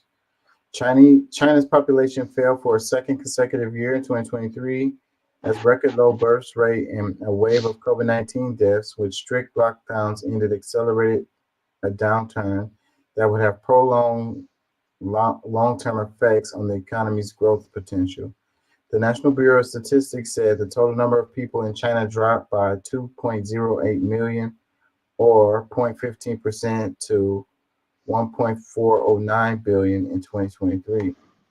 That was well above the population decline of 850,000 in 2022, which had been the first since 1961 during the Great Famine of the Mao Zedong era. Many Chinese economists believe CCP is lying about the data and the drop is not 2 million, but actually 8 to 10 million.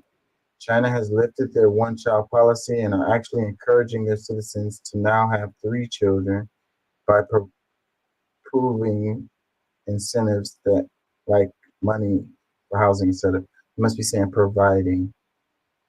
Those typos make it hard for me.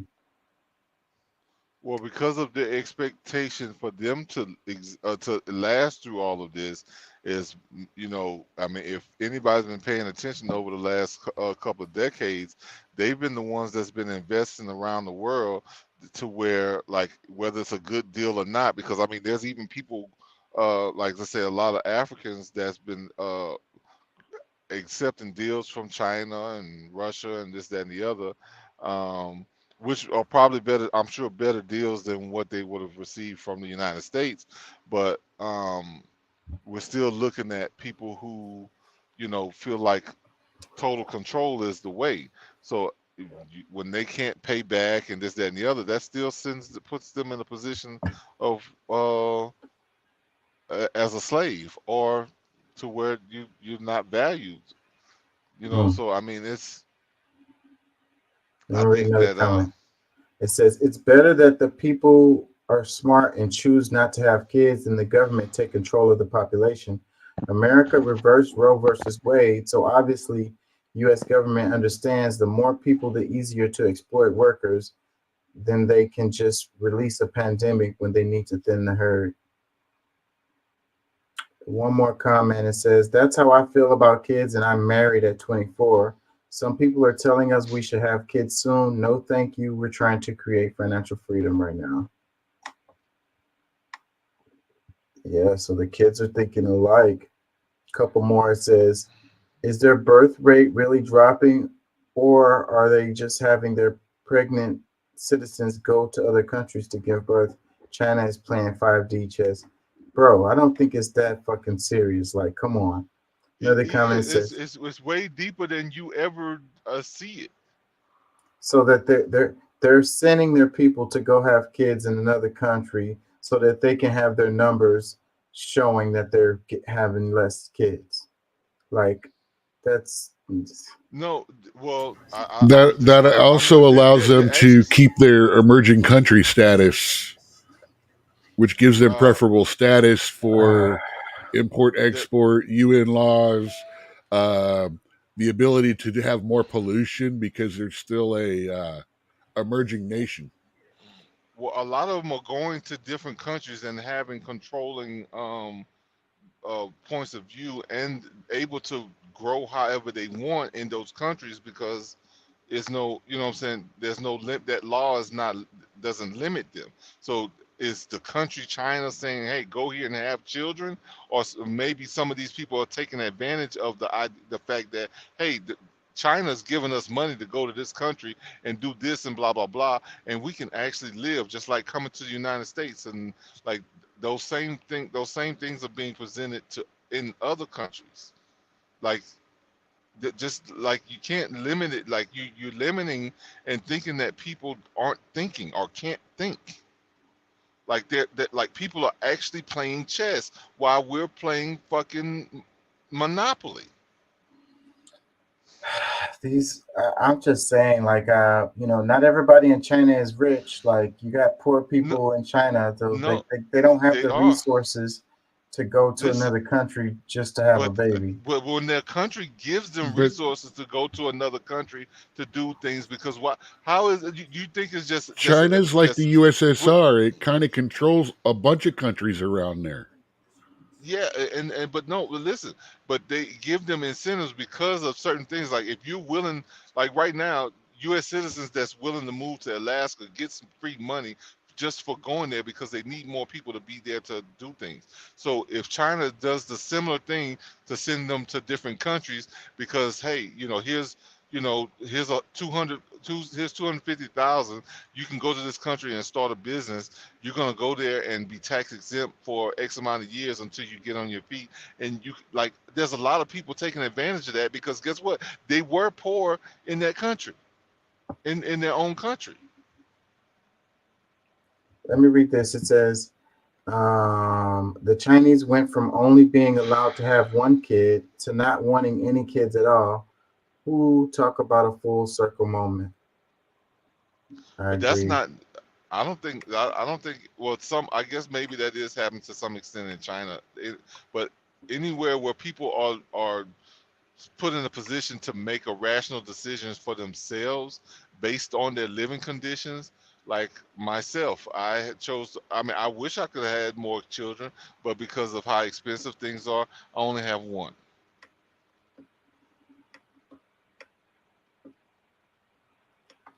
Let's do this right quick. Border Democrats and Republicans in the Senate working for months to come up with a bipartisan solution.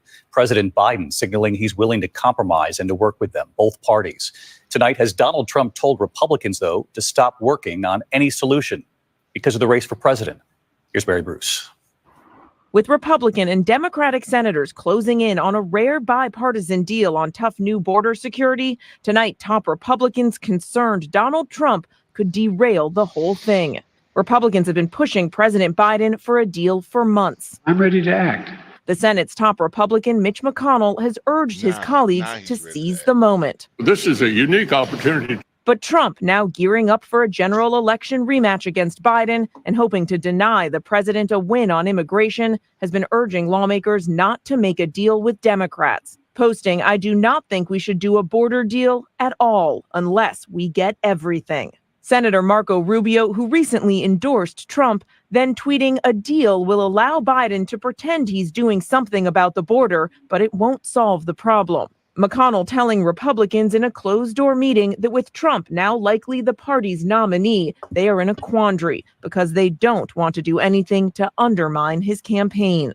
Some Republicans today calling Trump's move outrageous. The fact that he would communicate to Republican senators and congresspeople that he doesn't want us to solve the border problem because he wants to blame Biden for it is really appalling. Senator James Lankford, one of the top Republican negotiators, dismayed. There are some that are saying, hey, to protect President Trump, we need to make sure we don't vote on this. I don't agree on that. Today, Trump's close ally, Lindsey Graham, trying to appeal directly to the former president. What we're trying to do will help him if he gets to be president.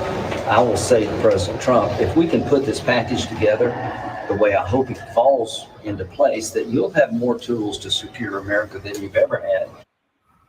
And tonight, Donald Trump is doubling down on social media, posting that a border deal would be a gift to Democrats. And while Senator McConnell has been blunt about the new political challenges here, tonight he is telling Republicans he still supports this compromise and wants this deal to pass. But even if it does, it still faces an uphill battle over in the House. And of course, Republicans have said without a deal on the border, they will not pass any more funding for the fight in Ukraine. David, all of this tied together. Mary Bruce tonight. Mary, thank you. The crisis at the border, Democrat.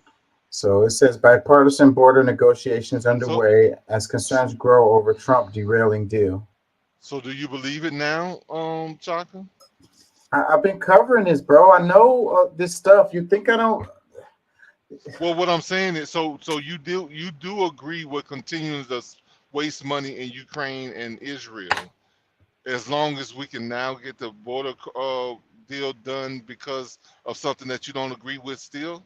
Like you don't agree? Like, I don't know how this is a good deal for you based on everything that you say that you believe in or don't believe in. Yeah, I'm not with the freaking money laundering to Ukraine or supporting Israel's genocide. No, I'm not with that. Or stopping the migrants from coming into the country. You don't believe in that either, right? No, that's not what I'm saying. What I'm saying is, if they feel like it's an invasion, it's such an important issue. It's this the top line issue for them. Then I don't understand why they don't want to compromise on the issue so that they can get something passed to go towards helping with the situation. I hear. See, here's where I'm hearing the standard Democrat left cry of just throw fucking money at it, no matter whether you don't support money going over there, but you're willing to throw money at it and throw that money to the things that you don't believe in just because to make a deal. But look, That's y'all are just derailing this bad top- money. No. You have derailed it I've been very solid on all this. Wait. Let me get this out, okay? This particular post, this particular one that we just played, it played clips of Republicans saying that they want to pass this deal, but it's Trump that is derailing it. No, okay? What are your comments on that? No, to me, it matters what Republicans are saying it. Because there's some that are, like I said, are rhinos in my, like they're not real, like they're on, like they carry an R, but they really follow more Democratic. So would you consider Democrats. Lindsey Graham as a rhino? He's one of the ones that was in this clip. Well, no, not really. But Mitch McConnell, would you consider Mitch McConnell a rhino? Yes, He was in this clip. 1,000%. 1,000%. Yes, him especially. So my thing is that okay? I hear your argument, but when I personally ask you, so what do you believe in it? You was like, well, here's a deal, they should take it, but like no, based on like not what everybody else is saying, based on just your core belief, do you believe that this is something that should be pushed and should be submitted at some point by either side to that this is the right thing to do? The way government works is you have to have compromises. There you go. It's going to take 2 minutes for you to tell me, to not tell me what you really believe. I believe they should take the deal if they feel like it's such an important issue on the border. See, that's what Doc, I'm saying. I've said that. You hear what I'm hearing, right? If they feel like it's such an important thing, then they should Well, accept no, the deal. it is such an important thing, but there's some things that's not. Is like why do you have to fall for the okie doke every time? Why does the other team have to win every time with some bullshit just to be able to get things done for the people? If they then once again, it's about assuming people's motivations and throwing money at it until it goes away. It's which not is the about one standard. team. I can't even I that's can't even argue with it anymore because it always comes listen, down to let's just throw bad money after bad money. Man, they're spending so much bad money on both sides.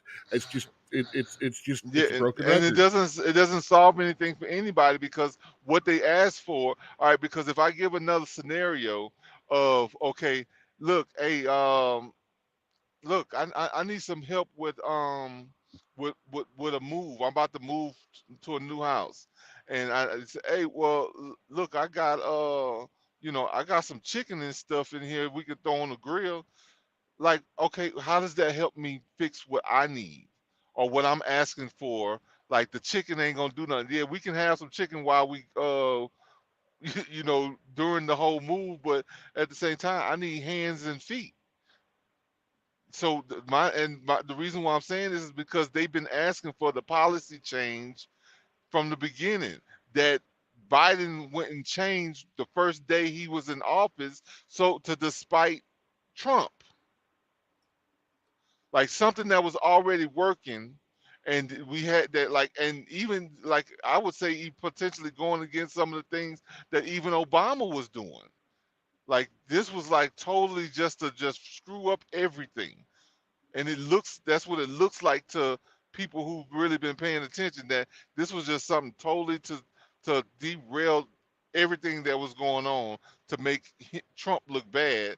But now at this point, most people, you know, that's not really taking a side, sees that this was just out of spite.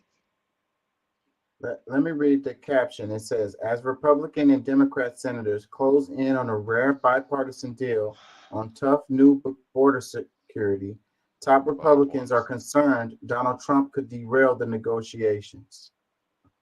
Yes, but some of it, I think, honestly, based on what I've heard, like it needs to be derailed by somebody, and it shouldn't have to be Trump. It should just be other Republicans who believe in trying to get the right thing done without wasting a bunch of money on other things that has nothing to do with the border. Like, why does Ukraine and Israel need to get more money in order for us to fix our border? Like, why? I can sympathize with that. I can agree with that actually. But as far as balance of power is the way that the government is structured. So that's not how it's been working. Like the Democrats have been getting away with murder or getting away with like faulty deals because that's in order to get things done. That's what they use. This is the tactic that they use to get anything going. So, like and the Republicans have and the for Republicans anything to have been pass, giving in. They've you been have to giving have in every time. agreement on both sides of the aisle. That's the only way anything gets passed. But that's not. But see, that's the whole thing. That's That's the not way the the government is set up. That's how it works. No, it's not set up that way. That's what that's how they've began to use it.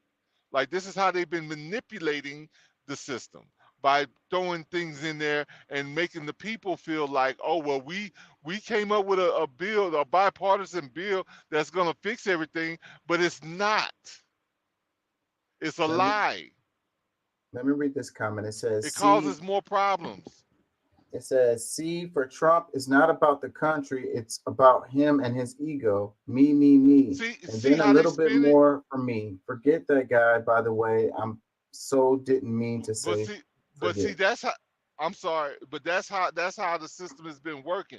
They've been using stuff like that to throw a monkey wrench in it because they don't really. I mean, if they're gonna do it, they're gonna throw something outlandish out there, and then now because or whether Trump has said anything or not, he's not the one. He's not in legislative to make legislation to make any laws or anything. They just throw his name in it to try because that's what gets everybody worked up, and now they're politicizing just the name of Trump over something that they don't want to just do for the people.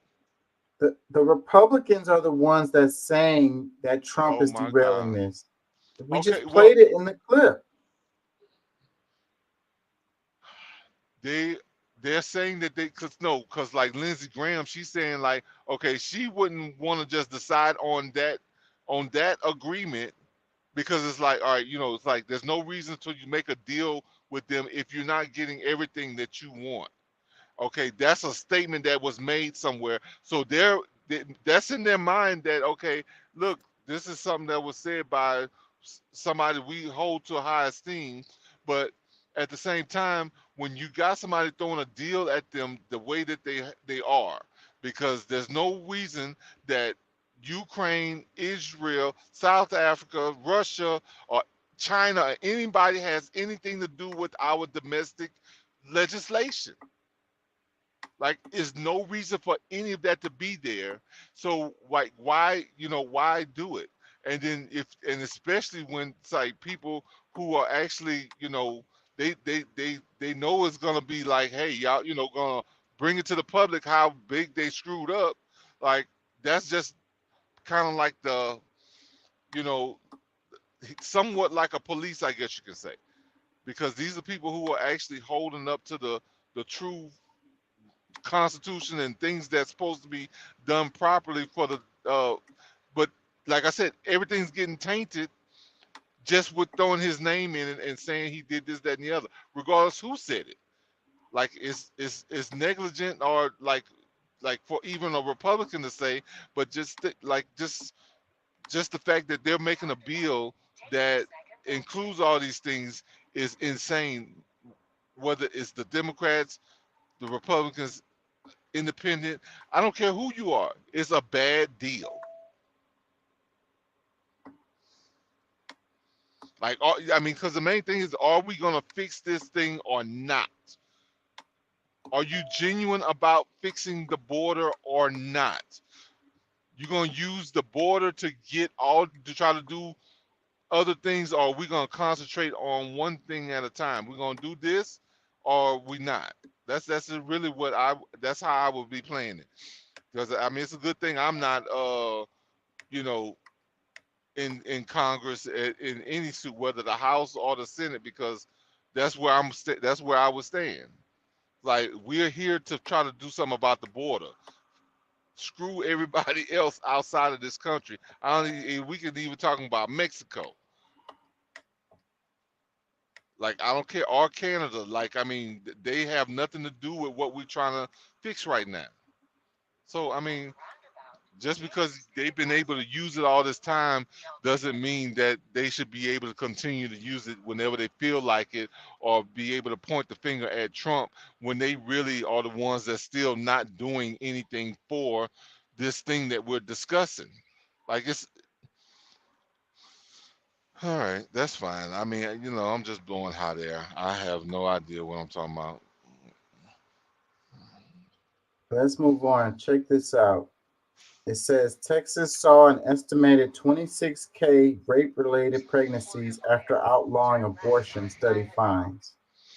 It says Texas saw an estimated 26,000 rape-related pregnancies during the 16 months after the state outlawed all abortions, with no exceptions for survivors of or incest, according to a study published Wednesday in the Journal of the American Medical Association.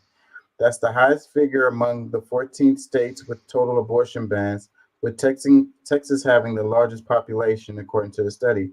Survivors who need abortion care should not have their reproductive autonomy further undermined by state policy, said one of the authors, Dr. Carrie White of the Texas-based Resound Research for Reproductive Health. The authors noted that while some pregnant survivors who need abortion care may be able to travel out of state or manage the pregnancy at home with abortion pills, the bans leave many survivors without a viable alternative. It says, all right, let me finish ahead. it. It says, following the June 2022 Supreme Court ruling that overturned Roe versus Wade, the researchers estimated there were 519,000 rapes associated with 64,000 pregnancies during the 4 to 18 months after states implemented total abortion bans. Of these pregnancies, an estimated 5,000 occurred in states with exceptions for rape and 58,000 in states with no exception. So, comments. Basically, these chicks getting sexually assaulted and forced to have the baby of the person who assaulted them. All right. 26K of them. 26K, because that was the first thing I wanted to address, is because if that's the case, if that is true, is that person that raped them locked up?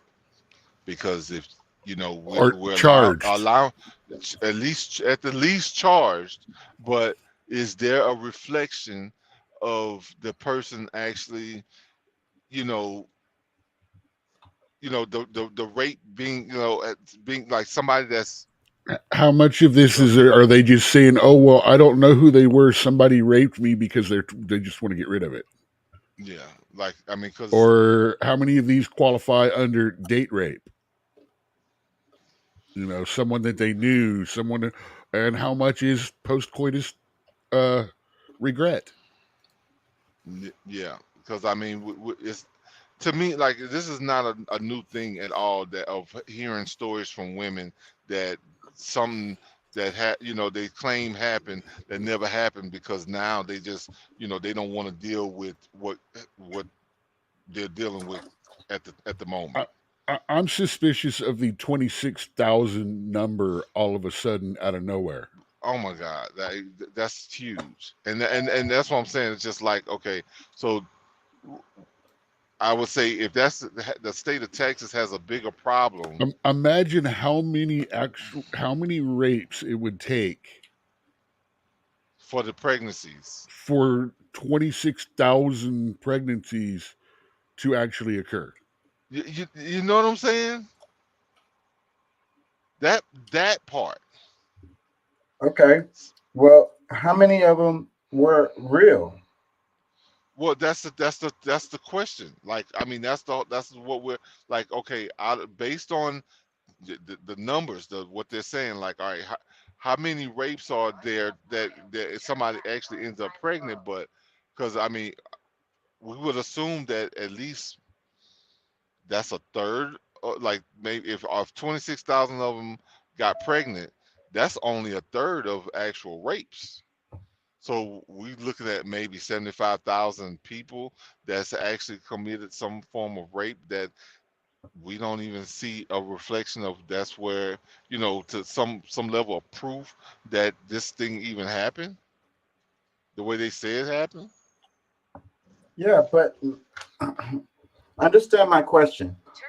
Let's say the 26K number is correct. Okay, just over. For example, I need to give you a number here, and I don't have one for the most current date, but in 2020 there were only 13,500 rape offenses in the state total.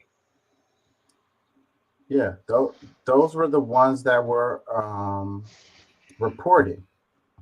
That doesn't mean that it wasn't more than that.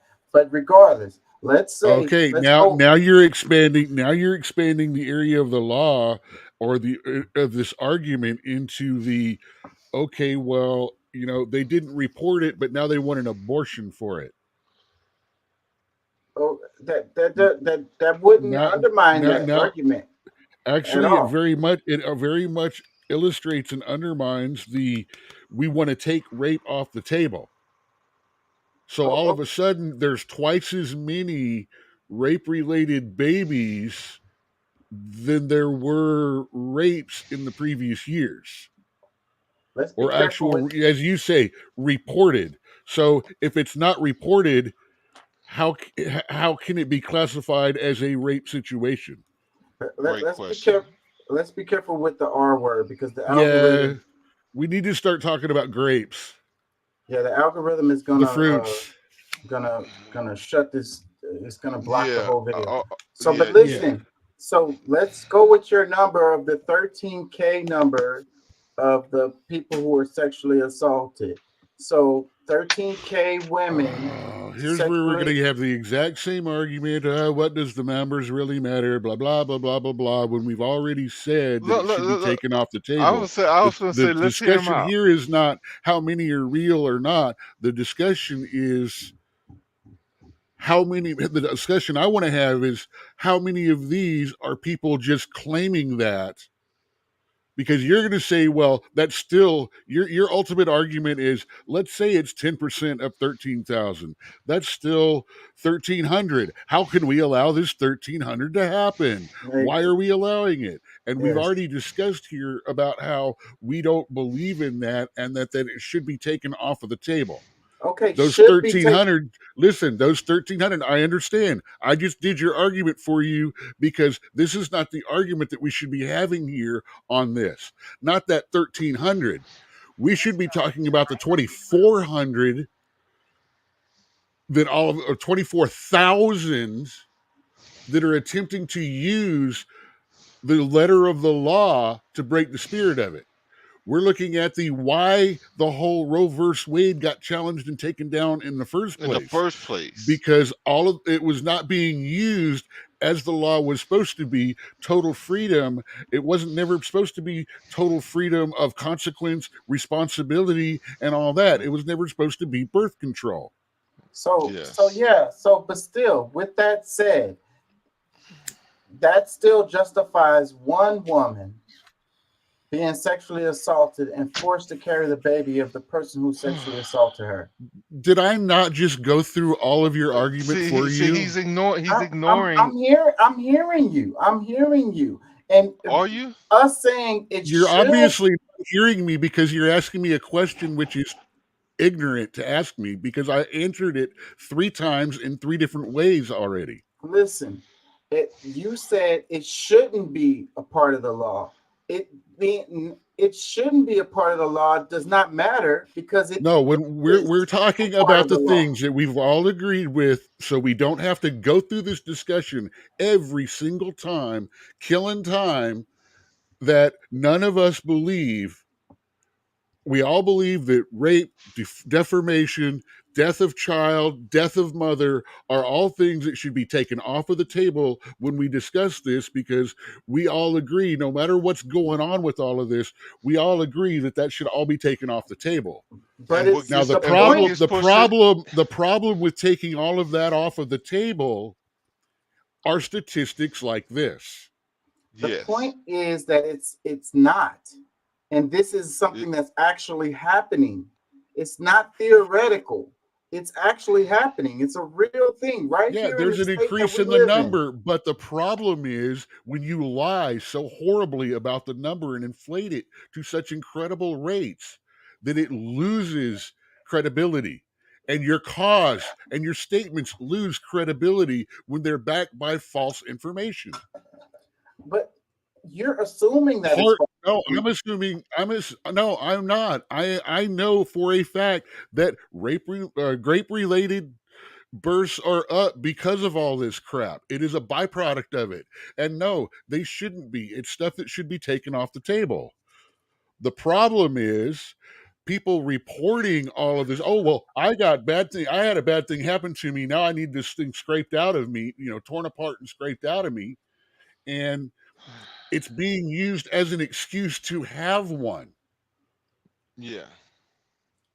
And it's not, that's why I say the only way you can actually answer that under the current situation, which as you and everyone understands, I don't agree with, but legally speaking, there has to be charges.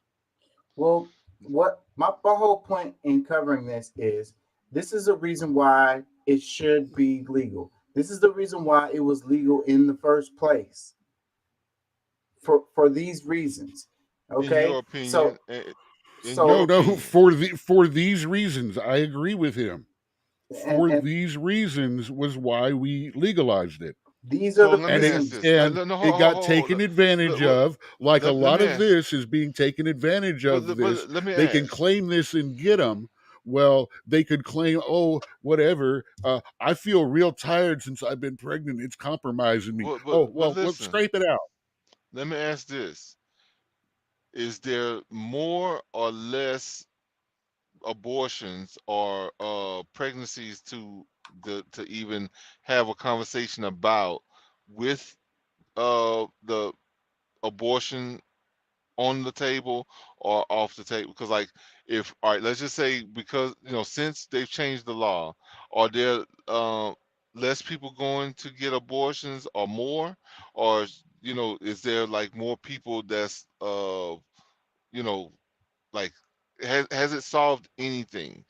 Like has Overall any is numbers, overall numbers, abortion has gone down, but a lot of it because it's been illegalized, and uh-huh. it's been put in a point where they're So trying to it's threaten if you cross a state line to have one, yeah, so that and means all of that it's that. pushing, it's forcing people, it's actually working the way it's supposed to by eliminating a great amount of people who would have normally used that as a form of you know And it's also causing sexual assault victims to have the baby of the person who sexually assaulted them. And incest victims, and we covered the lady whose health her actually could potentially lose the ability to have kids over it. Yeah, it's the hardline law is not the right way to go. It's never been the right way to go, and that's exactly what the laws, what that whole thing, that's what it was all about. But see, that's the But thing. again, When it it's got on the taken table to out use of that, liberal, and it became literally contraceptive. yes. And then finally, some Democrat tried to push a law that said they can have one up to birth. Well, yeah, And that that's was what one of the things triggered that all this crap. And that that's is, one of I'm the things that sorry, Hillary was pushing for. that is just now. If you want to get into that argument, not only will I die on that hill, I will kill you on it. Yeah, because I mean, to me, that's like insane, and I think that's for because we can't forget that some of the people's reasons for wanting to make those type of laws is because of what they can use those things for, medically, because they can especially if it comes to term and it's a full,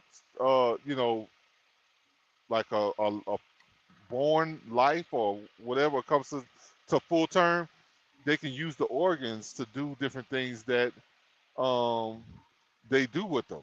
So like that's the thing that I think that we need to also consider, that like some of these actors are not doing this thing just for with goodwill. Like they're looking at how it benefits their pockets if this happens and this, that, and the other. Like, and some of them aren't. No, I hear you, because it's usually not the person, but sometimes they have been over politicized and thinking that, okay, they should have the right to kill a life. But I mean, I'm even hesitant on like killing a wasp or a bee that attack. And the good should suffer with the bad. Yes, that's how it's always been. Okay, so then what about with the gun argument? Should we take our guns away because some people use them? Constitutional right. No, but see, Should not we take state the guns right, away? constitutional right. Sorry. But no, but I mean, Still. but Had that that's the discussion same. too. But no, Doc, that's still the same thing. I mean, some people will have to suffer death because of of that same type of thing. Like you think that because your position is get rid of guns, that's the real solution. No, having guns and being able to protect yourself is going to give you a higher rate of people living than not having a gun. Because guess what, you're not going to have to go into a knife fight with somebody every time somebody thinks they want to kill you or they want to beat you to a pulp. You're not getting the connection to the argument, because you just said that the good should suffer with the bad related to the abortions. Then if you apply that same argument to the gun argument, then that means all our guns are gone. You No, it can't, doesn't. because guns are a No, it doesn't. constitutionally protected right. Murder is not. No one said abortion is murder. A lot of people do, and that's what It's- part of the problem. That's what part of the problem is. That's not what Like the I law said, says. we can. No, the law does not say that. The law does not say that. I law beg does your not say pardon. I beg your pardon. If you pew pew or stab a woman who is pregnant, You are charged for homicide in 2 counts of homicide, That's not true. 1. But we're Therefore, talking about abortion. yes, we are. We're talking about the one person committing a single murder instead of one person committing 2. The law doesn't recognize The abortion voluntary action as of a ending murder. that life would be the same as the man plunging the knife in, would it The not? law doesn't recognize that in the That's same what way. exactly. The law does not recognize it the same way. So you can't use the same argument for both laws. No, what I was saying was the good.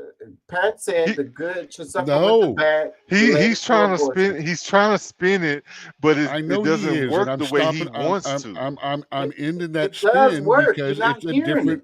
it's a different law for a different subject. It's He said it's not murder. I just proved it is. Now the that law means an doesn't unborn recognize it. life should technically have the protection of the Constitution, right? But it doesn't. I know. Now do you understand the problem that we have with this issue?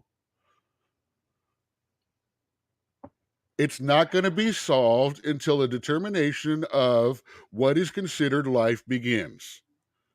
You can argue no matter what, and we all agree with all of the Dove stuff being taken off the table. All three of us agree with that here. But no, the thing about it is that when they're talking about other parts of science, zygotes and this, that, and the third, like they consider that life, but then they don't want to consider human forms in the same at the same growth spurt or period. Is not like that's where it's insane to me, because they only use that to try to progress their side instead of actually using real science. Let me read some more comments. It says, even if this were true, it'd be because our borders have been open. Nothing to do with abortion being banned. Rapists Rapists would actually prefer abortion stayed legal so they could eliminate the evidence. So this person is connecting abortions and sexual assaults to the border. So there's people, the reason why we having all these people born by people who sexually assaulted them is because of an open border. Well, a That's lot of rapes insane. a lot of bad things like that happen at the border. I've actually showed you guys pictures of the grape trees and stuff like that there, where all the underwear and stuff is hung. But yeah, no, there is no causation. There is no causation connection with the border and this particular subject. There really isn't. Yeah, Unless they're saying the statistics have gone up because of people in the border coming in and doing that, which there actually is no hard evidence of that, No proof. except in other areas. Another comment says, I thought Abbott was going to eliminate sexual assault. What happened to that? Another one, it says, when they were assaulted, did they not go to the hospital for a kit? I was under the impression that a Plan B type pill was given as part of the kit when fluids were discovered. Well, that's not the case in a state like Texas, because that's illegal now. So no, they're not giving them a Plan B pill if they were assaulted and they went to the hospital. All right. What we plan to get anywhere with this conversation? Okay, Plan I'm B gonna move is on. still currently available in Texas. It is? Yeah, there's a they remain they still remain legal, but it's up. I can't find the bill and stuff like that specifically, but if I'm not mistaken, they tried and failed once, but it's going to come back through every year.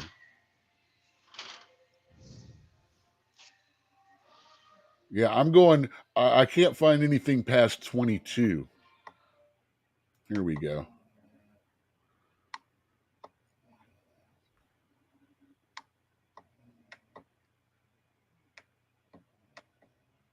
Yeah, it's still available in Texas.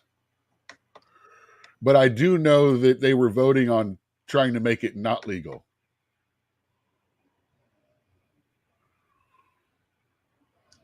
Let's do this one. It And I do says, believe that that is a little bit extreme because I mean, you know, that would. Yeah, I mean, I think that that's. I think that. Bob Hall of Dallas introduced it in March of 2023. let's do this one. It says she made her name doxing LGBTQA teachers. Now she is part of Oklahoma's Department of Education. Chia Rechick, the once anonymous, now infamous founder of Libs of TikTok, was appointed to the Library Media Advisory Committee for Oklahoma's Department of Education. Despite Rechick having no experience in education, a top official in Oklahoma's Department of Education, Ryan Walters, highlighted Rechick for calling out the radical left and its woke indoctrination. Rechick made a name for herself in 2021 when she began doxing LGBTQA educators whom she alleged were grooming and indoctrinating children via her social media account, Libs of TikTok. Her ex account now has 2.5 million followers. Libs of TikTok bread and butter is finding obscure videos of teachers or administrators and spreading their information online. Rechick also came under increased fire for digging up videos of these teachers and administrators' private lives and misrepresenting them. Videos of teachers expressing and talking about LGBTQA lifestyles were frequently misrepresented to fit Rechick's notion that children were being groomed in schools. The effects of Rechick's doxing have gone far beyond replies on X. Last August, a school in California was evacuated following a series of bomb threats after Rechick posted about it on X. In November, she went after a school in Iowa when a teacher there joked about forcing kids to be gay. That school had to up its security after a barrage of threats. In his announcement, Walters painted Rechick's past as an asset to Oklahoma's parents, saying, because of her work, families across the country know just what is going on in schools and around the country. Oklahoma's largest teacher union lambasted the move, saying that while the state has thousands of qualified applicants, Walters chose to appoint an out-of-state political actor with no expertise to OSDE's Library Media Advisory Committee. So this chick who literally has no education experience, no affiliation whatsoever, gets to get this job as the Library Media Advisory Committee based on the fact that she does these Libs of TikTok videos where she uses clips out of context to rile up the public, basically. I mean, who's deciding if that is out of context? The people who's gotten accused, I'm assuming, because you know that's how they're going to present it, especially when they're doing things outside of, you know, school work or whatever that is questionable, and then you know there's things that's being presented in school that leans to the same type of idea. Then you know, I would think that it would be you know, the rational mind would see that that could be a problem. So they want people to, you know, irrationalize their thoughts to make things accommodating to people who are potentially a problem to our community.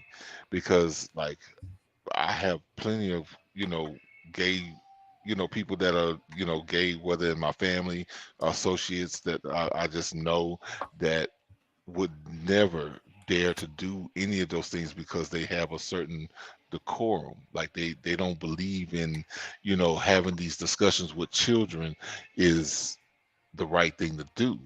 But there's some people who feel like that's their life aim, is that they need to bring this conversation to children because their parents won't let them, or because, you know, like it's really insane. It's a sickness that they have. And, you know, to put it on the whole community, I think might be reaching. But when we're talking about specific people who are definitely going out and doing these things, we we really have to do something about it.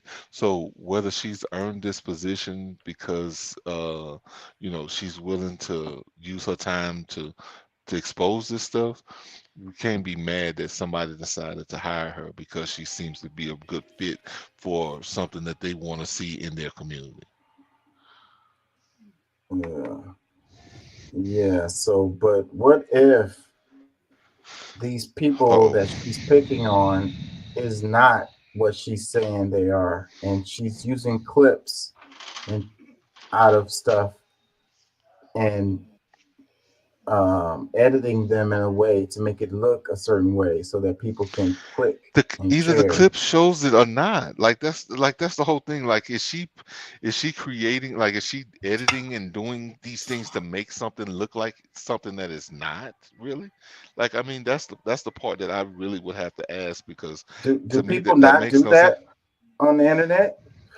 Is it the person that was in the video doing what they were doing or not? I mean, you know, or did the clip make it look like the person was doing something? Well, I would have to see the clip, and I can usually determine, because of my my professional background in media, that I could say, okay, now that's most likely a faulty clip or something that was added that probably doesn't go.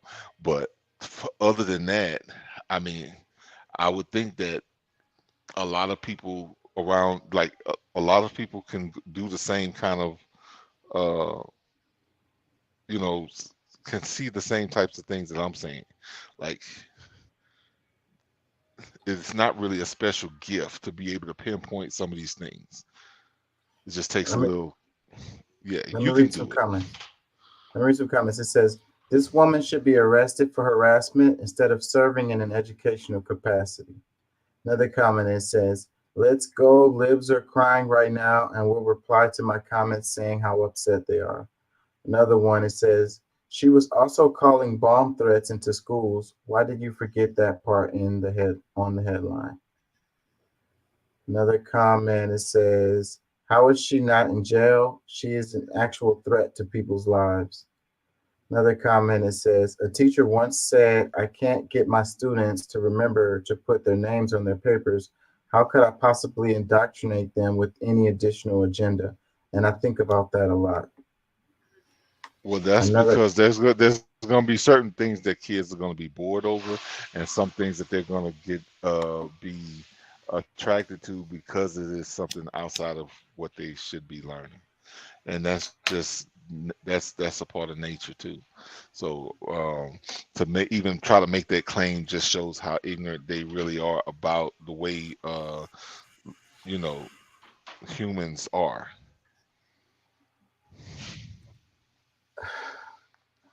Another comment says, in other countries, in order to be a member of a national entity in charge of education, you have to be either a certified teacher, professor, plus experience, plus having postgraduate courses and specializations in education. Helps a lot. Me, myself, I'm a college professor with a degree in higher education and an LLM earned in Europe. I cannot understand how someone with no training in the sciences of education at all educational levels can be entrusted with such a government post dealing with education. A couple more. Well, if we were if we look at some of the things we talked about in the last few months, they're actually looking at hiring people who have not been going to school for teaching, or they can gather a certification to begin teaching as long as they fit other criteria that is suitable by that said school. So that could mean that, all right, there's going to be even less and less people who are professionals that know exactly how to teach that won't be there because of that same system. But they're willing to make a conversation like this and didn't have anything to say against that. Yeah, I have a problem with that, regardless, on either side. So Yeah, I mean, I agree. Me too. But see, my thing is that as long as it fits their side, they'll let that other thing slide, even though it doesn't. That's the problem that I have, is because, look, I'm gonna call out BS wherever it is. I don't care who's presenting it, but not everybody sees it that way because it's just a total fight against the red or the blue. another comment, it That's says, just I think we're pretty much done as a serious country at this point. Another one that says, this person shouldn't be around kids, and she was calling in bomb threats too. Another one that says, odd because it seems to be the ones calling others grooming that are the groomers themselves. Another comment that says, this is absolutely ridiculous, but also on par for our country at the moment.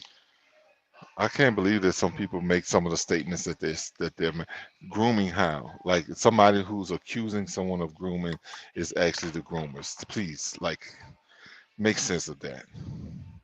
Like, some of these comments I would just skip over because they really don't make no sense. I mean, unless you're just trying to bring light to the idiocy that these people present. I mean, that's one thing. But some of these conversations these comments don't really make sense. Well, it does. I mean, I like to be fair when I'm reading the comments. That's why I try not to. Sometimes if it's all the way ridiculous, I'll skip it. But when you're in a relationship with somebody and someone is calling, they're saying that you're cheating, they're always like really restrictive and trying to keep you, like, watching you when you're on your phone and stuff like that. Like, these people tend to be the ones that's cheating. It's like when the one who says someone is lying all the time, they're always saying somebody is lying. They tend to be the person that lies a lot. That is how it works. Absolutely. Well, and I agree that happens in some cases, but when you're trying to generalize that in a situation like this, most people who's calling out a groomer is totally against it and not doing that. Cheating is not beneath anyone. You know what I'm saying? At any form, but the whole grooming thing, like, I don't think that works the same way. I think it's another one of those words that have been slapped on so many things that it's losing its meaning because people don't understand exactly what it means anymore. And the left uses it wrong. Yeah, it's definitely overused, and people, tend to, like, misuse it just so that they can try to. There's a lot of people making comments trying to make themselves sound smart, but don't even realize how dumb they sound.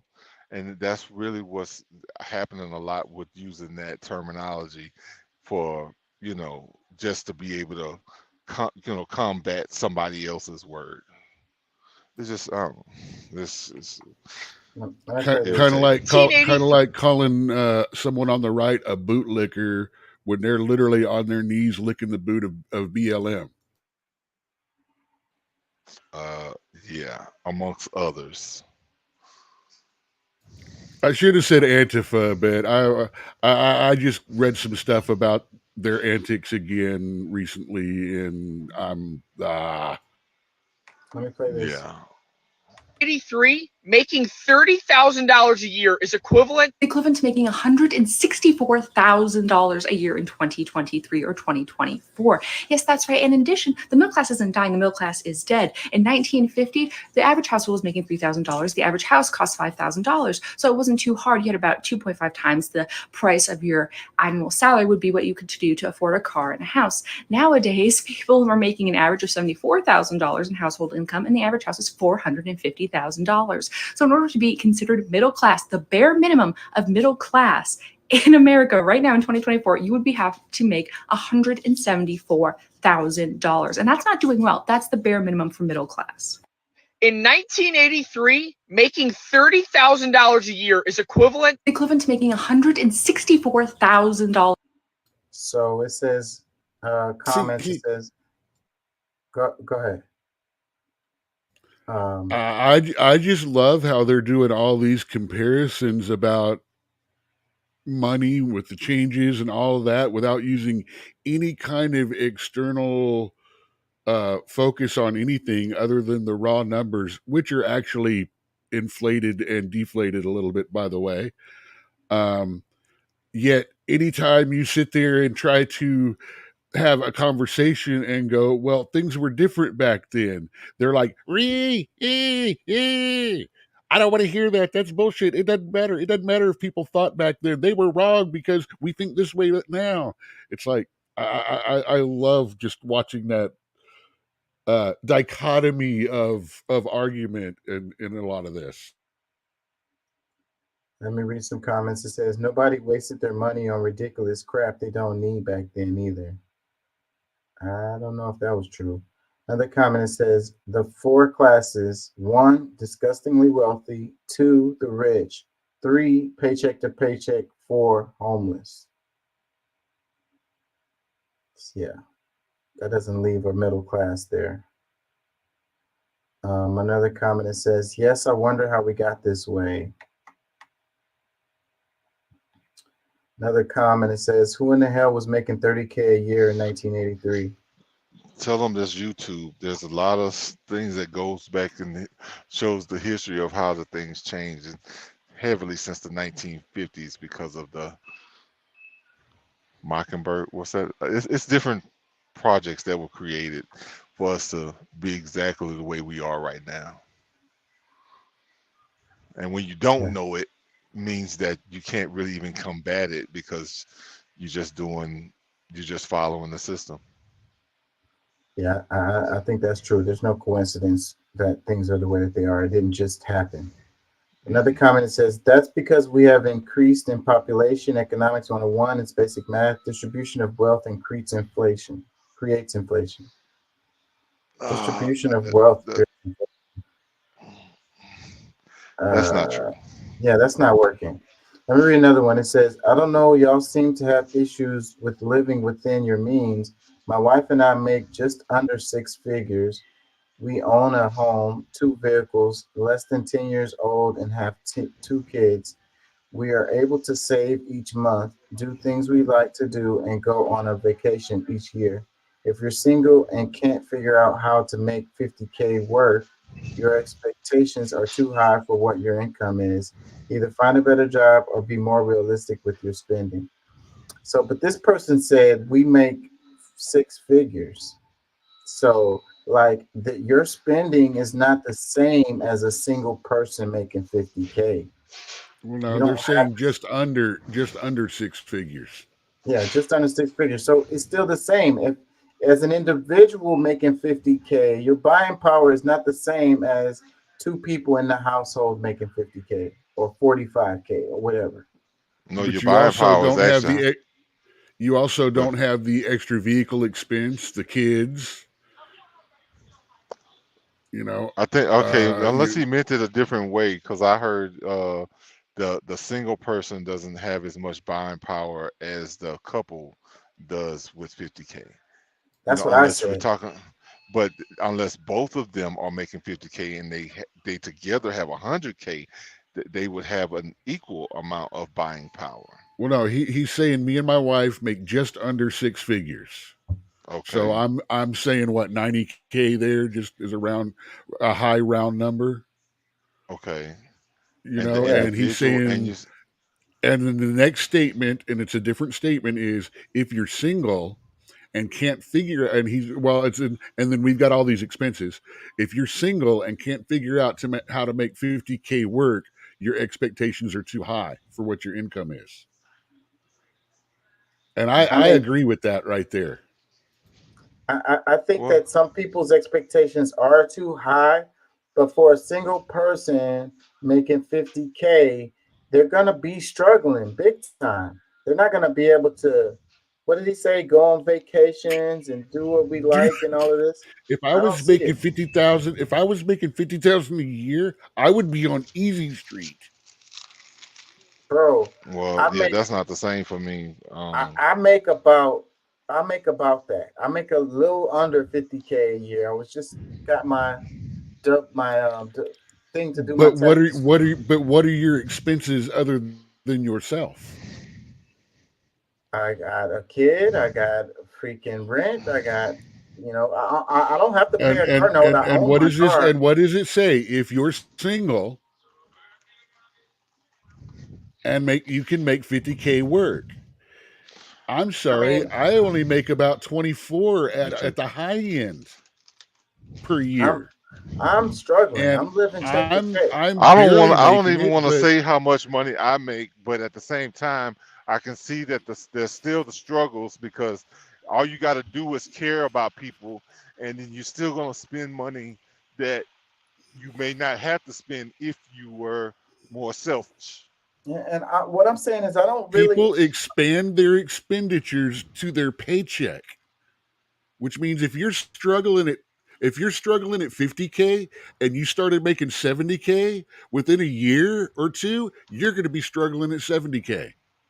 That's a fair argument. I would say I'd have to say that's pretty much overall a fair argument. But because people do tend to live above their means. Like what I could do is if I moved into a place that was much cheaper, that would make a huge difference in my life. My rent is my biggest freaking bill. But to do that, you have to do one of two things: move farther away from your job, thus increasing your expenditures and your time lost during the day, and compromise your daughter's education and potentially safety. Exactly. The safety part is the huge part too, because the crackheads and the freaking drug We dealers just and moved the we just moved over off of Willcrest and Bel Air because it gave us a bigger place. We're in a 2-bedroom apartment and we're only paying $1,000 a month for it. that's good. That's a good amount you're paying. But yeah, so I live where I live for the Yeah, safety of my they've child. got a 3 for like $1,200. Wow. Yeah. But So, it's anyways, Bel Air, man. It's the ghetto. Bel Air is not that bad, depending on what part of Bel Air you're on. Bel Air and Willcrest, it's not that bad. I know where that is. It's pretty bad, dude. But I'm gonna try to find me a spot soon in Houston, but they got little 1-bedrooms there for like I think $7.99 or $6.99. damn, I didn't even know they had rents like that. nah, that's well, I already 1 bedroom is not gonna do it. Yeah. Yeah, I paid Like I for say, it they got a 3 for I think $12.49, and the one we're in is an $8.99 or Like how many after squares? the extra fee, like the water fee and the trash fee and all that, it comes out to $1,014 a month for a 2-bedroom, 880 square feet place. Yeah, I'm Two in a bed, 2 bath. 2-bedroom. I'm in a 2-bedroom, 2-bath, and after fees, I pay about $1,500 a month. So, but 1,400. About 50. It's about $1,500 every month. That's after fees and shit. Plus electric or including electric? That's not including electric. I have to pay a light bill. Ow, dude.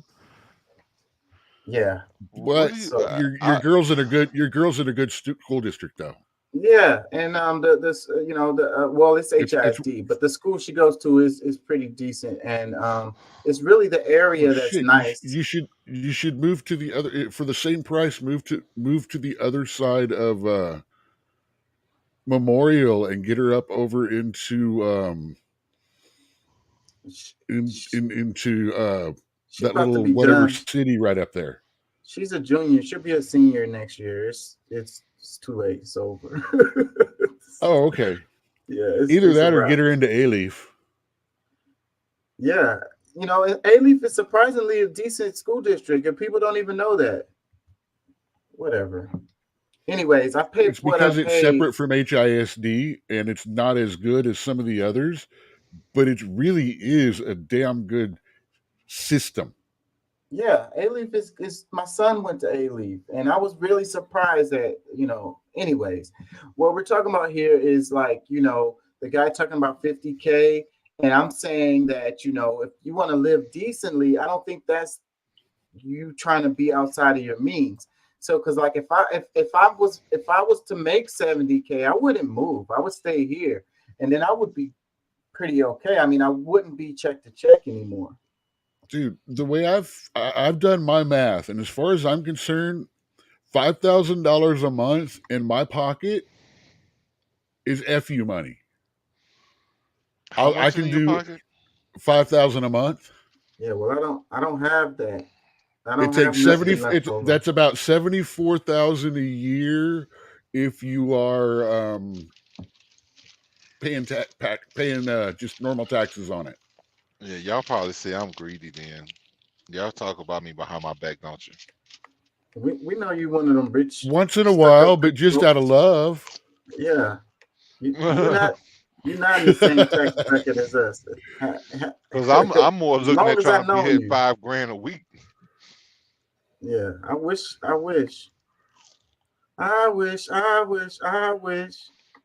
Well, and at some point, I hope to be at $5,000 a day. Damn, that'd be great. Now, see, you got to understand that's this money that I'm talking about, coming real soon. I can head that way. You need to break me off. I can't head that way right now because all of my money goes to cover my expenses. I've literally in the past 2 months only been able to set back $500. Yeah. Because of that, I had 2 bad weeks in a row at work. And at the end of next month, because it's a short month, I'm very likely to only have $200 or $300. Yeah. All I need is a little side hustle. I'll be good. Freaking and YouTube I still is have to screwing pay over me. taxes. My channel should be monetized, but they're not updating my watch time. And I've emailed them like 3 times already. They haven't got back with me. I'm getting screwed over with them because I've reached all of their prerequisites, but they haven't updated the freaking watch time on my channel. So I'm still not monetized. That book, you know what? Remind me, because I that book that I told you about, yeah,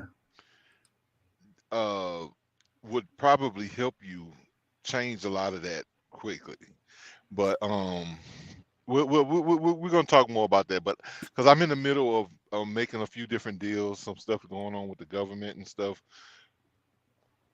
Yeah, like send it to me. I'll check it out. I've been watching YouTube videos lately on how to, improve the channel. Well, I'm always doing that, but lately I've been looking at why I'm not freaking monetized yet and what the fuck to do about it. And they said email them, and I did, and it's fucking not working.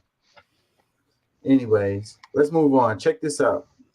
Has been taken for granted, and primarily the Black community is at fault in my estimation in that regard, simply because on one hand we're giving one party our vote because they've successfully gone about the business of convincing our community that the other party, the Republican Party, is completely against the interest of the Black community. And as a result, we've been very transparent in our support. We've bought it hook, line, and sinker. We look at the Republican Party. I'm not talking about every single one of us, of course, but vast majority of Black Americans look at the Republican Party as the enemy. We look at the Democratic Party, even tacitly, as our support base. And as a result, we are very transparent in our support for them. So because of it, they have a license to take us for granted.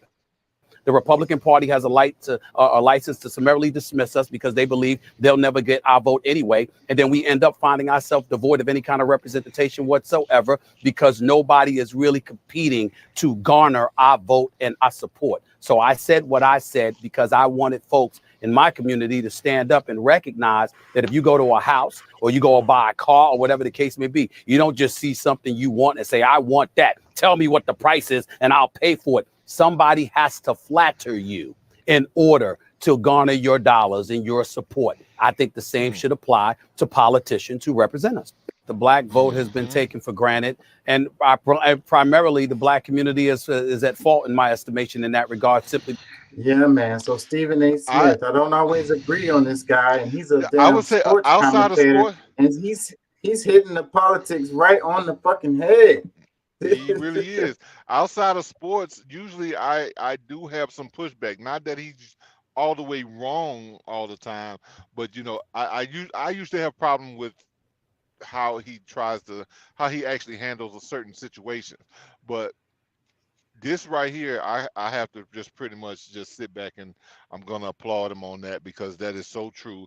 And I'm, you know, even not to just tell people, oh, they should vote opposite of how they've always voted, but They should you need expect to at least them you to at least earn need it. to They need to. reconsider how you've been supporting some of these people so that you can actually benefit from your vote, because that's Yeah, the whole purpose. if they feel like they have your vote already, no matter what, then what is the reason to do anything to advocate for you?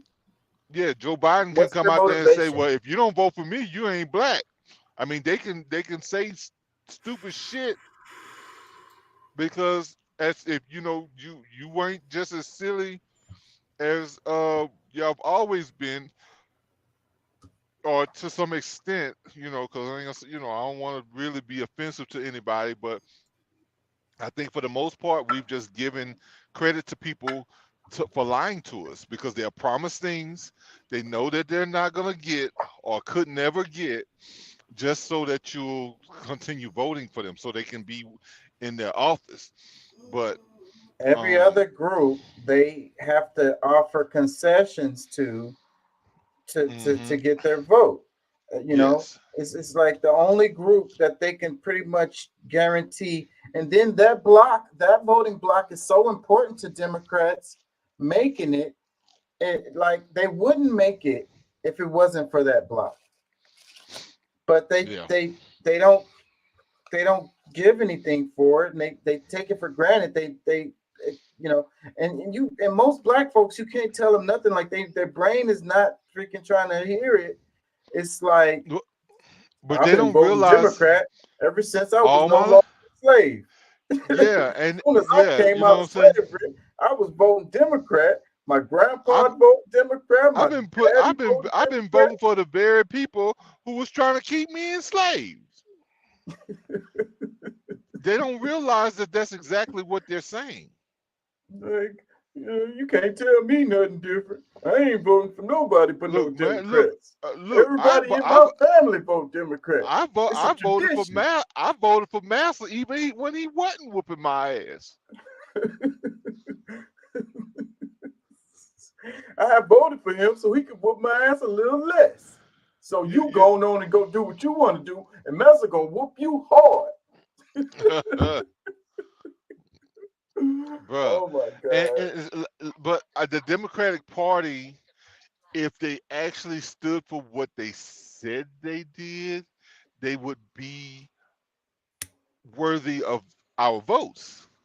But they've utilized and like, because I mean, these people are strategic. Like, I mean, these are some super smart people, and they knew from the beginning. Like, even back as far back as it was the FDR or whoever it was.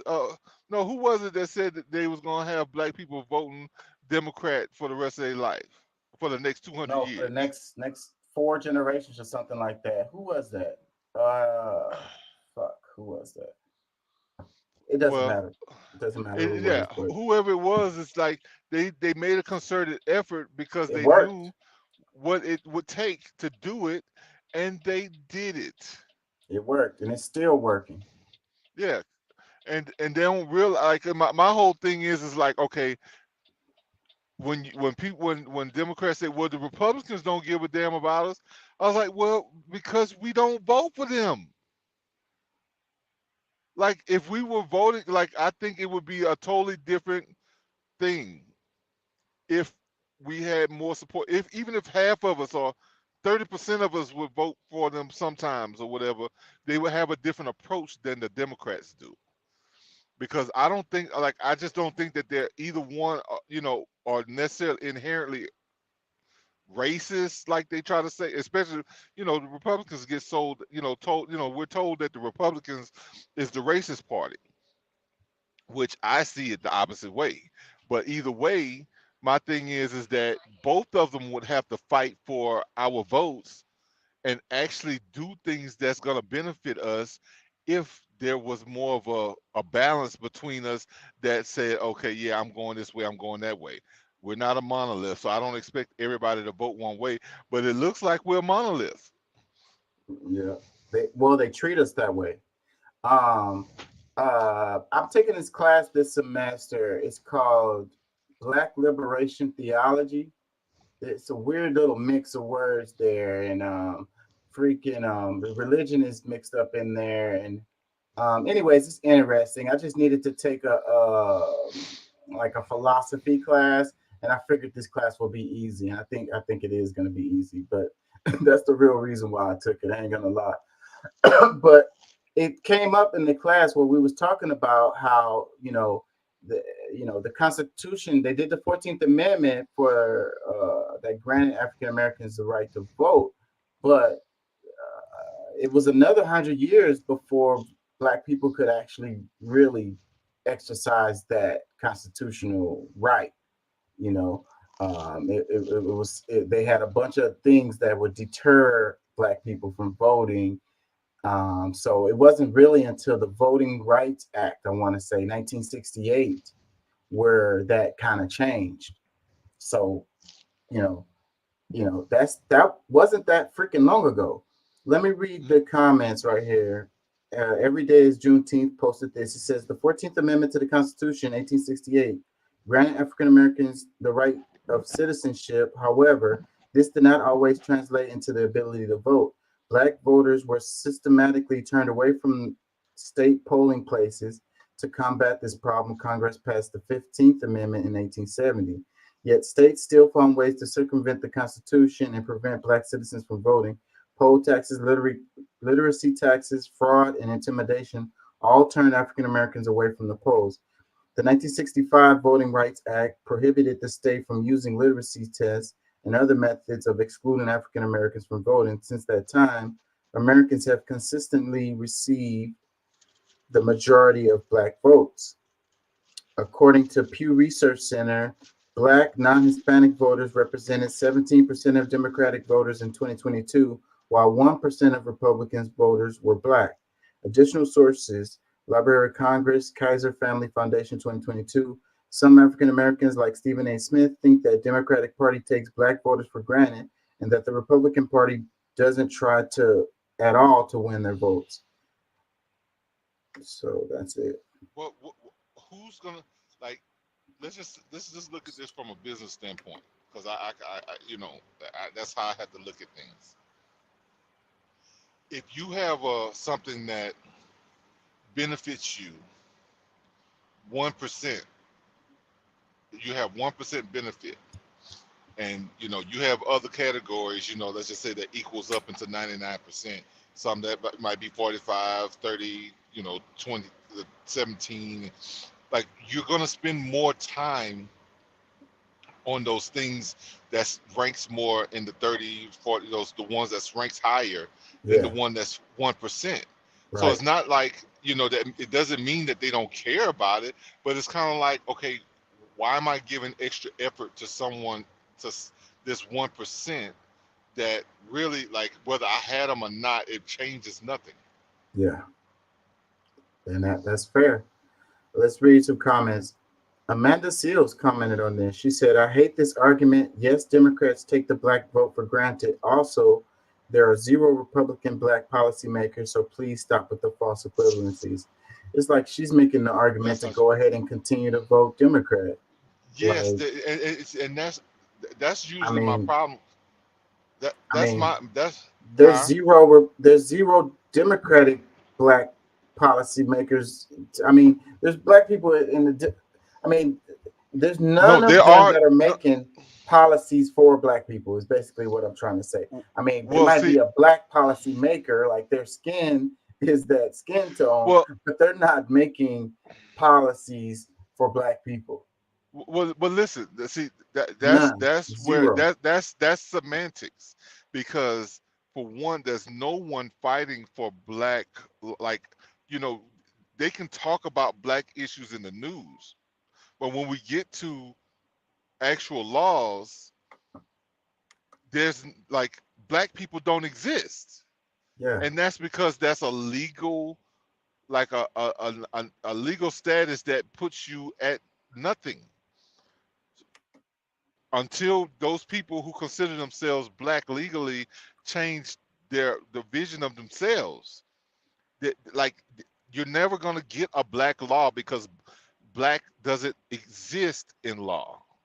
And I Either have to you're a go back. human being, either, you know what I'm saying, like you are a human being, you're you know, you know, just an American. An African American doesn't exist because those two continents don't touch. They don't exist in the same place. So it's an oxymoron. So, like, for people to really understand and to really be more politically astute, you need to read some of these definitions, like actually look them up, whether you look them up in Oxford or Webster, but even like this Black Law and like there's other law dictionaries that will explain to you in detail what these words mean, so that you can be able to say, hey, wait a minute, do I, because I mean, I can identify as black ethnically, but legally, it's foolish of me to say that I'm black. You I ain't know, gonna and lie. that's I like the term black better than. I get your argument. Don't get me wrong. I hear you. But what I'm saying is, I like the term black better than the African American term. And I would also say there are African Americans. They're just not us. And I have to go back to what Stephen A. Smith said: is that it's really our fault, that nobody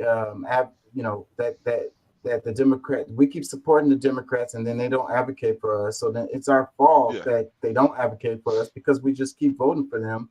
So of course they're gonna not advocate for us. They can guarantee our vote regardless of what they do. So it's But our fault. it's deeper. But see, that's the thing that I'm trying to explain, is that it's way deeper than that.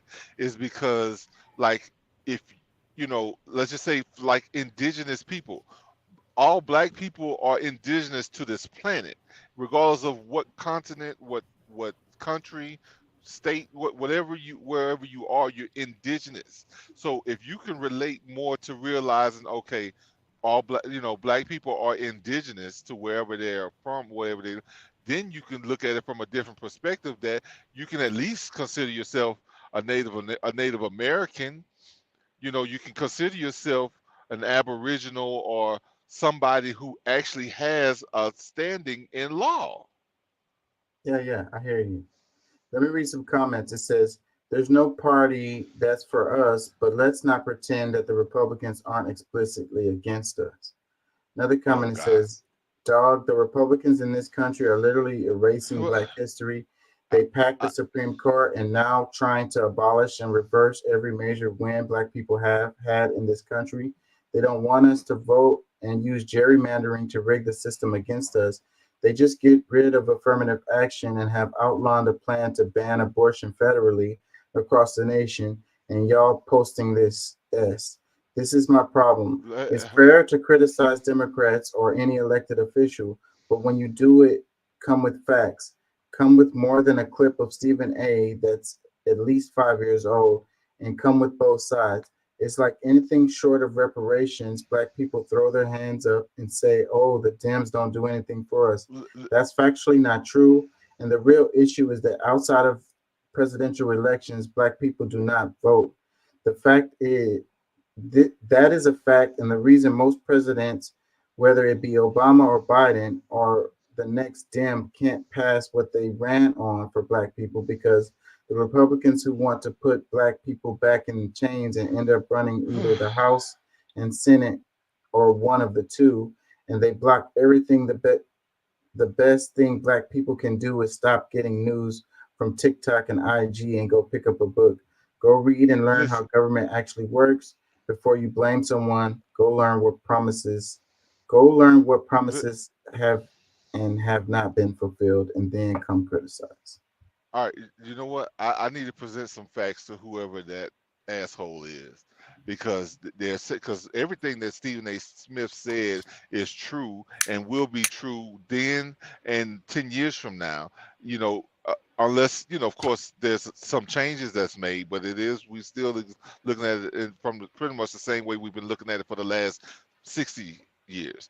But listen, the thing is, I would really like people to consider, because I can't tell you the minds of the average Republican, but I can tell you that they are more consistent with the way that they approach things, and it is from a law standpoint, because that's their job, is that they're supposed to deal with the Constitution the way it exists.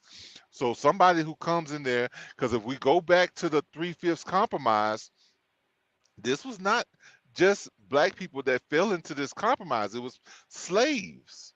There was black, white, was Italians and Irish, and all of them of different colors, because Europeans were mixed too, of different, ethnic groups.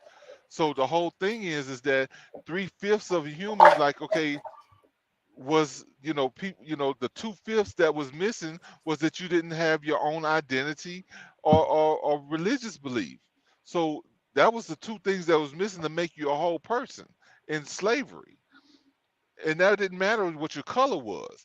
But anybody, because if you really look back, there were people in Congress in the the late 1700s, early 1800s, that were what we would consider black people, but they held the title of white. Why was that? You might want to educate yourself a little more, instead of me just saying it. Like, actually go and read it for yourself, how these black people were considered white. Even George Washington, Thomas Jefferson, and a lot of these people that they make pictures of, just like they did Jesus, like he was white, but these were actually melanated people.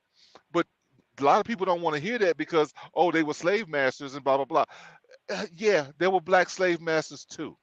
So there's things that I think that people need to stop being so childish when it comes to this, is because you're depriving yourself some honesty and truth about our history, the laws, and how you actually benefit in these documents, not because of any kind of race, but because you are an American.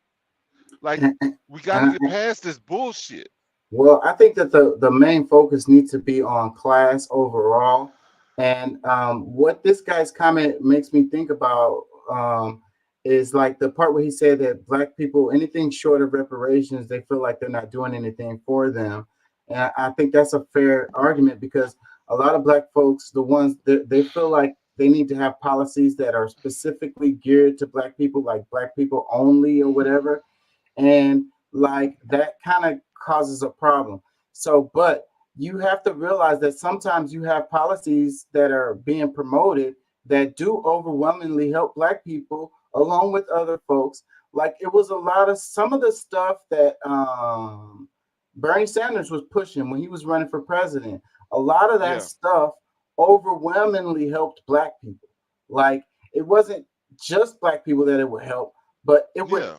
Black folks would be the number one beneficiary of some of those things. It's like the one related to even in recent times when they were talking about the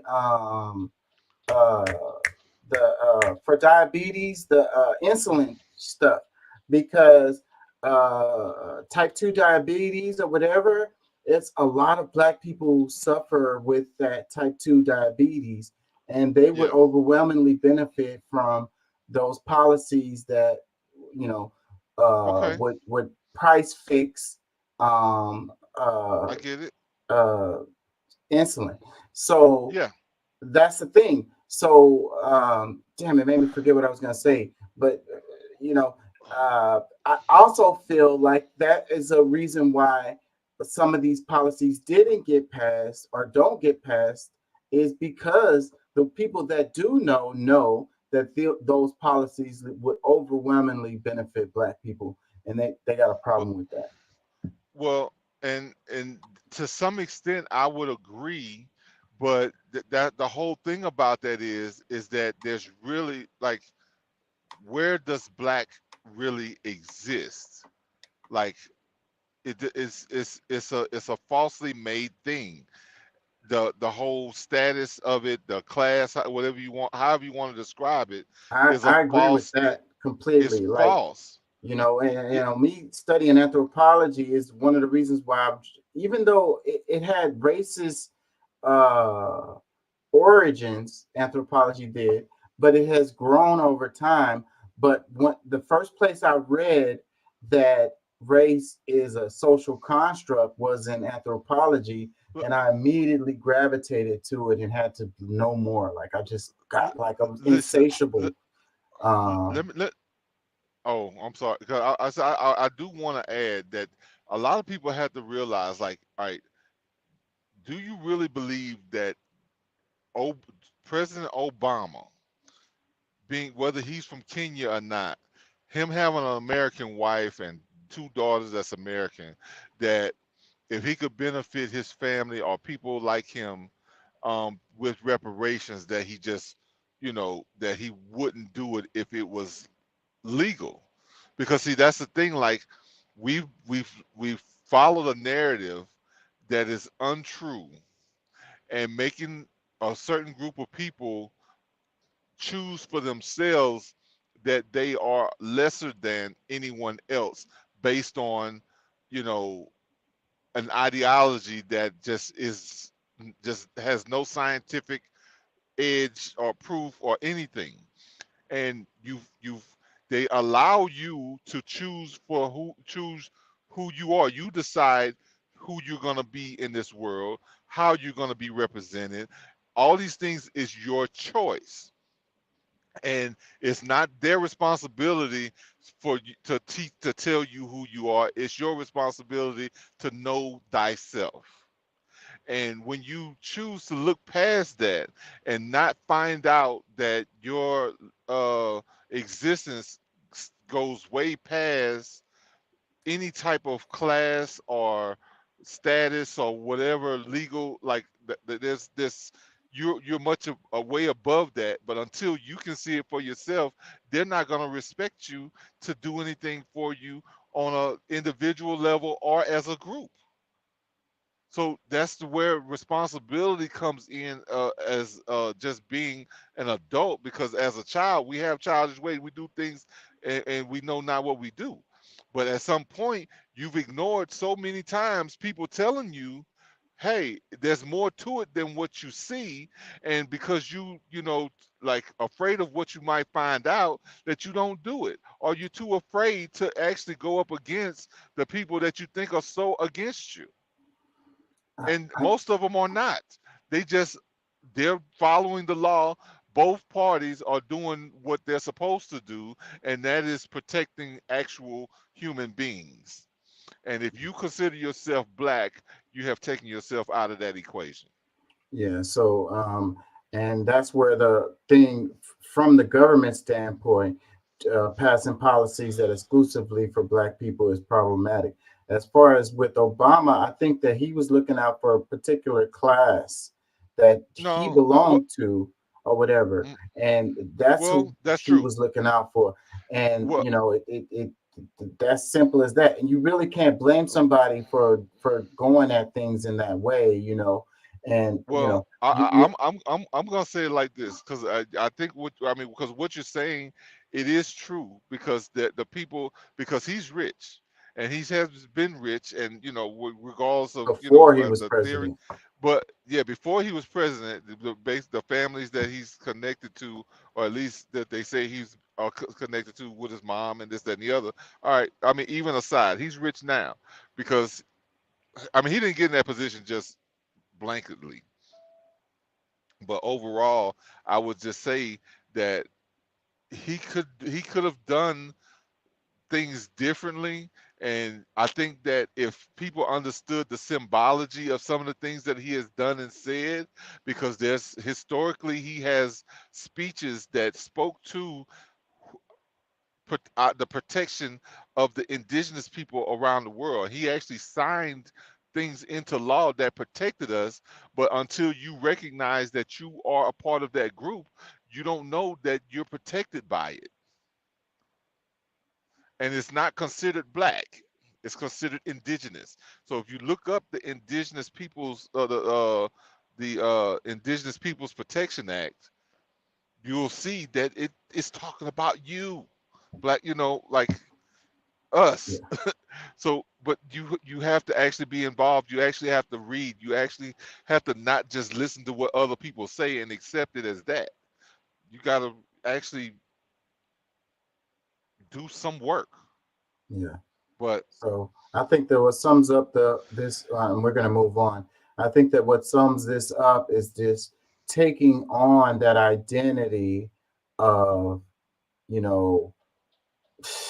black, and what goes along with it being like impoverished and unrepresented, and all of this is the problem. You know what I mean? I think that's basically the argument that you're making, is that you're taking on this identity, and that doesn't match who you really are. Well, it's not real. It's artificial. It's not And- real. Yeah. and that leads you to be not represented. Yes. And Prefer a wish natural more body or a people BBL? realize that, because we would be in a better situation if more of us did realize that, and like, so I even hear people say, "Oh, what we were in the past." I was like, "Well, if you really believe that, you wouldn't be doing the shit you're doing right now. Like, Yeah. if you So- really believed that we was this great civilization beforehand, and you understood the way government works, then you would maybe move a little bit differently, because you know that something must exist for you." And like I said, there was people that even to this day, black people come from North Africa and South Europe, that come to America today, no matter what their skin color is, and they're considered white. There was a thing when George Bush was in office, this dude that came from Egypt, and he's dark as I don't know what, and he was trying to get a black a loan, what you call it, a loan for black people or whatever. I forget what the exact loan was, but he was going to, trying to start a smart dude, like a intelligent dude, but then because they were telling him that no, you're white, they thought they was hating on him, because like they just didn't want him to get the loan, but it was more so because like you're more than that, bro. You know what I'm saying? Like, you don't qualify for these things because you're bigger than that. Yeah. So carry yourself with respect, and garner respect, expect respect, and also focus on like group economics or whatever, as far as like your peers and y'all working together, and moving in that way. Hey, instead of- I just think it's funny that technically speaking, Elon Musk is the most successful African American in the world right now. Yeah. Well, Richest he's man in the South world. African, because just the African alone really kind of, separates it, because you don't identify with the continent. You are supposed to more identify with the state or country that you're related to. So he will be South African American. But still, No, I feel you I don't say understand what you don't say Kenyan American. You don't say Yes, you do. Yeah, you do. you don't That's say what Obama. Zimbabwe That's what Obama called American. himself. You don't That's say what Obama called himself. Obama never called himself an African American or black, because he knows the legal ramifications behind himself identifying as that. Now, other people can call him that all day, but I'm when not. you I'm sorry. put, He did. What he said and didn't was different from culture and what we do.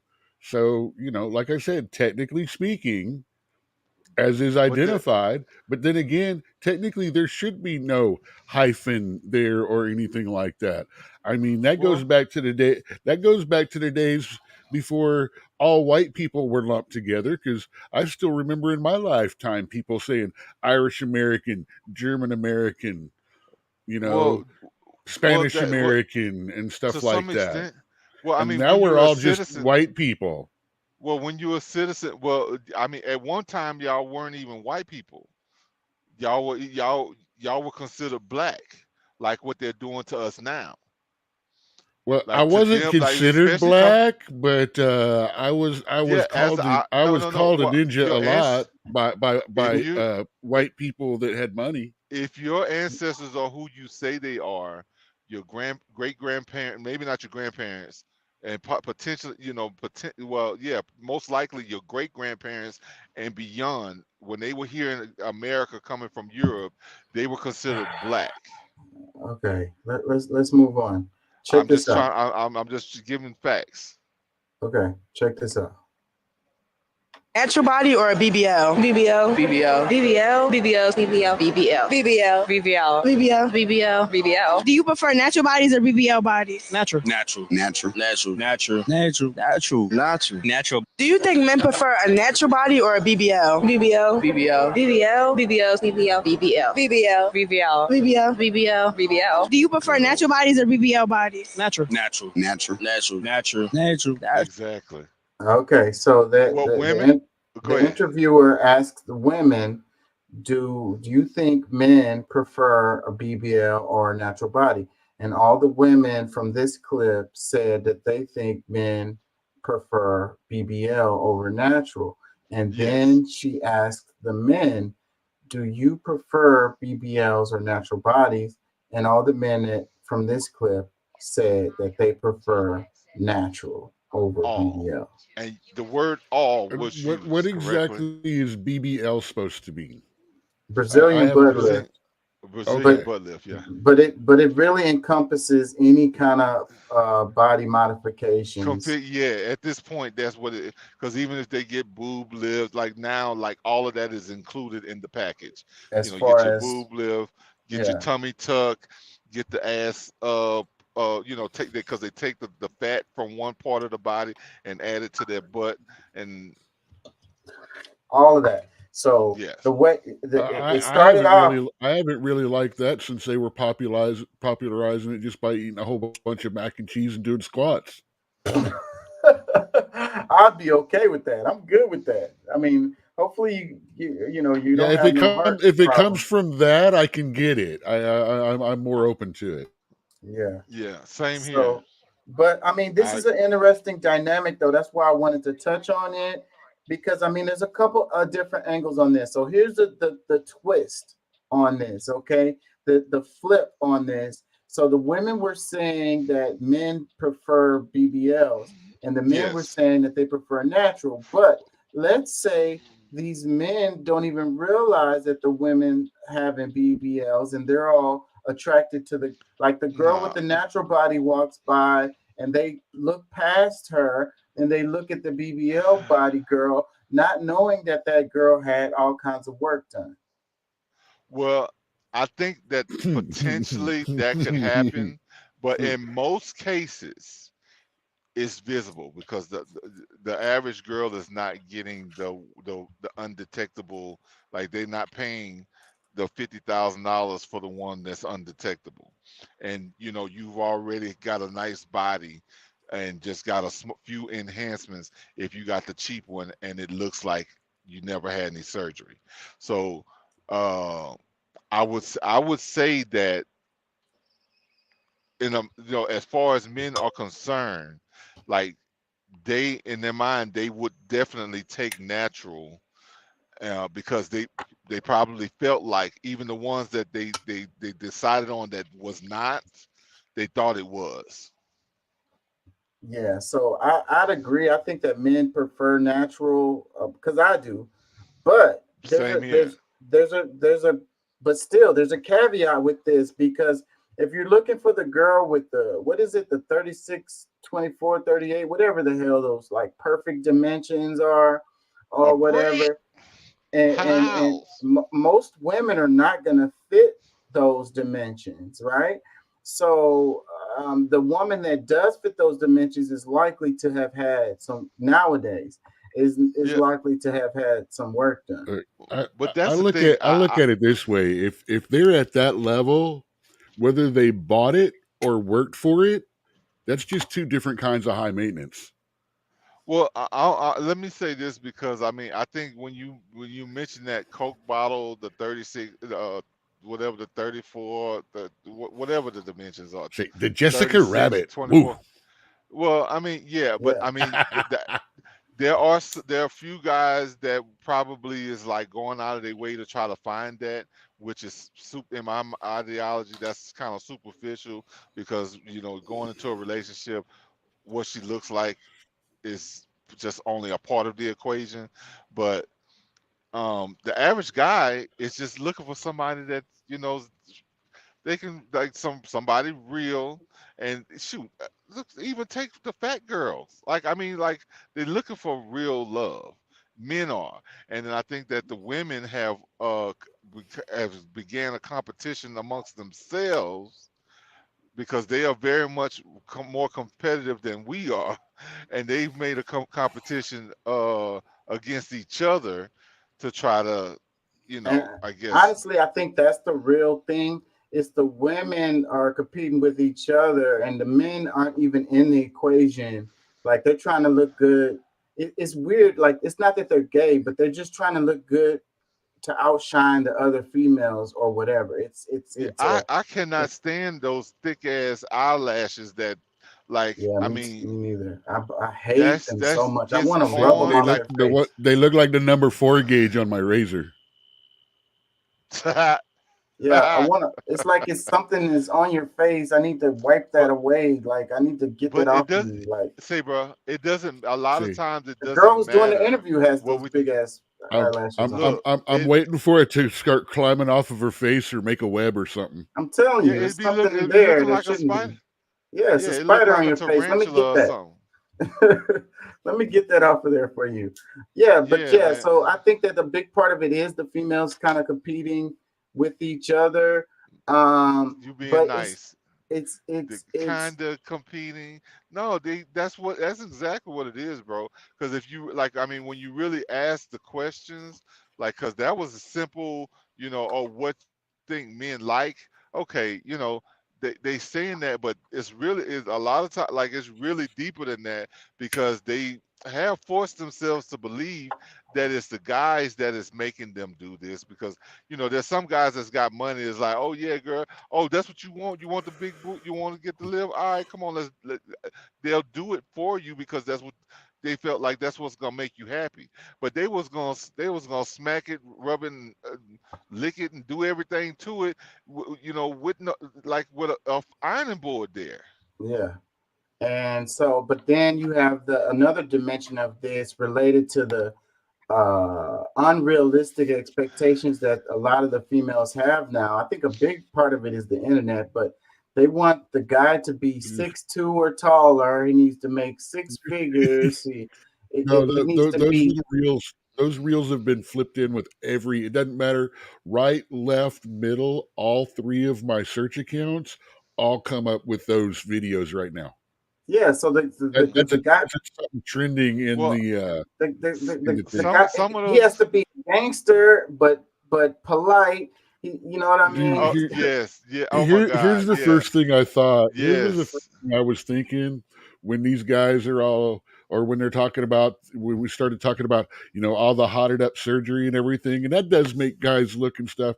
And I was just thinking, but nowadays you got to worry about it, because that really hot Sofia Vergara looking chick you're looking going down the mall, looking all good, she might just turn around when you say hi and go, "Hey, what's up?" Exactly. So I was Oh about to God, go yeah. into that, because I saw a post where the female said that these guys who like the girls with all of the body modifications are into transgenders. And I was like, you know what? I think they got a fucking point, because the only Yeah. girls that that's like perfect like that are dudes.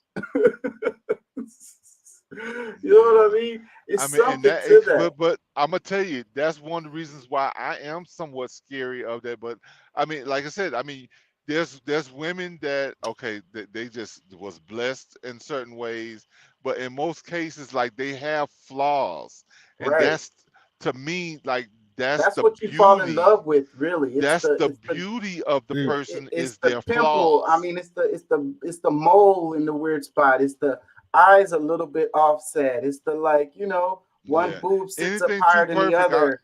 It'd be Yeah, the anything weirdest that's just thing in the that right place, if everything's in the right place or whatever, like I'm afraid. I'm already yeah, scared, and I I do. don't want them to do because I mean, like first of I all, need like some I prefer, imperfections for me yeah, to I feel prefer comfortable. natural because like I mean, hey, maybe I'm over Christianizing myself and Islamicizing myself, but I the I prefer natural things that God created. And that's what I say. I say God created you perfect already. You came out the womb perfect. God don't make mistakes. And it's disrespectful to God. And my religious side makes me feel like it's disrespectful to God to go in and make all of these modifications. Like God didn't do a good enough job. You think you can do better than God did? But no. Well, I think that they do. I mean, a lot of these doctors do feel that they can, make it better than what God did. Okay, God, you got them here, you did this, that, and the other, but you know what? I'm gonna make them perfect. Yeah. And I do. I just have I have certain things against that whole Yeah, ideology I of it. really got a problem with that. And then it's the vanity part too, because it's like seven deadly sins, right? It comes to Yeah. mind, vanity is one of them. And so it's an ugly part of you that you're trying to cover up the inside, and you can never cover that up. So these people with these perfect ass bodies or whatever are gonna be, ugly on the inside. Because And they let vanity take control of their soul. uh-huh. And you know And what? then I they're know. superficial, and all they care about is that skin deep. That's why so many people are fake and they lie, and they don't want you to get to know them or whatever. A lot of these people have really short And relationships because once you get because to they're know hiding them, behind. yeah, they don't want you to really know the real person that they are. They're afraid of you knowing who they really are. Or they want to date somebody that's somewhat as immature with themselves, or that is willing to be like Yeah, if they because I mean a guy that's superficial to that extent, like I mean they don't give a shit about her like that, like right. She could be to the interchanged, with the next cute chick. And that's what I was gonna say about the unrealistic things that the women want out of men. So then, if they feel like they have this perfect body, then they can go get that guy who's 7'2", 6 figures, a gangster, but Well, sensitive and I meet romantic. I And meet a lot of that, and I've turned down some, because like I'm on the heavy side, I might not be at my sexiest or whatever, but that six-figure thing, like I done tripled that already. Like I done hit that over a couple of times, and 6 foot and almost 3 inches. I mean, okay, but I mean, to me, like the money don't matter. All the other stuff don't make because I mean, like I give it away. I don't care. Like I mean, my thing is mostly to make a lot of money so that the people who don't that can't or let's just say has not been afforded those types of skills for that I care about. I'm gonna supplement for. You know what I'm saying? So it's not, I'm not greedy for me to just put it all into place and oh look what I got. Look at how much. It's like I'm 50 million strong. I'm blah, blah. No, it ain't really about that. It's more so for people who and I know I have a certain skill and I've always had the skill. I never I've had money. I and, lost money. I got it again. I and those just people that talk about money, like they don't have nothing else to say beyond that. Like you can't have a conversation with these people. All they want to know is, oh, how much did that car cost, or how much square footage you have, or you know what I mean? yeah. Like I have this watch, and I have this and I have that, and I go here and I went there. I go on vacation every 6 months or every 3 months or whatever. Like that's the whole conversation is that like there's nothing more than that. And I feel like a lot of these people live really empty lives. Like they might have a full ass bank account, but they are really They got an empty. empty. They're empty inside. Yeah. I totally agree. Let's read some comments. It says females don't care. They be competing with each other and their own self-esteem. Dun, Boom. dun, dun. Another one that says, this goes to show women do not know what a man wants. Another comment. Nor do they care usually. Don't know and don't care. Like, you want what I tell you you want. Well, they don't know because they don't care. Another one that How says, so about that? women really don't know what men like. How shocking. Another one that says, shit naturally sad, LMAO. Another one that says, it's them same guys following and cheating on their girl with some that has a BBL. Well, but you know what? I maybe can relate to that to some extent because maybe I would want to try it out, but that's not gonna be, you know, my determining factors on me loving somebody, really caring about them. And I mean, you know, but I'm bold enough to tell the woman that I'm with that, hey, I do want to experience, you know, try, you know, see what it feels like. But Yeah. you know, And that cheating stuff, like he's still gonna come home to that girl and be with that girl. I'm not condoning cheating, you guys. So don't get me well, wrong. I do. I condone honest, and it's not cheat. Well, you know what I'm saying? Because it's not cheating if she knows. Yeah. So that's another part, though. I think that these what do you call it? The relationship where you stay with somebody, the same person your whole life. I don't think that that's necessarily natural for us as humans. I think we're more like rabbits, and we multiple partners is a natural thing for us. This Well, sexual partners at the least, the- I would this say. this But I mean, monogamy, that's what I was thinking of. The well, monogamous relationships are yes, not really well, natural for us, I don't think.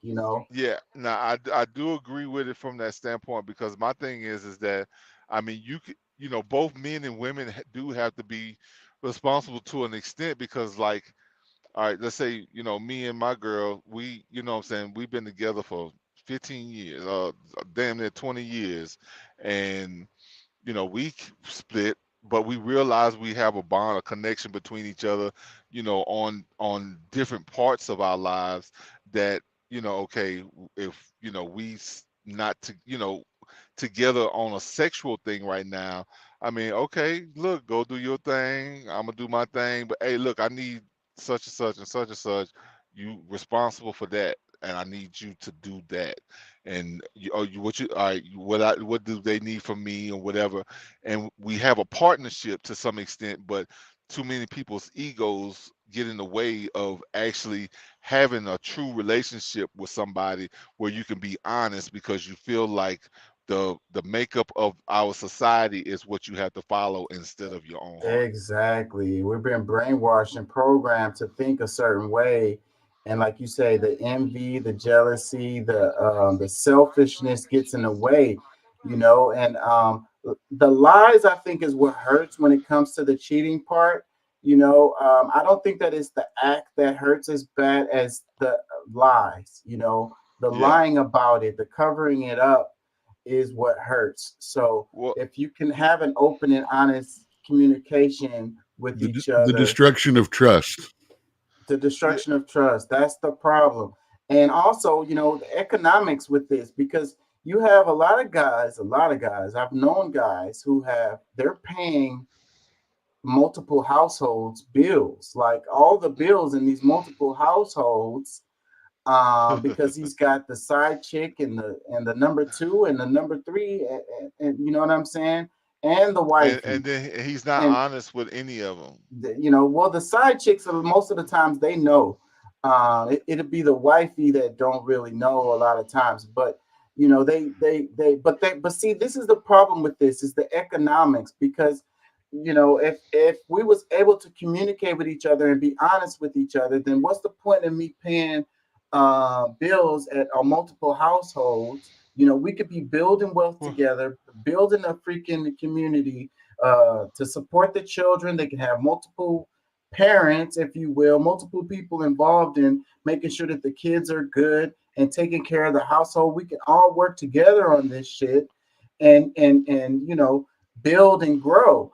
And instead, we're kept poor or whatever because we're worried about, like I say, the brainwashing related to we're supposed to do it this way and that's the way it's supposed to be. And here in the United States, it's illegal for you to have multiple wives or whatever. And so like, but I don't see a problem with polygamy. I really don't. If everybody's involved is okay with this, I think it's a good thing. It's good for the children. It's good for economics, and the guys, like I say, it's not natural to just have, sex with one person your whole ass life. And, so instead of, going at it in an honest way and doing like a polygamy type of thing, then now we got to do the lies and the cheating and the paying in multiple households or whatever. But if y'all follow me. I'm gonna say it like this because polygamy is not unlawful in this country. Now you want to start making agreements between yourself and the state law, because I mean you signing a marriage certificate with and bringing the state into it. That's you're allowing a certain level of say from an outsider. But if you and the people that you deal with having a certain type of agreement, like there's nothing that you can really, because polygamy, that's something where you marrying multiple people, which I guess you could do it, but like I said, you might get caught and based on the state's laws and whatever. So I mean, I guess it really depends on your perspective on it, because it's actually legal to do. It's just that when you bring in these different documents and can prove that this is something that you're doing or this, that, and whatever, then that's where it becomes a problem. Yeah, I don't know why we have to get the state involved in our business anyways when it comes to that kind of thing. And the other part of it is that these same people who are steadfasted against polygamy be the same people who have multiple partners and lying to each other, and that they're actually doing polygamy anyways, but they are steadfastly against it, like it's against their religion, like it's against God. They only say that because it's politically correct. That's because they don't believe it. They just say it because that's what's politically correct, and they don't want to be the one shunned. And I'm the one that's gonna be like, what are you talking? Like, I mean, like this is the way things real. Like this is real life. You know what I'm saying? Like, don't pretend. Like, I mean, there's people who like they know that their nature tells them something different, but they go totally against it because they want to fit in with the in crowd or whatever. But this is the same argument that I have about same-sex marriages. Like, y'all don't need to go and beg nobody to allow you to do something that was already God-given. You having a relationship with somebody, regardless of your sex or whatever, you make an agreement with that person. If you want them to be able to handle certain things within your life, you have the right to give this power of attorney to this human, this other person. Well, and I completely agree with you, but I have to argue the other side related to getting insurance and stuff like that. And if people were honest with each other and didn't screw over each other, then you wouldn't need the state to be involved either, because the real reason why marriage is to protect the woman, because the guy leaves her with nothing or whatever. If you got the marriage situation, then he has to. But nobody owes anybody anything. Take care of her. But that's the whole thing. Like, some people go in, because see, if that part doesn't exist to where somebody can find protections for themselves to be able to get monetary benefit in a relationship, you're going to find more relationships that either like they're just not going to do it because they're not feeling that person that way, or that they're going to be more genuine because that money factor doesn't matter. Well, it does. It does matter because you have to live. Like, the reason why I don't agree with these expensive ass rings and stuff like that for like the woman's like, oh, you got to get a 8-carat whatever to marry me or whatever. But there's a reason why that happened, and how that came about traditionally was because the women wouldn't own anything, they wouldn't have anything, so they would have that to, if the relationship didn't work out, and they would have something once the relationship ends, something to have some monetary value to it to help them live, because they're gonna leave them, they're gonna be homeless now. Like, they don't have no home, they don't have no job, they poor and hungry and ask the fuck out. You know what I'm saying? They need something to protect themselves from that. But you're saying that based under the societal practices, things that we've been practicing for the last couple of generations. But see, the thing is that, okay, if you're a part of a community, in a lot of cases, the people around you are looking out for you, this, that, and the other. You have children, like, let's just say the guy, y'all, because in most cases they didn't get divorced in the times that you're talking about. They stuck together, and so people feel like, these women were just bound to be here because even out without wanting to be there, which I don't necessarily believe. But even though these women didn't work, they didn't have per se the money to afford such and such, because of the respect of that relationship. Because in most cases those guys were out doing all kind of other things out on the street, but they always kept that main home taken care of, because that's where they made that commitment, and to her and God. Yeah, so that's the agreement, though. So, like, the woman she could do something else, but she But decided it to got be with perverted. you But it was and take care of perverted the with this other house stuff. and Look, be, so, but then she can't work or whatever. She's not making the money because she's made this that's not commitment true. to She be can a work. wife for you. That's not true. She I'm talking can about work. traditionally, how we got here, Well, or the but she reason could why work. it's set up. She's never not been able to No, it do was a what she. deal. Like, no, you taking care of the house, you taking care of the kids, and that's what you're doing as a wife. And I'm gonna go and make the money or whatever. And Okay. we've made this agreement, and this is how things are gonna work. But then the But that's guy why decides to in most leave, cases those then guys never the left. woman's she's left asked out in that situation. If he But decides to that's why just leave, he finds a but younger chick or whatever. I hear you, but that's one of the reasons why that guy never left, because he kept his he kept his word with that woman and the person that he made that covenant with. But that's not true. That's the whole reason why. That's what I'm saying. It wasn't true. Every guy didn't stay with the women or whatever. Like, that is not what happened, bro. Like, It no. was more common that they did. Now you want to talk about the cases when the one said, "Oh, I'm going to get a pack of cigarettes," and never show back up at home again. That's not the common thing, bro. Yeah, but it did happen. And so then Yeah, I that didn't say it woman, didn't. I didn't say it didn't I happen, but know, it. but so when it does happen, and then the woman is left asked out, that's the reason. That's what I'm Why saying. how we always argue about the things that's like the small percentage. Like, we're not talking about the majority, like where, like for those Yeah, but few things, the those few point is, cases.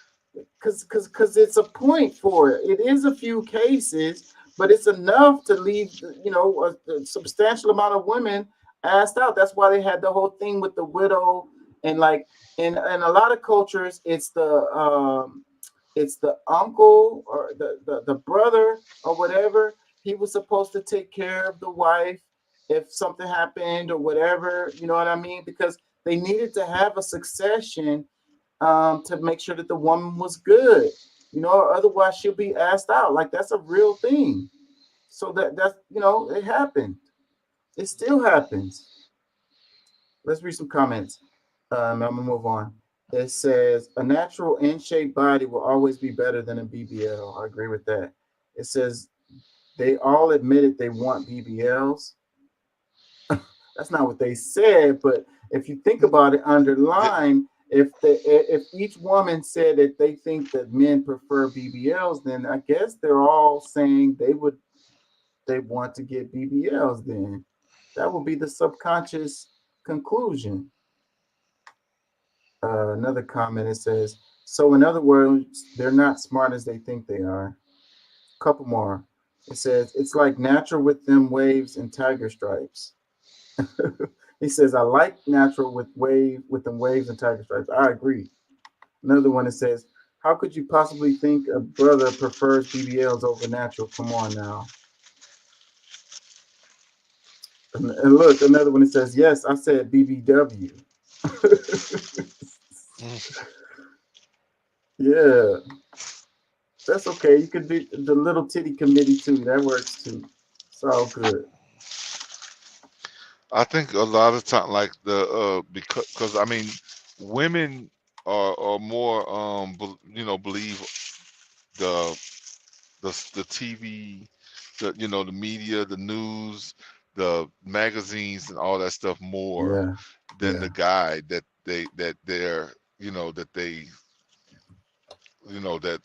that tells them that they love them, because okay, I guess they're so used to lies or whatever. I don't know, but either way, because I do believe that most guys would at least want to try it once in their life.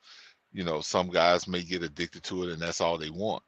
But for the most part, most guys just want, a pure, as pure of a woman as possible. Somebody hadn't gotten slutted out and, that won't, that's not looking to get slutted out. I'm gonna start going faster and try to cover a few of these topics before we get out of here. Before I do that though, I want to ask y'all, it's been a lot of talk on the internet about a possible Civil War II. This whole thing with the Texas deal and the border. Feds versus Texas. And a lot of the topics, the arguments, that we've covered in the show today, even like the abortion deal, like the LGBTQ stuff, and a lot of these topics can be summed up to kind of states versus states, and a lot of the states are like, let's call them democratic states or northern states versus southern states. Like I showed a map earlier where it showed the governors that were supporting Abbott in his situation. And some of the governors are saying that they will send their states troops from their states to help Texas with the border or whatever. And so it showed 25 governors that supported Abbott. And the whole South 27. Well, on my list it said 25. The whole South was locked in. So and there was a number of northern states, but the whole old South, Texas to the to the east, all the states to the east of Texas was on board. And then some people were talking about Texas like succeeding from the Union and all of this. Mm-hmm. So what do y'all think about that? Do y'all think that there is a chance that we could be heading into a civil war? And if so, what would be the repercussions of that? Is it a good thing? Is it a bad thing? What do y'all think about that? Well, I don't think that it's actually going to come down to it, because I mean, a lot of it is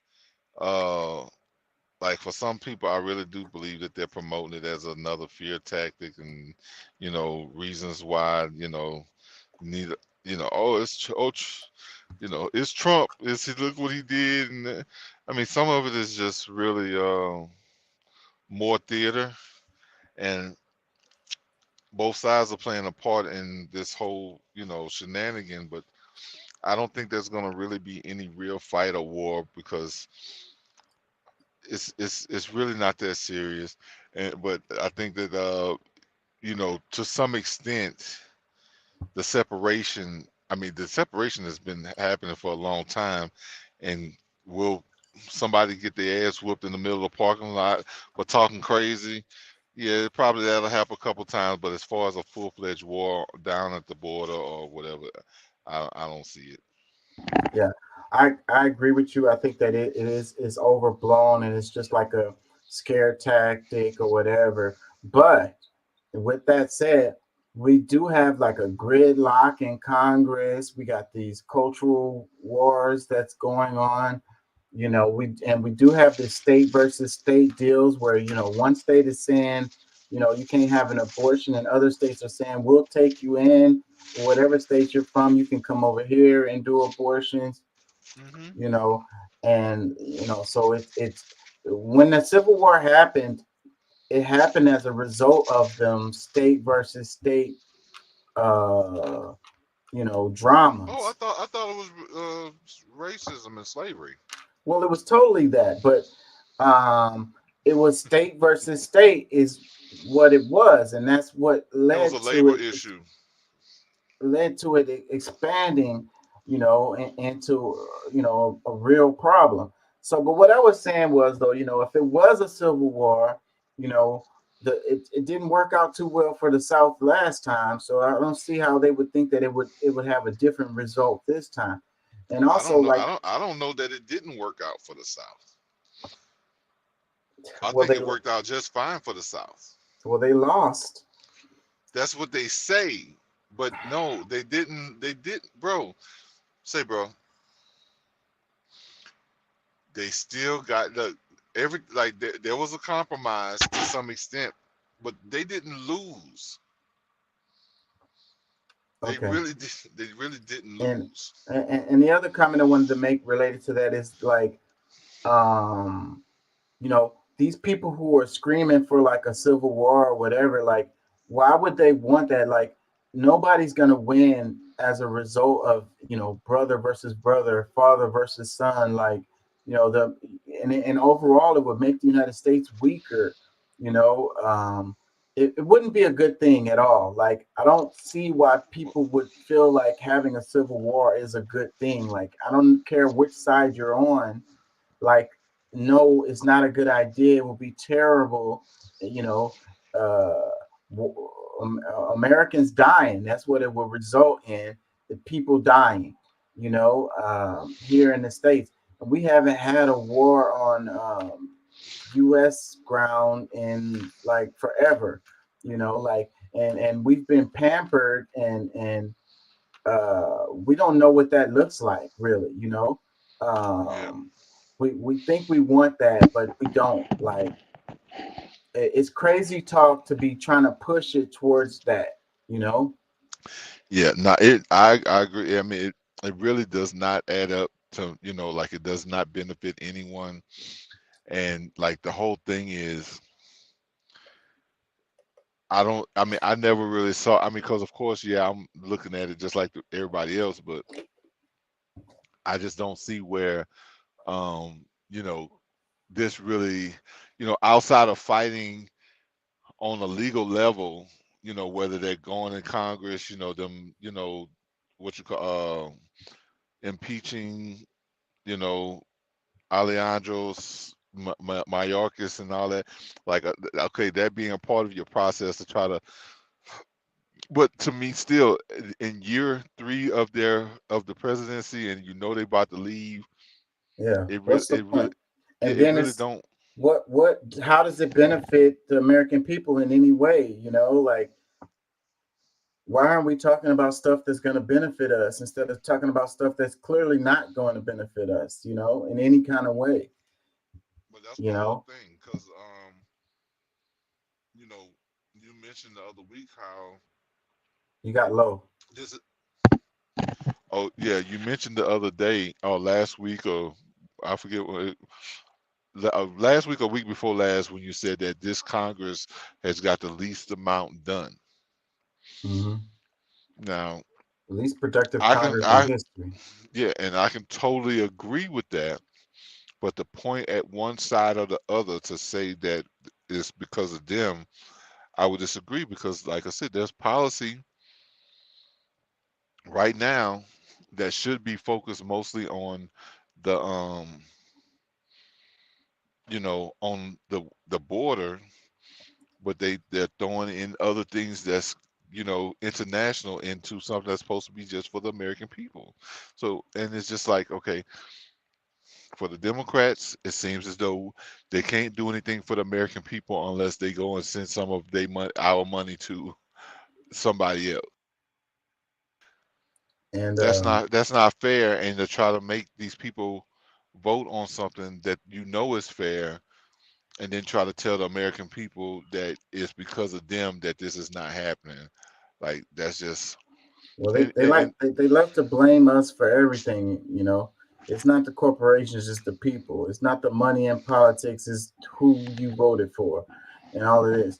And it's like, and then the argument related to the state of Texas succeeding from the union is like, you know, Texas does have a great economy. Like the GDP like compares to some countries around the world, you know. But if Texas was not a part of the union, then they would need the protection of the rest of the United States, you know, because they wouldn't be able to defend their border. They would have more of a border crisis if they were, you know, alone, you know. no, I don't believe that, because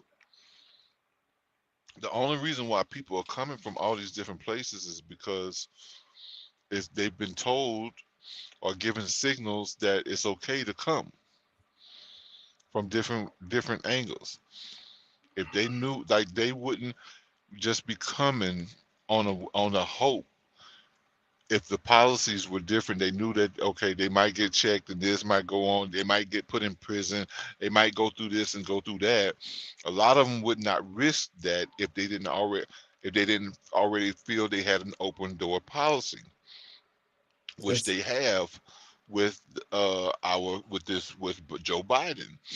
So because it is a union, and overall his executive decision was allowed it, the state of Texas does have rights too. And they, you know, if I don't think it would have gotten this far out of hand if they were at the head of this from the beginning, because they've always had this as a consideration of, you know, a point of focus is the border. That's one of their major things that they have an issue with.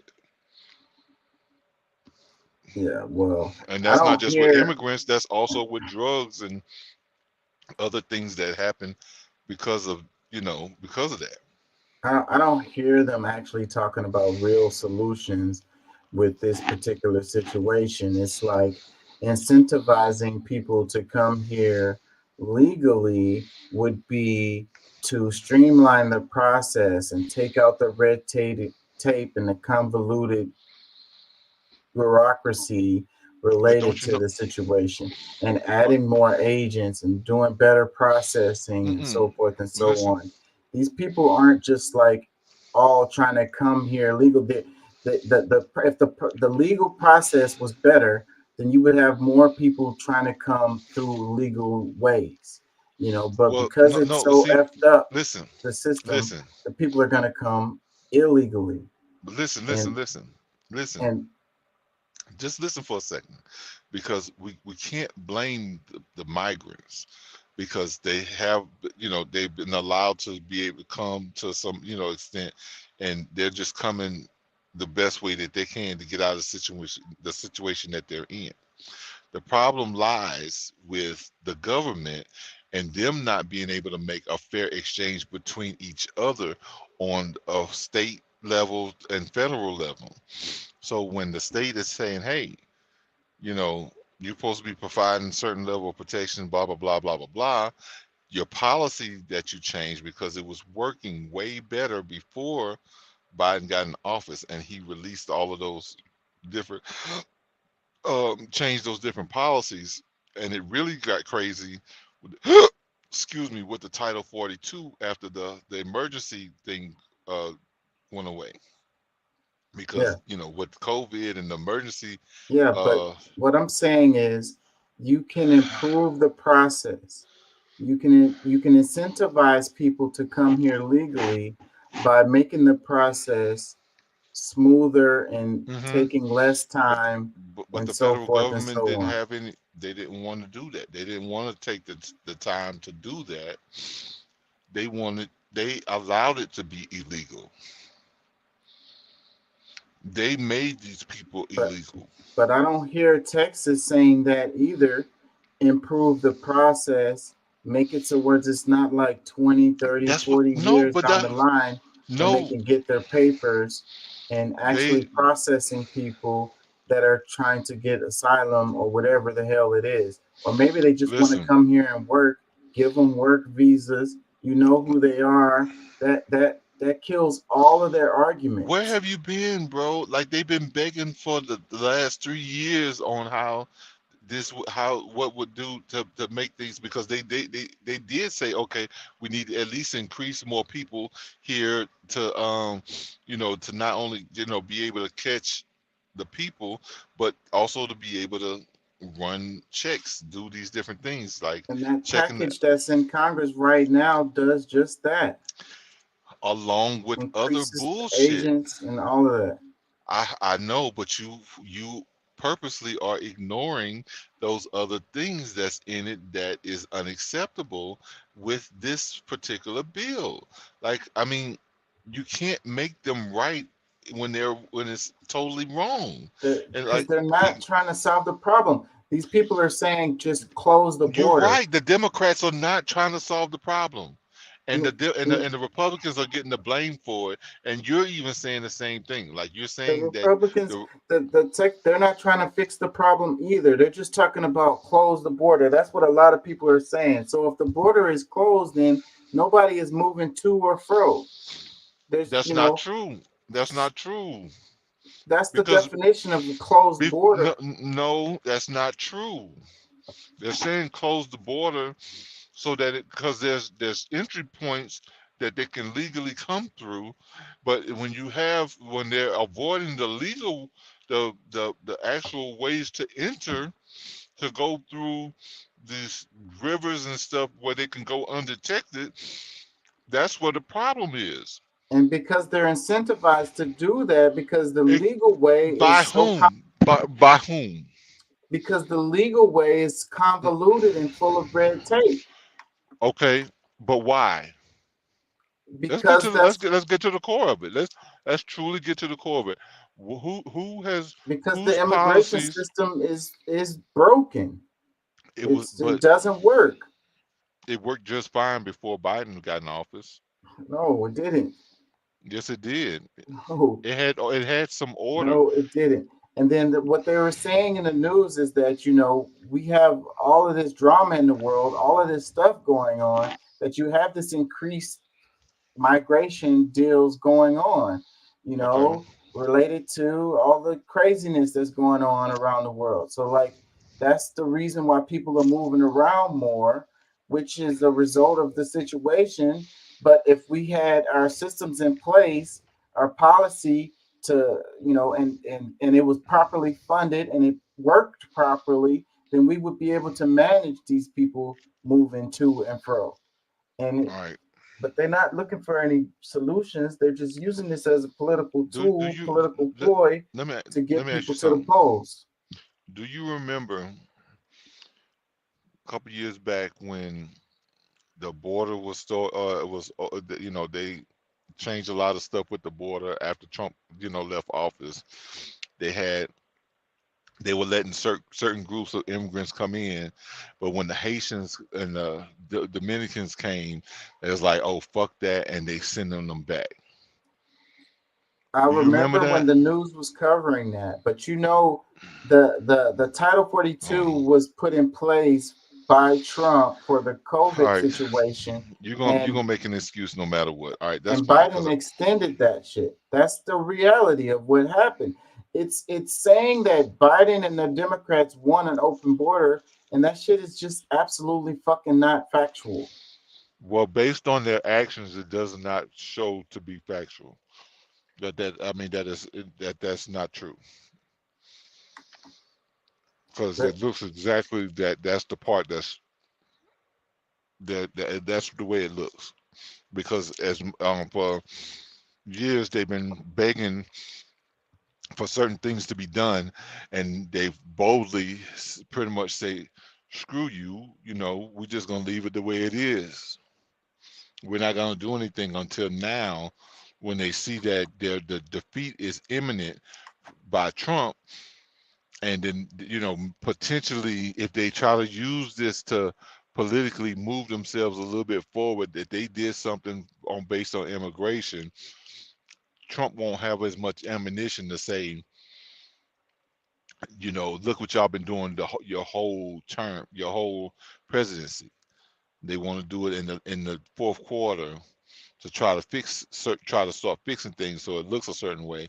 But their intention from the beginning was to destroy everything that was going on before. Like, I mean, because could the system have been approved upon the previous system when Trump was in office? Yes, they had been continually trying to do that the whole time. But when you totally destroy everything that was going on there, like, you've made things worse. Now that you're starting, now you got to pretty much start over from scratch, and then you can also manipulate the situation and try to throw in other things that has nothing to do with the border. Here, let me play this.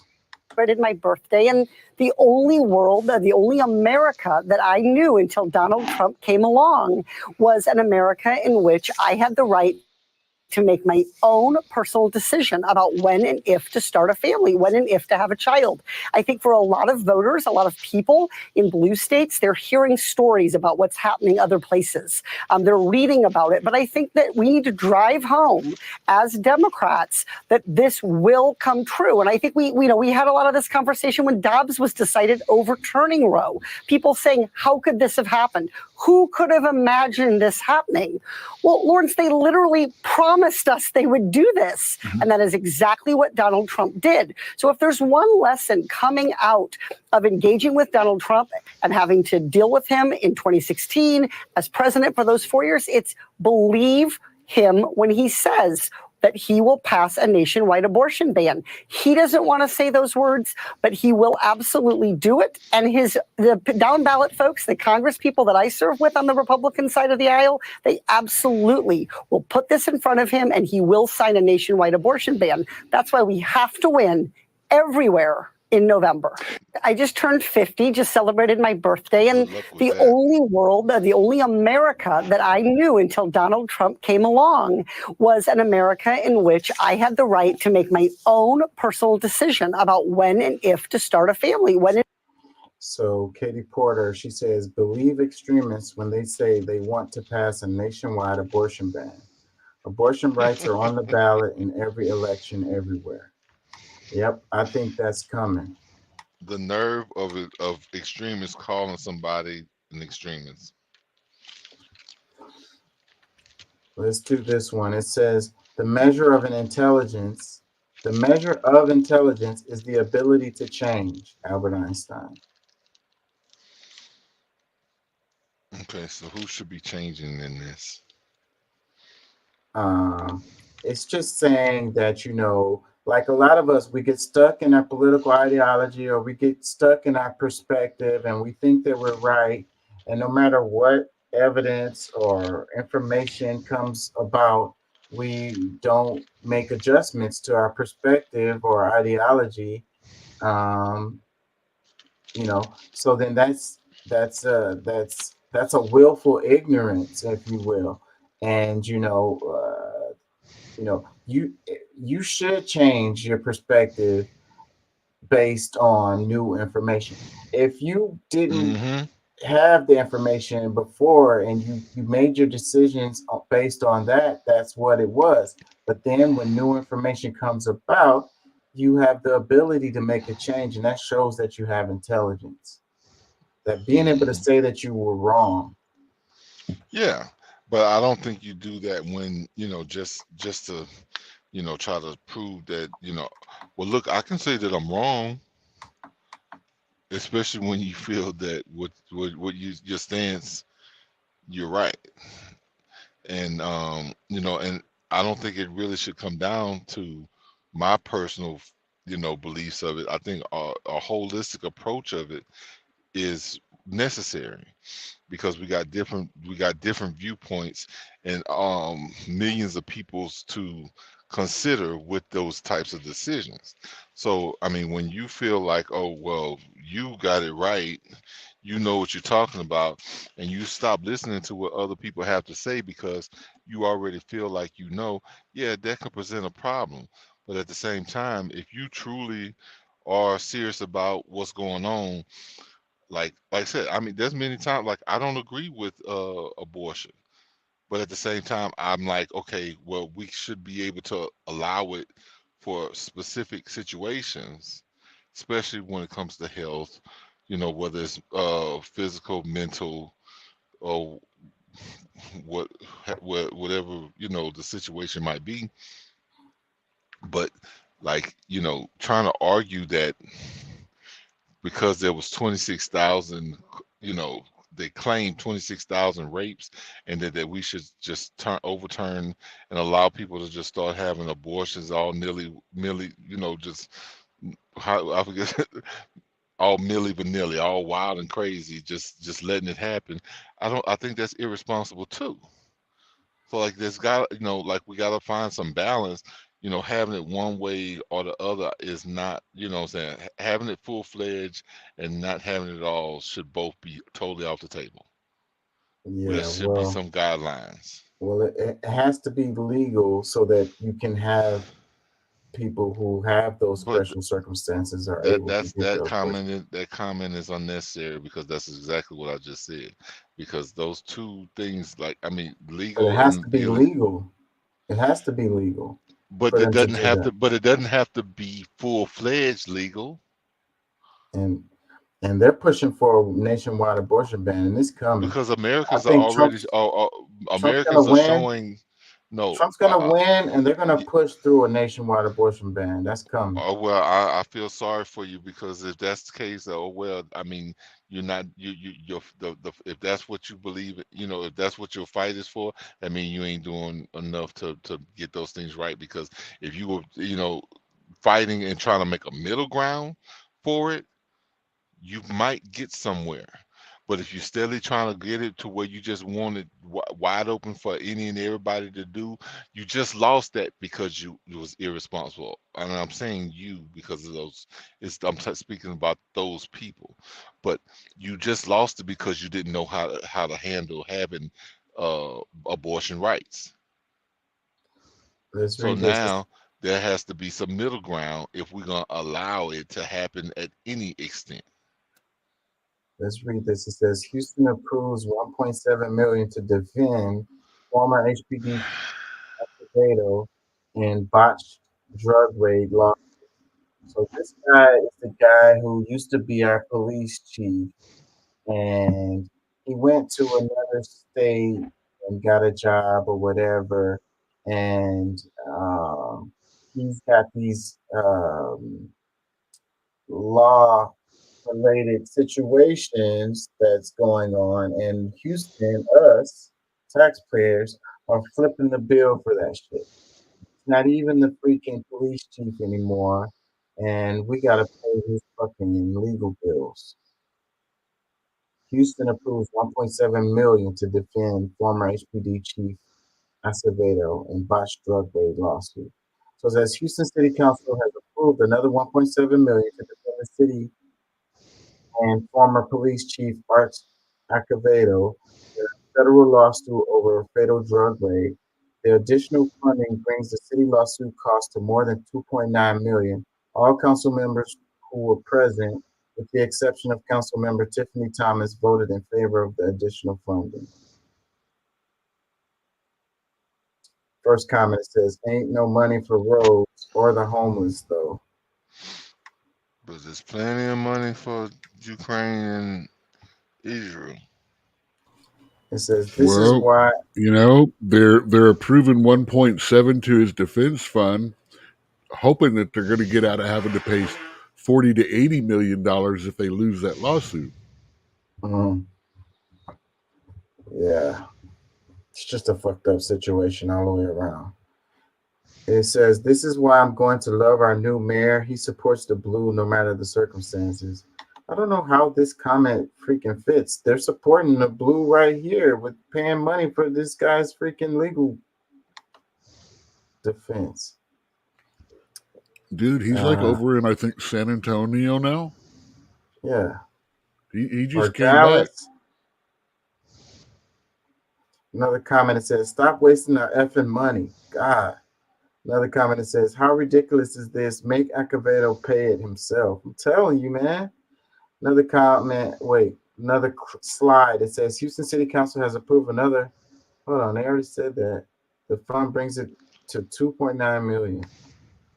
It says the lawsuit centers around the 2019 murder of Dennis Tuttle and Rogina Nicholas. Houston's police raided their home after former HPD officer Gerald Goins said he purchased heroin at their home through an undercover informant and got a magistrate to sign off on a warrant.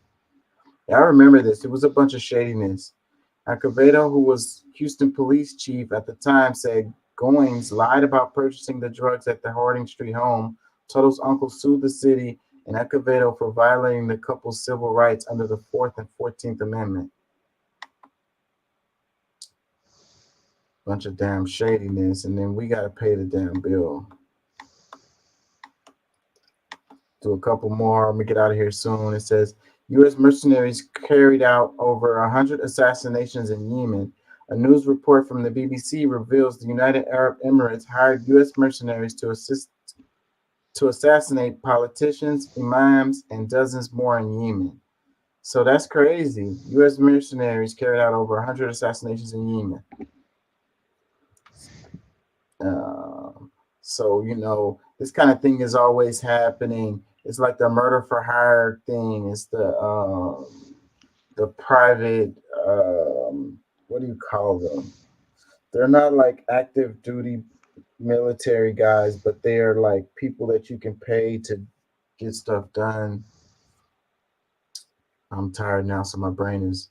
United Arab Emirates hired U.S. mercenaries to carry out over 100 assassinations in Yemen, beginning in 2015. The deadly atmosphere has discouraged the permanent return of Yemen's international recognized government, writes Nawal al-Maghafi in a recent published BBC investigation. Comment, it says, in U.S. imperialism. Another one, it says, that's all we do. Richest country in the world, and we bring war and death and destruction, all for money. Destroy everything, even our own country, all for more money. Ain't neither one of them actually read even as much as we have right there. Because it's not U.S. military, it's mercenaries.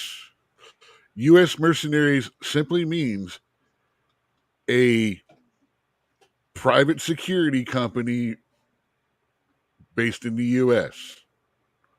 We got a bunch of them. Yeah. Because war is good money. Yeah. These guys probably make a lot of money.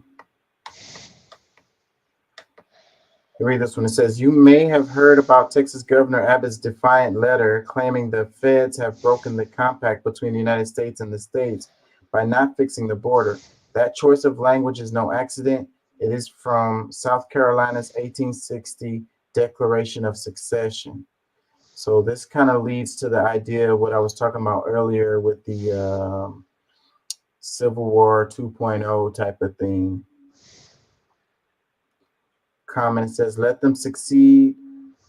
Mexico take their land back, and the U.S. will have to reform the entire electoral college system.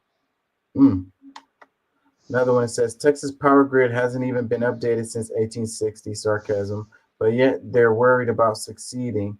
People froze to death in their own homes, multiple mass shootings where innocent children lost their lives, and the second most illiterate state, but yeah, they should definitely be more concerned about succeeding. A couple more. It says, how is setting razor wire to drown or maim immigrants pro-life? So let me get this straight. A fetus has more rights than a human being over 1 day old. One more. If all the red southern states succeeded, the American taxpayers would save so much on welfare dollars going to those states that it would almost balance the budget. Good riddance.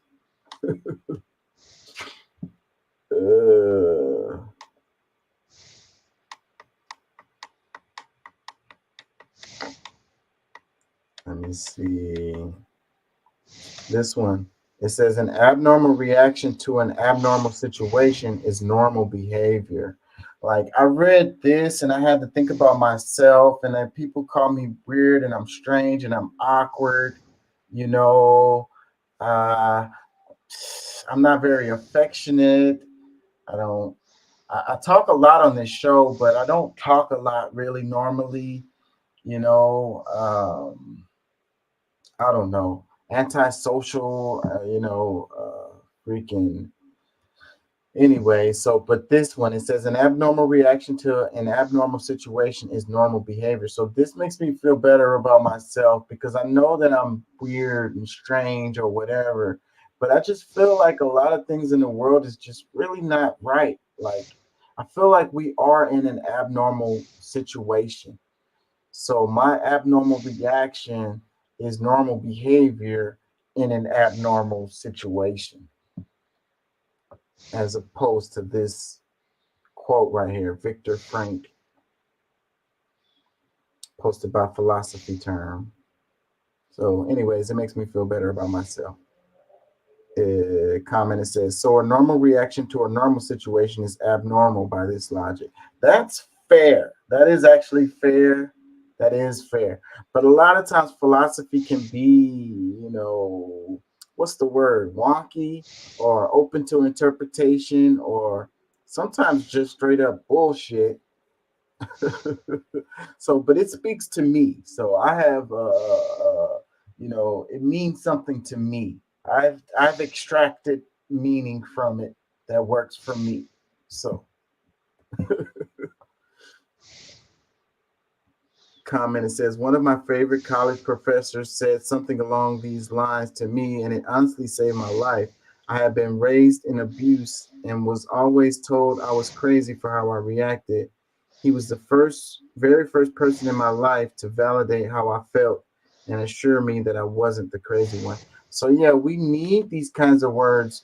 People like me need these kinds of words, to help us get through the life and get through the world, And then maybe it is a result of neglect or emotional abuse or even physical abuse, from my childhood that makes this speak to me, So probably if this speaks to someone, then it probably shows that they had some kind of traumatic childhood or traumatic event in their life or whatever that makes them feel this way, that makes this speak to them.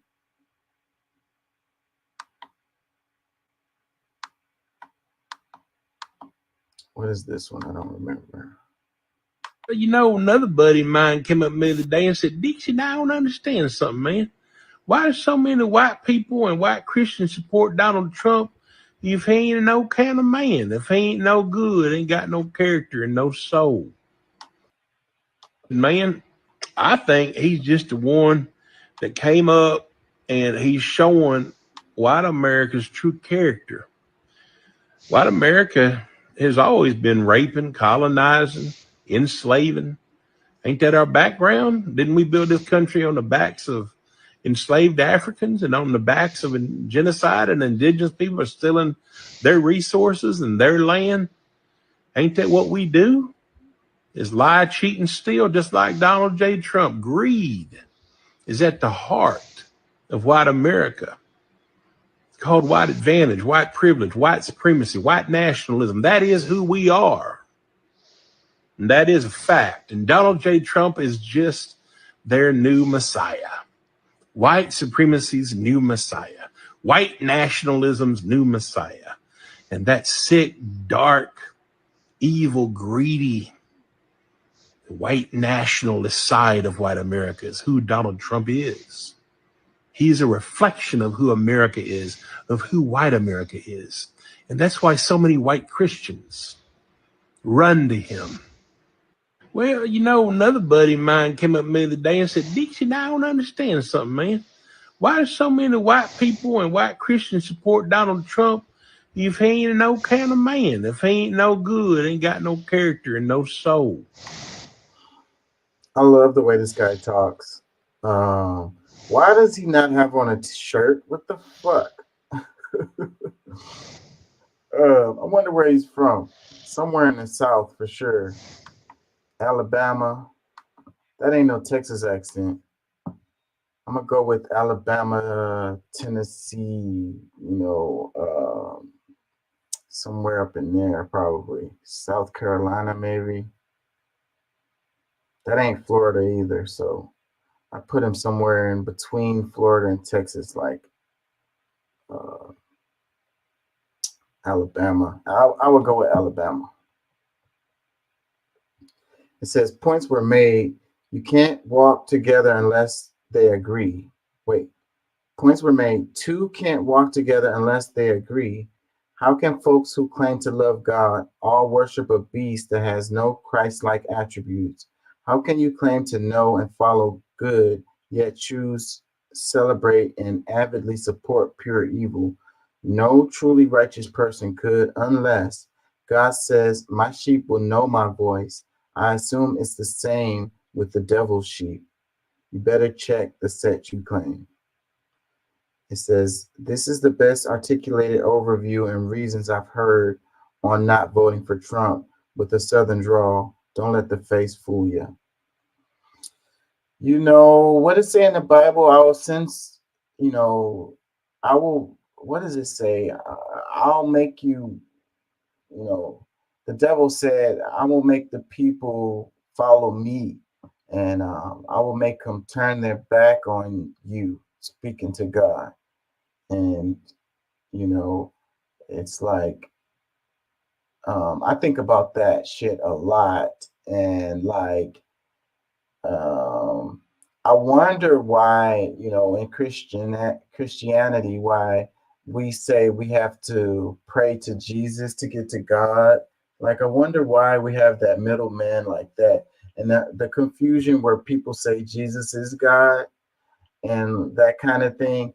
And it's like, I feel like, and in the Bible, it says it'll be a great deception, it'll be a great deception and everybody will, be deceived, and they'll think that they're following God, but they'll be following the devil.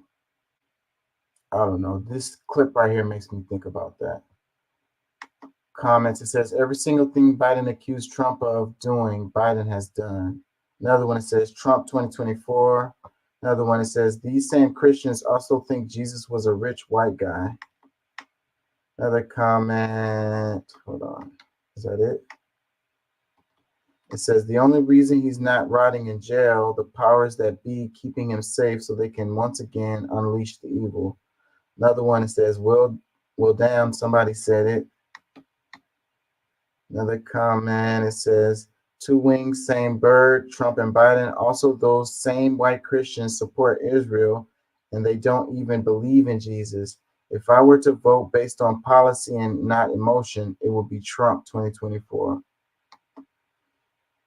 He said two words, same word, and then he goes on to say, if I was to vote based on policy, not emotion, it would be Trump.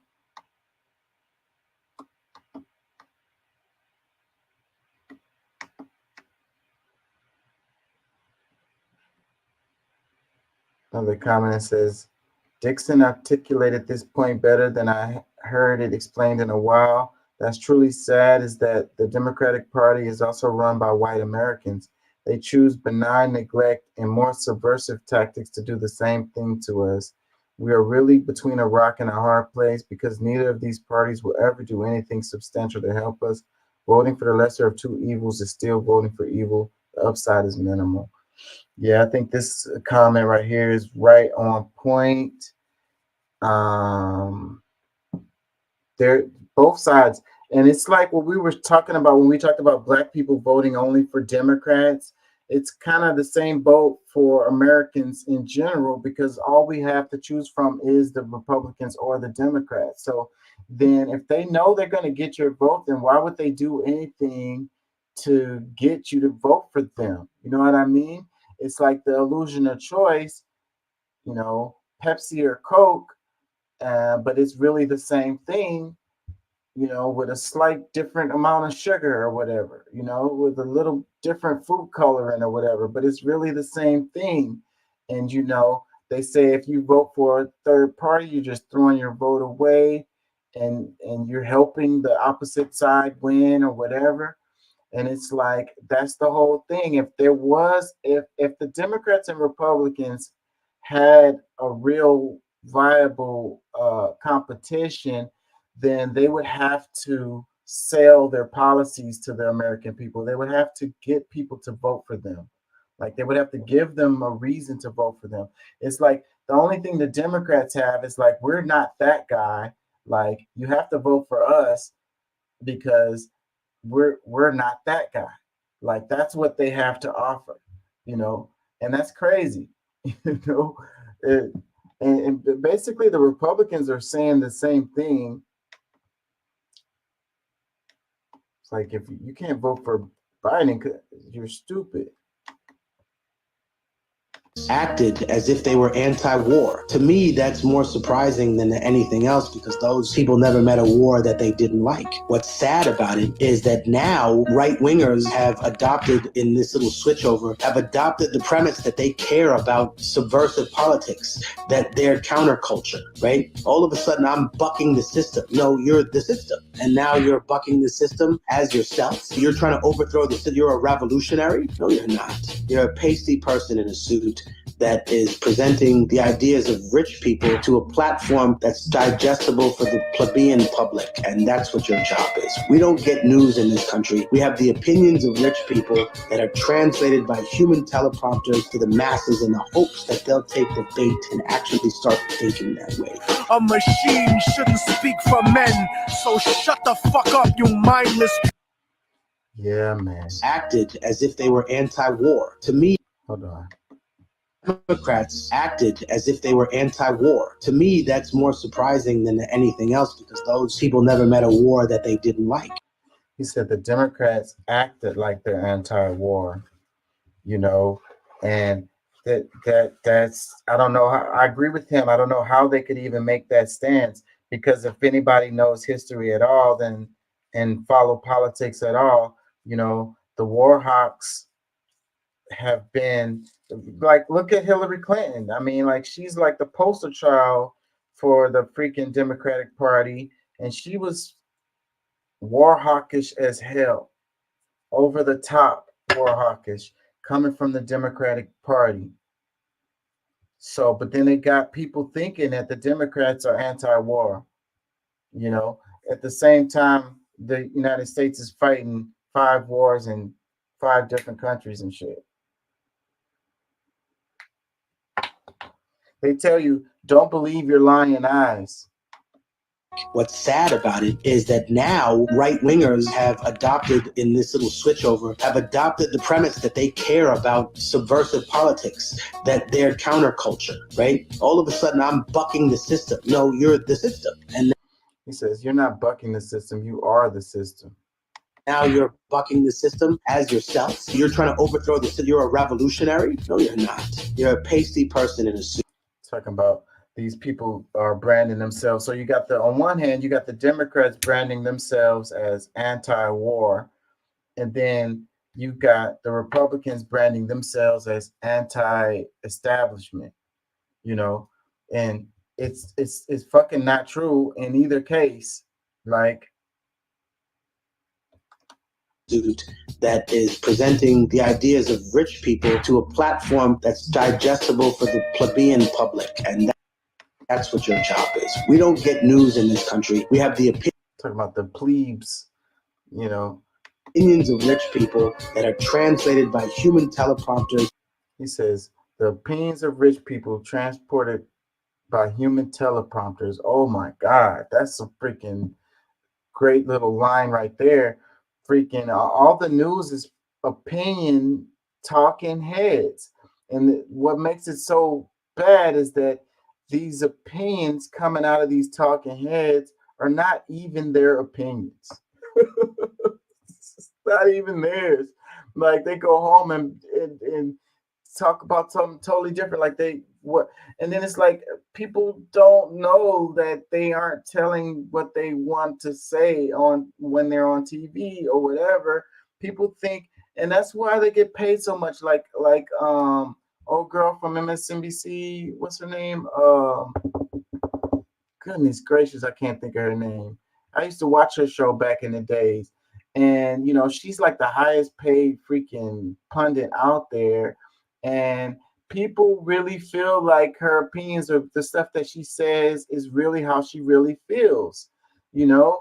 But you have to use your logic brain. If they're paying her all of this money, do you really think they would pay her all of this money if she was really sharing her true opinions? The reason why they pay her all of this money is because people think that she's saying her true, honest opinions, and she sells it in that way, and she's good at that. So, you know, that's why they pay her so much money, is because she can sell their ideas to you and make you think that she's giving her true opinions. Rachel Maddow, that's what I'm thinking of.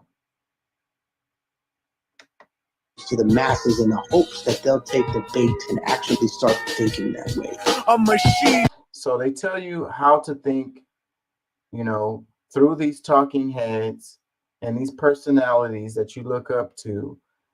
And it's really like the philosophy of these 1%ers that they're selling you on and trying to get you to think like them, even though you're voting against your own interests, because the stuff that they want you to, the way they want you to think benefits them, not you and not anybody you know. It's a great game they got going. I get out of here soon, but I wanted to give y'all a double show because I didn't give y'all the 2 shows to last. That's why I'm still on, or I would have been out of here. It says, to the liberals saying I need to vote for Biden, I see you, I hear you, but now is not the time for us to throw away votes on vanity candidates like Biden. The incrementalism, genocide, forever wars, and economic austerity will have to wait until the next cycle. So, okay, this is really, really cool right here. Like, it says, to the liberals saying I need to vote for Biden. He says, I see you, I hear you, but now is not the time for us to throw away votes on vanity candidates like Biden. Incrementalism, genocide, forever wars, and economic austerity will have to wait until the next election cycle. So it's like, this is the argument that they make all the time for you to not vote third party or whatever. Like, you're throwing your vote away or whatever. You're wasting your vote or whatever. But he's flipping it and putting it on Biden, and it fits perfectly. And then he's saying the incrementalism, genocide, forever wars, and economic austerity will have to wait to the next election cycle. So it's like, this is exactly what's going on, and will continue to go on. You know, just in the previous one, we were talking about them being pro-war. It's totally that. And we're talking about the Democrats here, and how they do their incrementalism, like they, you know, do a little bit here and a little bit there, a little bit there. Like, this is all we can do right now. So just take this little bit that we can do right now, and, you know, you should be happy with that or whatever. And then it's like, that's what they're going to sell you each time, each and every time or whatever. So like I say, this argument is the argument to keep you from voting for third parties, but they're using it for Biden, which is the main party, the Democratic Party. And it fits perfectly.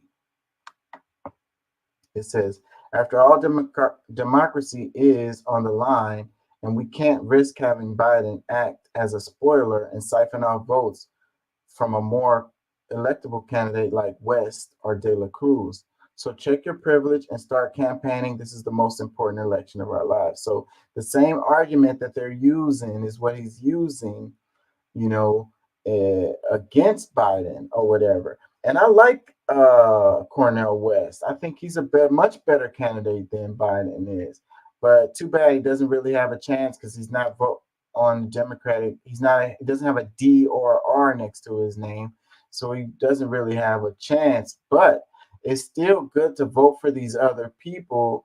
You know, for one, it has to do with like your integrity or what you really believe in. If you want to support the policies that these people are platforming on, then vote for them and speak with your vote and let them know that that's what you want, like you are supporting those policies, and that's the reason why you're voting for these people. And it also leads to the point where if enough people do this, then they can get the matching funding so that the third party can be viable in the future. Maybe it won't be viable this time, but it can be in the future. But the Democrats and the Republicans are going to tell you you're throwing away your vote. And then that's way those third parties are never viable. Every time they're going to make that same argument that you're being a spoiler. And every time it's going to lead to you only having the D or the R to choose from. It says we need to prevent Trump from winning so he doesn't continue the Trump policies that Biden never stopped. We need to prevent Trump from winning so he doesn't continue the Trump policies that Biden never stopped. So again, two wings, same bird. You know, they're not very much different, man. I'm sorry, but you know, a lot of us, you know, even on this show, are trying to say that these people are there, but it's window dressing. You know, even on the border, even though we've been arguing about the border all night, the Trump and Biden aren't very different on that topic. As much as they're trying to sell to people that they are, it's not true. It says white liberals weaponize my identity, telling me I'm a disabled black woman, so it'll be worse for you if you don't vote for Biden. Every vote counts. Hard to believe you believe that when you won't even bother to wear a mask to make sure I live long enough to vote. Yeah, so, you know, the freaking liberals, the Democrats weaponizing identity is what they freaking do, and they try to make you feel bad or whatever. That's how they get your vote, is by weaponizing identity and also like trying to make you feel bad, like you're a bad person if you don't vote for the Dems. It says 2K per week die of Biden's lack of COVID policy. Do those votes not matter, or did you already calculate their loss? Judging by how you talk to Palestinians and disabled people and school shooting victims and victims of medical racism, you seem to have an okay number. It says, I can't think of a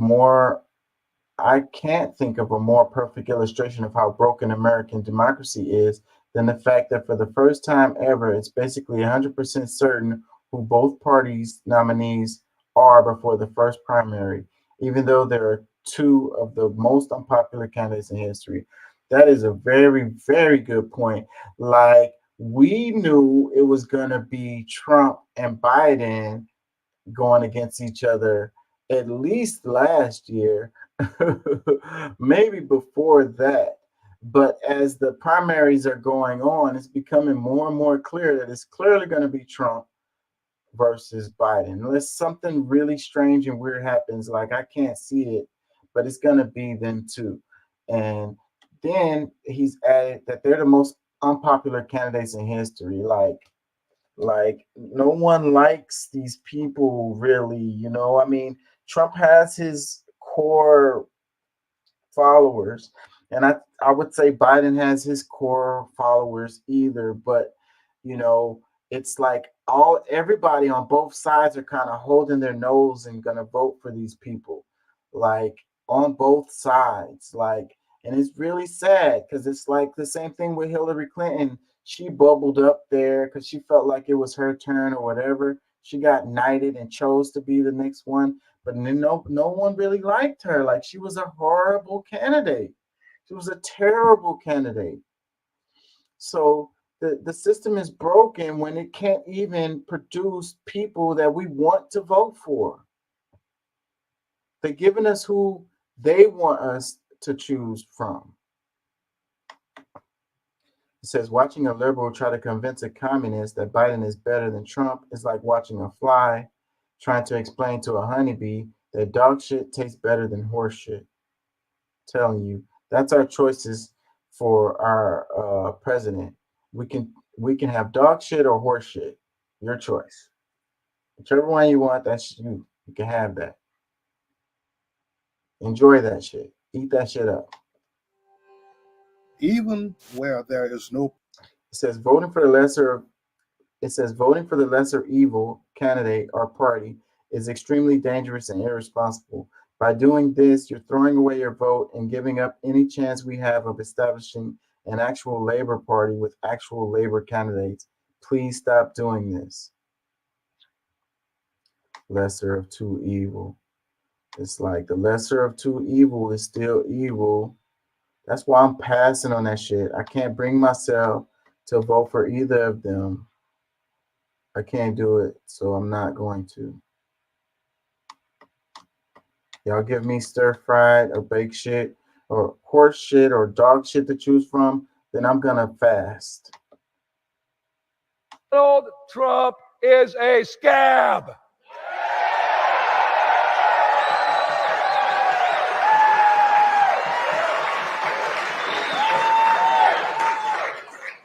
Donald Trump is a billionaire, and that's who he represents.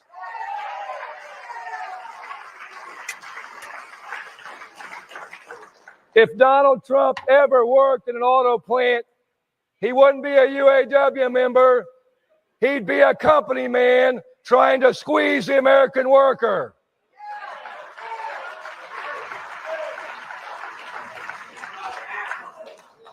Donald Trump stands against everything we stand for as a union, as a society. When you go back to our core issues, wages, retirement, health care, and our time, that's what this election's about.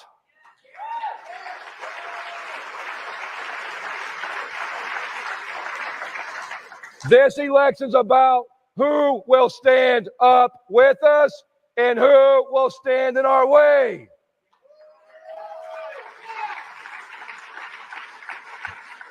Those are the questions that will win or lose this election and will decide our fate. Those are the questions that will determine the future of our country and the fate of the working class. Donald Trump. Yeah, man. So, you know, the line that stands out from this is who will stand with us and who will stand in our way. I think if the people realize the power that they have, really, they would behave differently. But the media tells you that you don't matter, that you're stupid, that you don't have any power, you know, and that's what leads us to the situations that we have with the least productive Congress in history, the candidates who are freaking not likable by majority of Americans. Like, it's when they say like the 1%, then that means that you got 99% of people, you know. So we're ran by the 1%, but 99% of us don't agree with this stuff, and the stuff that they do doesn't work for us. But we're divided, and we're fighting against each other because, you know, our neighbor is a liberal, or our neighbor is a Republican, or our neighbor is gay, or our neighbor is, you know, black or white or Hispanic or whatever. You know, they got us on these culture wars, fighting against each other, and that's the definition of divide and conquer. You know, if we come together along the lines of our common interests, because we have way more in common with our neighbor, our gay Republican liberal Democrat neighbor, than we do with the 1% folks, and we have the same problems. Many of us are living check to check. We're worried about our rent.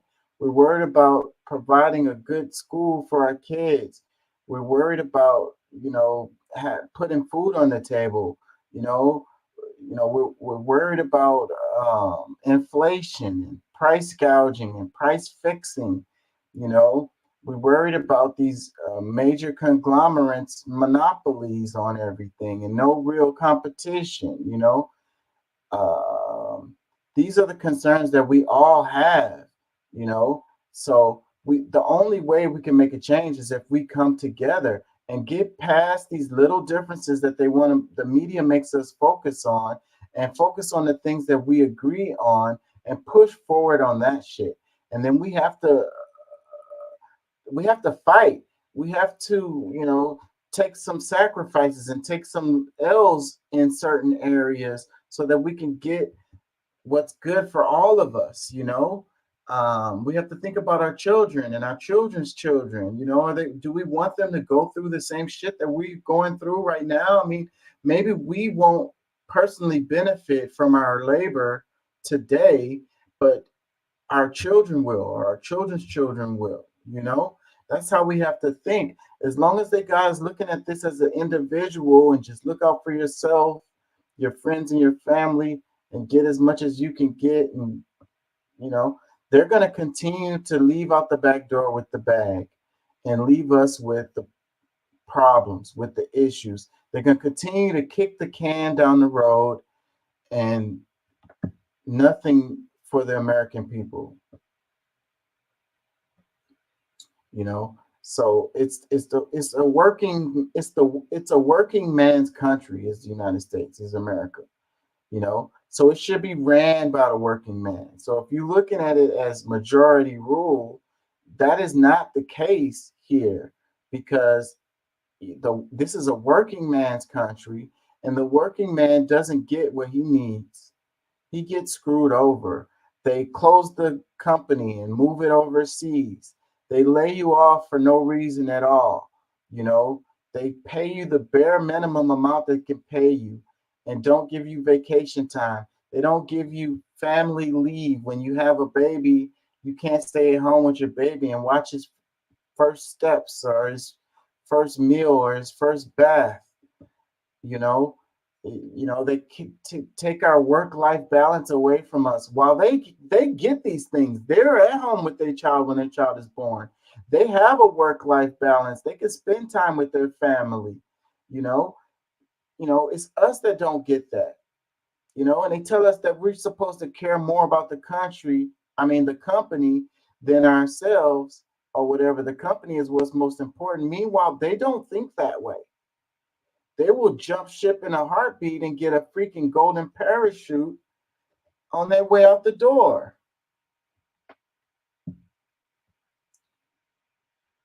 Comments, it says, speaking to the union and to the world today, UAW President Shawn Fain said, Donald Trump is a scab, Donald Trump is a billionaire, and that is who he represents. So yeah, more unions, and then they tell you unions is communism. It's like, okay, so if I just get with my co-workers and we leverage our labor so that we can get better pay, better benefits, or whatever, they're going to say you're a communist, you're a Marxist. You shouldn't want those things. You know, you're supposed to be an individual. You're supposed to be freedom. You're supposed to be free. You're supposed to own all your own property. Okay, well, I don't own anything. I rent my place. You know, they could come take my car. Dude, your broad sweeping dislikes are just as far off target as saying all unions are good and all corporations are bad. I mean, seriously, this is. I thought I was by myself. Go ahead. I'm sorry. You startled me though. I was like, I thought somebody was in the room with me. I'm like, who is this? I'm here by myself. Oh man. Yeah. So, anyways, I am on my soapbox right here. You know, I lost my train of thought, but it's like, us coming together is the answer. You know, the separation is what they want, and that's how they keep winning. So that's basically the gist of what I'm trying to say here. Comment, it says, I agree with this, but Genocide Joe isn't the answer either. And I agree with you, Slowpokey Mandy. He's not the answer either. I agree with you. Another comment says, the working class needs to ditch the two corporate parties and start their own party, a labor party. Another comment, it says, disappointed that he threw in for Dems instead. There's a rare opportunity to create an independent pro-labor political movement here. I agree. It says, and Genocide Joe has only endorsed the unions when it was convenient to the billionaire scabs he represents.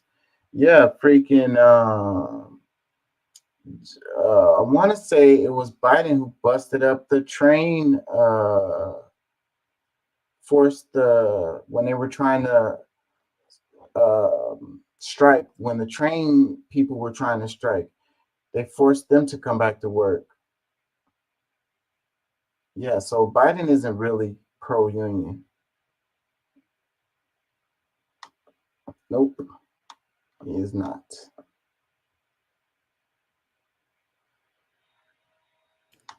He just went against the union in that decision. It doesn't mean he's anti-union. He was just anti that decision. That point. That stop. He was. Stop doing. Stop striking. I'm calling it foul, or I'm pushing this decision, and yeah, it's not all you wanted, but like I said, it doesn't make him anti-union. Well, we can't make him pro-union if he's busting up strikes. Well, again, this is not a situation of all or nothing, is it? Are you preaching absolutism? I'm not. I'm just saying, like, okay, the so if comment. he goes against one decision, that doesn't make him against all unions, does it? Well, he made the decision he had to make in that instance. Yeah, I don't like his decision in that instance. I don't. But that doesn't make him anti-union. He actually pumps unions up all the time. He just went against the union in that decision, and he had his reasons. I think that he shows up for photo ops with the unions because he did show up on the workers. I mean the auto union strike. He showed up, but I don't know if that's really like anything more than a photo op for him. Yeah, I don't think so. I mean, and the reason why I made that comment was because I was replying to a comment on here. I don't remember it now, but what did he say? They said something about Joe. It says, in genocide, Joe has only endorsed the unions when it was convenient to the billionaire scabs he represents. So yeah, that's what I think. I think that Joe Biden, he does it only for photo ops, for political capital. I don't think that he's actually, pro unions. Like, I don't see it.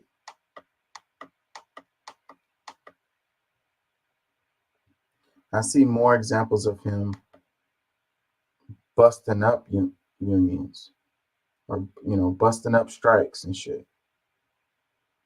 This one, it says, Israel turns to Indian workers as Gaza war worsens labor shortage. It says, Israel is looking to address a major labor shortage abruptly worsened by the conflict with Hamas by recruiting tens of thousands of Indians at a time when Palestinians who have long played a crucial role in Israel construction and other sectors are being barred from the country.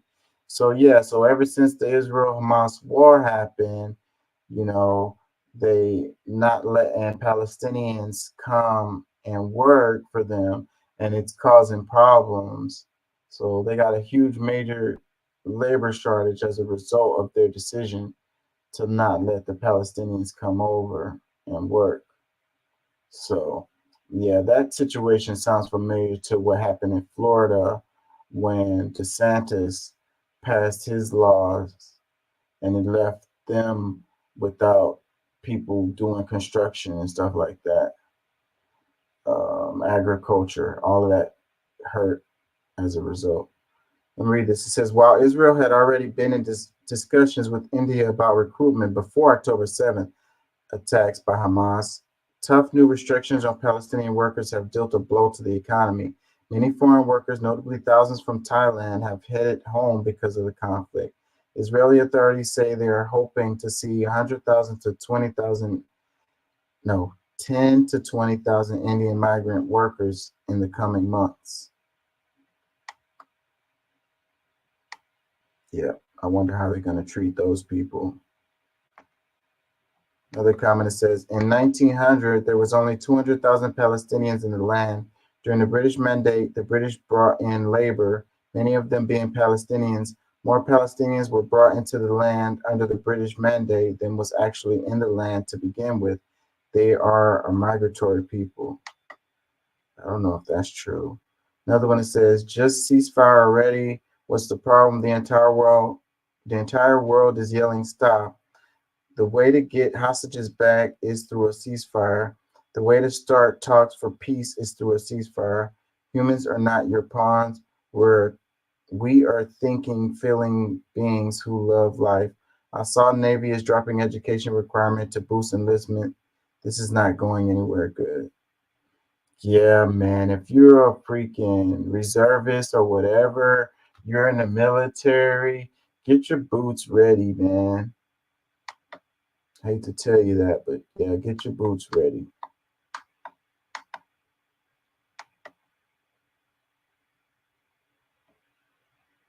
Did I cover this?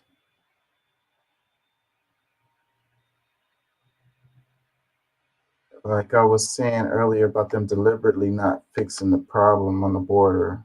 Nothing. In my opinion, we have nothing to go out there and campaign on, Chris. It's embarrassing. Right. Well, I know the Republican Party in the Congress, the majority has zero accomplishments. Now, of course, Republican voters across the country are sick and tired of Republicans because they never do anything. You can't blame Joe Biden and the Democrats for why the Republican-controlled House of Representatives hasn't passed single-subject spending bills. One thing. I think I played that clip earlier.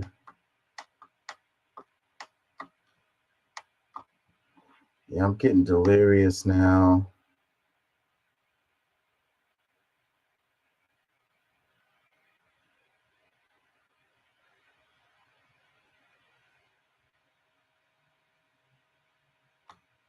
Let's play this one. You said that you can't, I think, co-sign a black Republican. What do you mean by that? If I wanted to vote for a person of color or a black person specifically, if my only option was a black Republican, I would go ahead and vote for a Democrat. I would still vote Democrat. That's the most ridiculous crap I have ever heard. So you want no, me to let support- me finish. Let me finish. You want me to No, support let me black finish. folks just That for- is ridiculous, and I find that to be extremely problematic. You're sitting here telling me that because I'm a Republican that I'm out of touch with black issues. Is that what you're telling me? You are not going to sit here on this show and tell me, as an African American. Tell me what black Republicans have done then. Can you tell be me? quiet and let me finish? Okay, You're not first gonna off, sit you're here not on going to this- tell me to be No, quiet. you're not You can gonna ask sit me here to on stop this show, talking, but and you're not going to just sit because here you're on this yelling show. again doesn't You make are it right. not going to sit here on this show and tell me that as an African American who happens to be a Republican that I am out of touch with being black. You are I ridiculous didn't for tell that you. I statement. said I did You are not say you were ridiculous out for of that touch for statement. being black. You are I'm ridiculous saying for you're that out of statement. touch with the policy are- demands of black folks. Are you kidding Which me? is why black Are you people fucking kidding me? overwhelmingly vote Are you kidding me? Democrat. You said that you can't, I think, co-sign a black Republican. What do you mean by that? If I wanted to vote for a person of color or a black person specifically, if my only option was a black Republican, I would go ahead and vote for a Democrat. I would still vote Democrat. That's the most.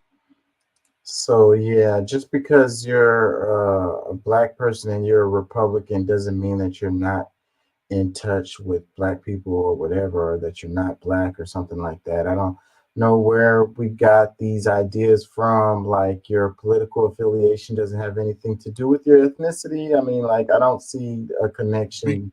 It's because of the way that they treat people like Candace Owens and that old professor guy. I don't know his name, but he reminds me of Grady a little bit. Yeah, I know who you're talking about too. I know who you're talking about. Damn, Yeah, the he's like name a is- preacher. I want to say he's like a preacher or something like that. Or The name is he's- on the he's tip of my tongue. Can't think of Okay, it. so we know we but it's because of the way that people treat people like that.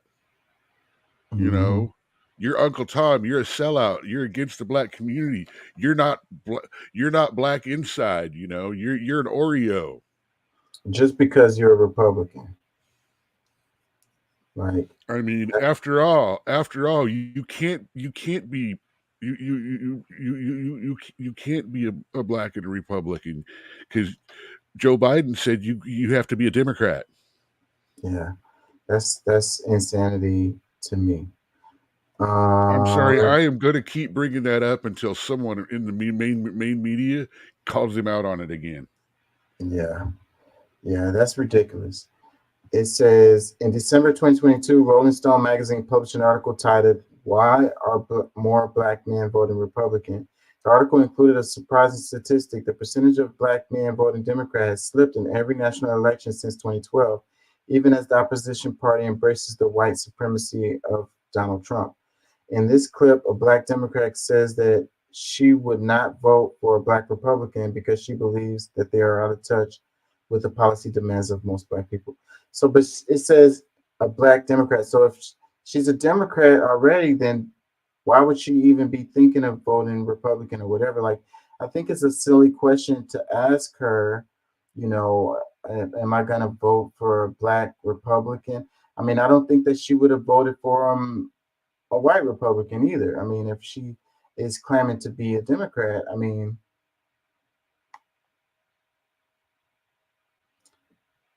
Amanda Seals is all over my freaking thing today. I'm a fan of her too. She's cute. She's the one that put that forth. She says, if I was going to vote for a black person and black person only, I would still vote for a Democrat over a black Republican. She's the one that said that. Yeah, he didn't put those words in her mouth. Comment, it says, I watched this again, and the minute he used crap, my face got hot. Who the F are you talking to, B? Another one that says, you see, this is why God don't put me in these situations. I would have flipped the table, then y'all would have said I'm rude. Yeah, that was probably one of them situations where they just wanted clicks, and this is the perfect little deal, you know, for clicks. Because they wasn't having a real discourse there. It was kind of a yelling match. Comment, it says, he kept over talking her, so he already showed you the type of person he is, and also she is correct. The other one says, nothing says Republican like being incapable of taking criticism from women. One more, it says, his inability to acknowledge her point, which actually most black communities share with her, speaks to how out of step he is with his own folk. But furthermore, at minimum, being disrespectful to a black woman, he actually made her point for her.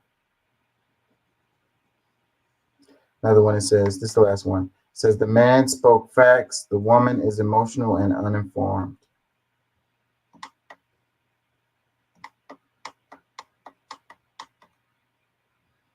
Yeah, I don't see how your political affiliation has anything to do with your ethnicity.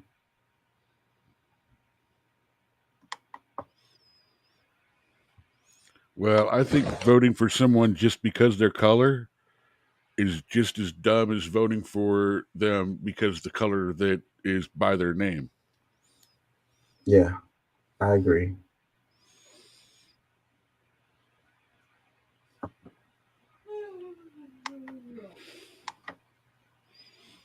Or for that matter, voting for them just because they're a woman or just because of anything that has to do with anything other than their policies and how they align with your own.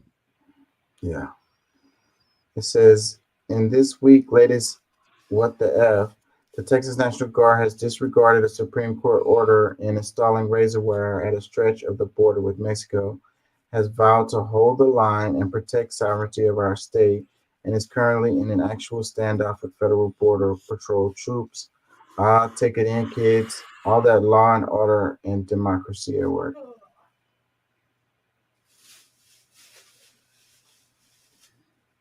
Yeah, we kind of beat that subject to a pulp tonight.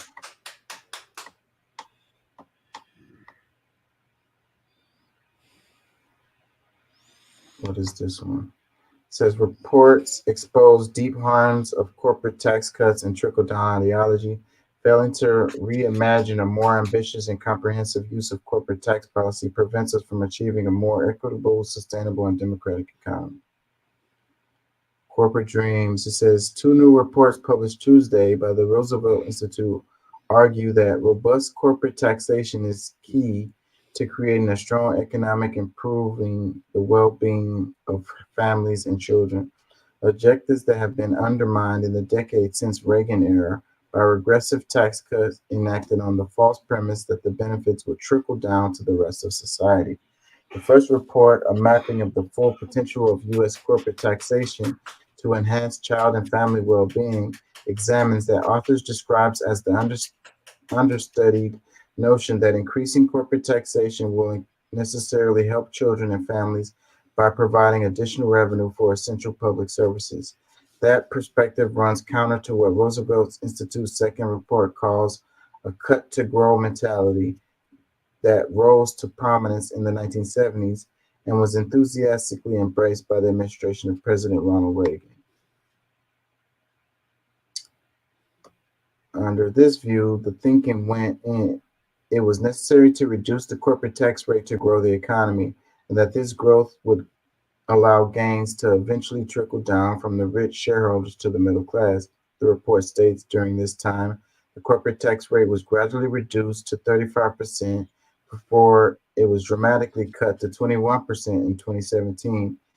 These cuts resulted in corporate tax revenues falling to less than 10% of the total federal revenues.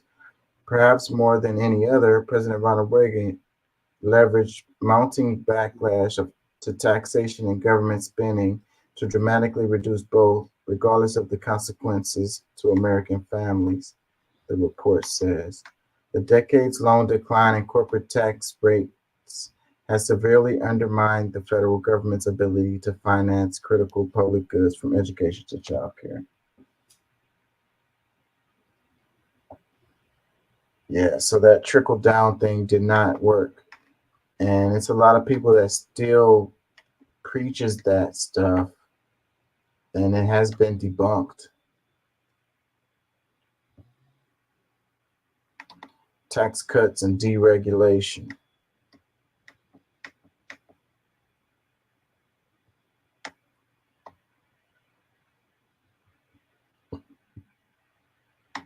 Yeah, man, I'm gonna have to get out of here.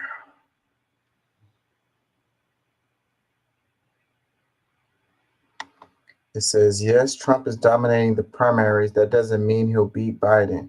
Really? It says, headline after headline offers the same breathless, spellbound story. Trump is dominating, disciplined, ruthless, hugely effective, remarkable. Earth to the mainstream media, this is dangerous nonsense. Robert Wright. It says, why should Trump dominance be surprising? He's dominated the Republican Party since 2016. He dominates by ridiculing opponents, blasting anyone who stands in his way, bullying, browbeating, and bellowing. The media eats it up. He's outrageous and entertaining. Trump's success in last week's Iowa caucus wasn't a stunning show of strength. It was a display of remarkable weakness. He got just 56,000 votes. There are 2 million registered voters in Iowa. Fewer than 3% of Iowans voted for him. According to an interest poll, over 30% of Republican caucus goers said they would not consider Trump fit to be president if he were convicted of a crime. If he was convicted of a crime. It says, what seems to be lost on the media is that Trump was president for 4 years. In effect, he's the incumbent Republican president. Former presidents have a huge advantage in their primaries because they control their party's apparatus. Of course, Trump will be the Republican nominee. Trump was the party's presumptive nominee before he even announced he was running again. It says the danger in the mainstream media's awestruck coverage of Trump right now, making a big deal of his winning the Iowa caucuses, dominating the polls, pushing out all rivals except Haley, and winning the New Hampshire primary, is that it creates a false impression that Trump is unstoppable all the way through the general election. When Americans actually focus on presidential election and the stark reality of choosing between Biden and Trump, I expect they will once again choose Biden. Even if Trump is not yet criminally convicted, I doubt that a majority of Americans will want for their president a man who has 91 criminal charges against him, who has been impeached twice, who has orchestrated and attempted a coup, who has profited financially while president, who has stolen top secret documents, and who has been judged to be that word. Yeah, I don't know. Yeah, you know that you can't go by the primaries per se, and they do like to send this certain image when they're in the primaries to make it look like people are doing better than they are. That's what they did with Hillary Clinton that time, and she went on to lose. So, but even with that said, I think that Trump's going to win.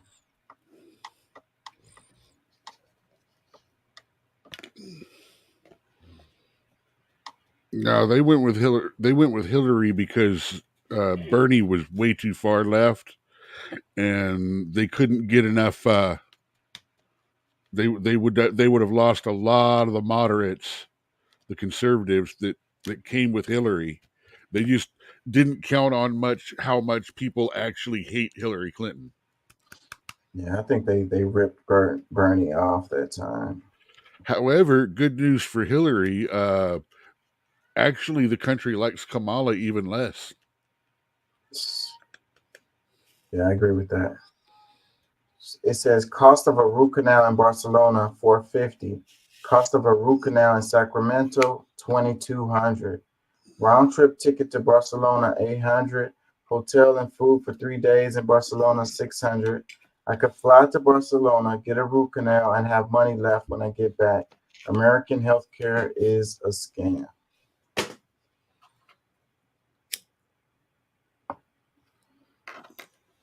It says, then don't be afraid of socialism like all Americans are. It was a socialist government that introduced our National Health Service over 70 years ago.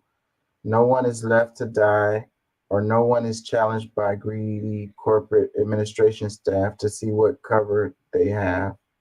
The U.S. always goes on about being the greatest country in the world, yet it can't even look after its sick and needy. Shame on American. It says, unfortunately, dental care isn't part of health care. Either. So backwards. Like your eyes and teeth are separate from your body. U.S. healthcare system is a travesty.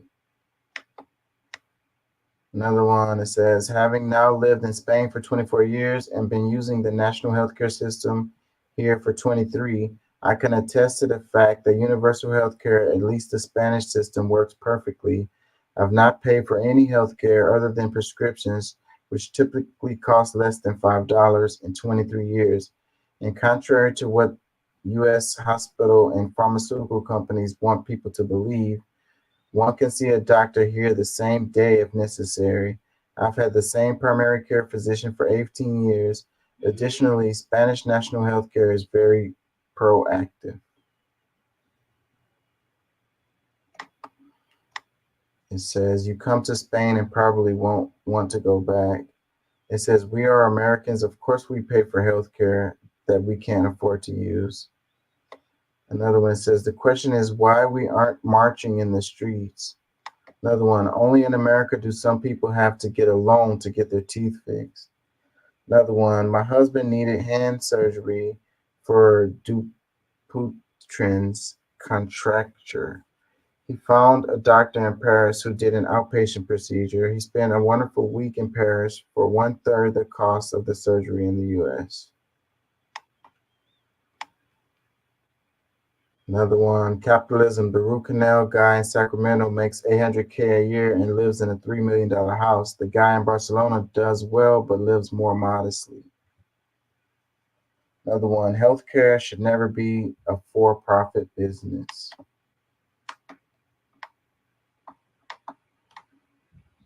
Another one, it says, my dentist told me it was $2,200 to fix my teeth. I got an estimate from a top-tier Colombian dentist that said they could do it for $4,000 with airfare and hotel included. Damn. Colombia. I need to go to Colombia. It says, and the Sacramento dentist will tell you, oh, don't get work done in Spain. Terrible dentist there. You don't know what could happen, or some BS like that. Yep, that's what they would say for sure. It says Americans have been manipulated to fear socialized medicine for good reason. Healthcare is a gold mine. One more. This is what you call a poverty tax. If you can't afford to go to another country to get a root canal, You either have to go into debt to get the procedure or live with the pain. It's a guy at my job right now he tried to pull his own tooth because he didn't want to pay for it to get pulled. His face is all swollen up and he's in pain, and his gums closed up afterwards. So he's talking about, yeah, I'm gonna have to go get it professionally done. Yeah, should have did that from the jump. But it sucks that people are in a position like they're trying to pull their own teeth because they freaking don't want to pay the outrageous amount of money it costs to freaking get it done, the dentist. Anyways, I got to get out of here, y'all. Peace and love. Thank y'all for joining. Thank y'all for listening. I got to go. We're right at 8 hours. Peace, love, out. Peace.